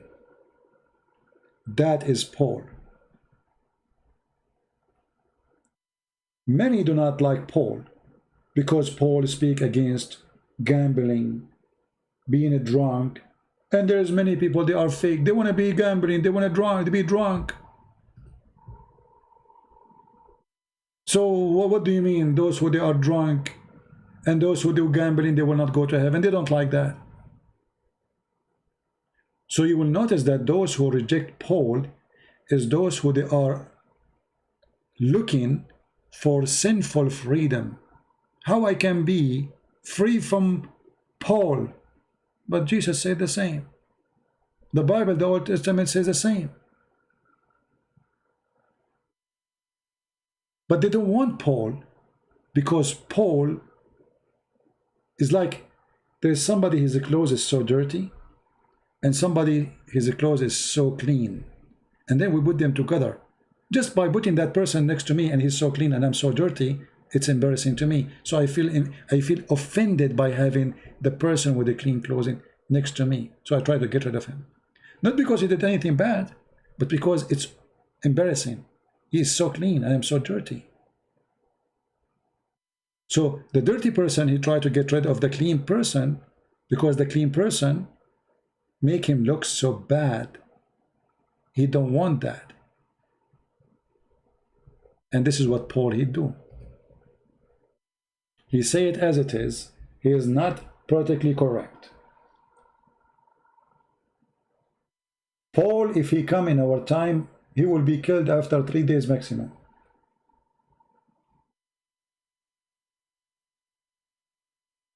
Three days maximum. And remember, those amazing disciples, they got killed. So they got killed in the end anyway.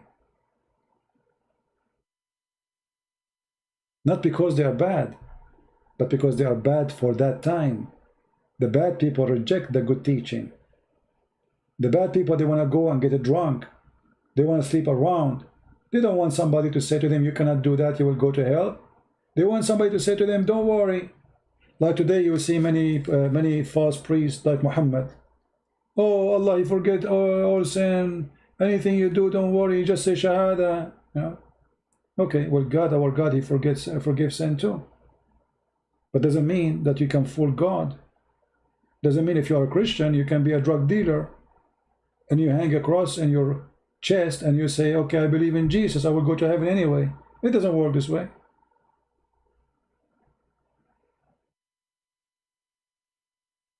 There's many liars and bad people. They are looking for a person to give them comfort of their sin, not somebody to rebuke them and say to them, shame on you.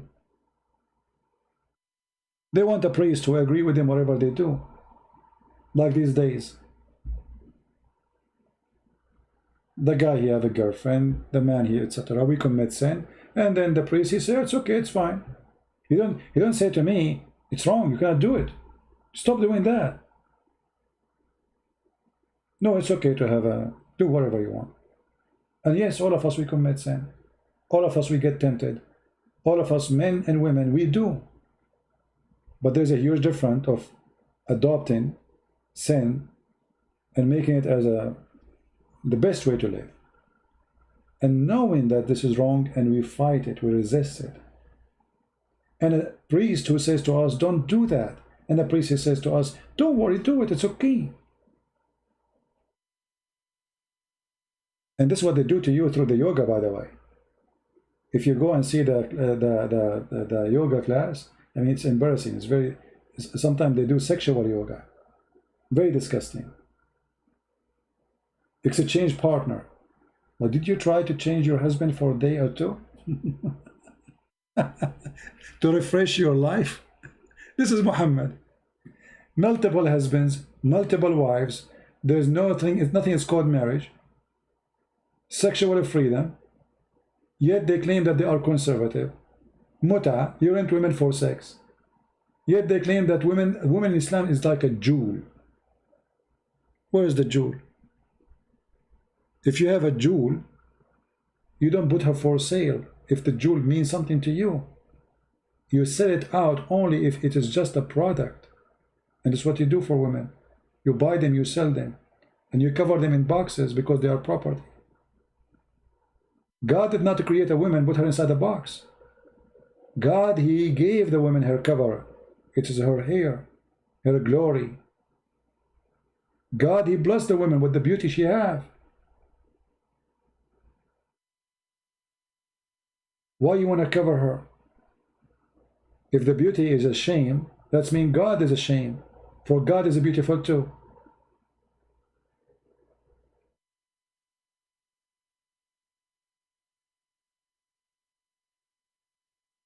But because this religion is a pure sexual cult, so the woman, she became a sexual object. All of her is a vagina. Even in heaven, she is just a sex toy. She is not there for herself. She is there for somebody else's entertainment. While with Christ and Paul, he agreed with every word of Christ. He said that the woman, she is equal to the church. The same as the Messiah, he sacrificed himself to the church. This is how the man, he sacrificed himself to his wife. Sacrificing is the ultimate love. You see, when somebody sacrifices himself to someone else, I mean, he cannot get back to get reward because he sacrificed himself. That's it. It's over. He's dead. How he can get back reward? That's the amazing love. And this is what Jesus, he said, and he did. And he asked the man to be the same as he did to the church with his wife. A love without return.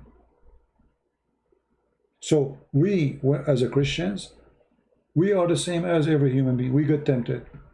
A man be tempted by women. Women will be tempted by a man. We get tempted by money. We get tempted by power, whatever. We get tempted. But we don't make the temptation the true way of living. We agree it is wrong. We agree we should fight it. We agree that we don't belong to it and it doesn't belong to us. We don't make it coming from God and say, oh God, he made me like this and I will do it, that's it. This is what Muhammad do. He promised a man for women at the same time. Why? Why you need for women? What for women can do, a woman she cannot do.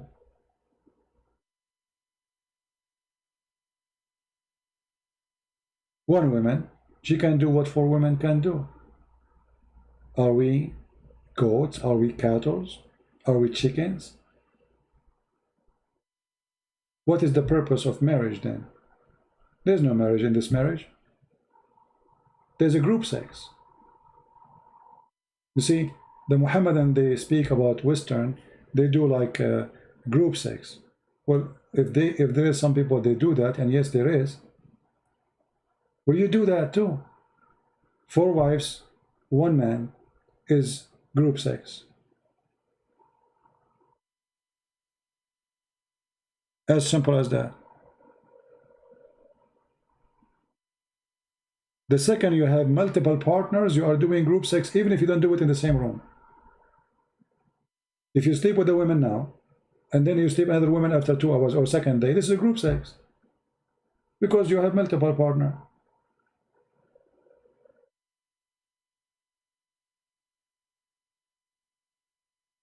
Four wives is group sex. In heaven is a group sex. And why sex is so much important in this cult? Because this cult, it's a cult. Speak to your stomach. Allah will give you shish kebab, falafel, hummus in the heaven. And sex. This is what the man he want. Every man he want that. Every man have dreams.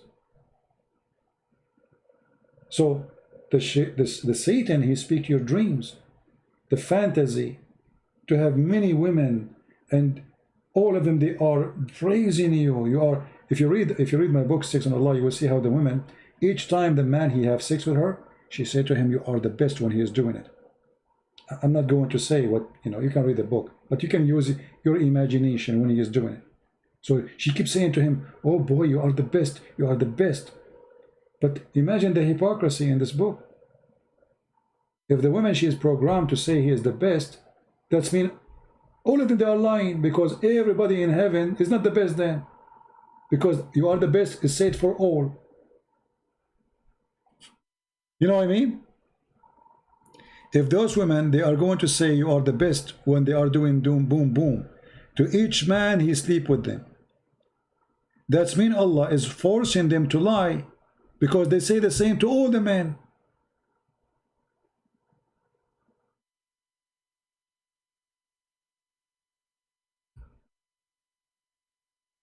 What kind of cult this cult is? How stupid it is.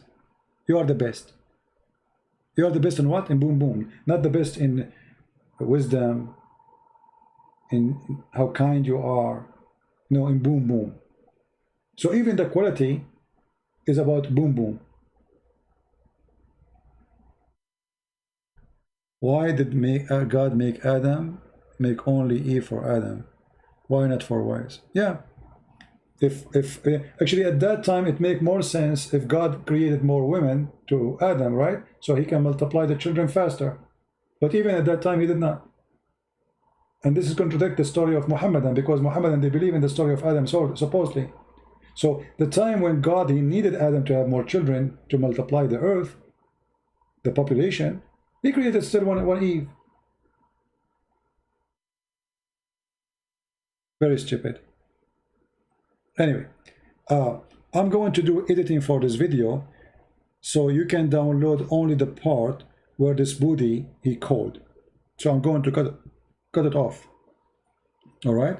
I don't know how long it's going to be to cut it off and make it ready, but I will use YouTube Studio to do it. All right, guys.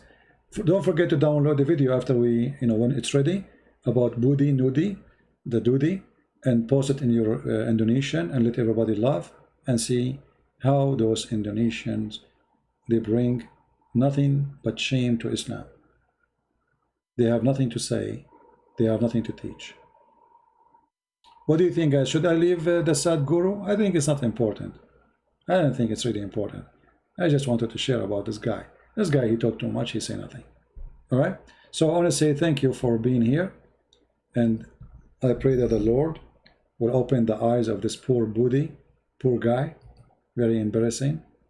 And we pray for all Muslims to see the truth, and the truth will set them free. Never hate the Muslims. We don't hate them. Even they pray for our death, etc. Because hate is satanic. Hate is satanic. And we don't belong to Satan. And hate will not help us. If somebody want to commit a crime or he have hate in his heart, God will do just with him. Leave him to God. One day they will stand in front of the Lord with their hate, and they will pay for it. And if you think there's someone better than God can be justice with those who are bad, you are mistaken. So don't worry about them. Whatever they say, throw it in your back. Learn how to defeat the lies and how to prove the truth. And the truth will set you free. Thank you very much for being here. May the Lord bless you. Christ is Lord. Islam is false. And we see you soon again. Bye.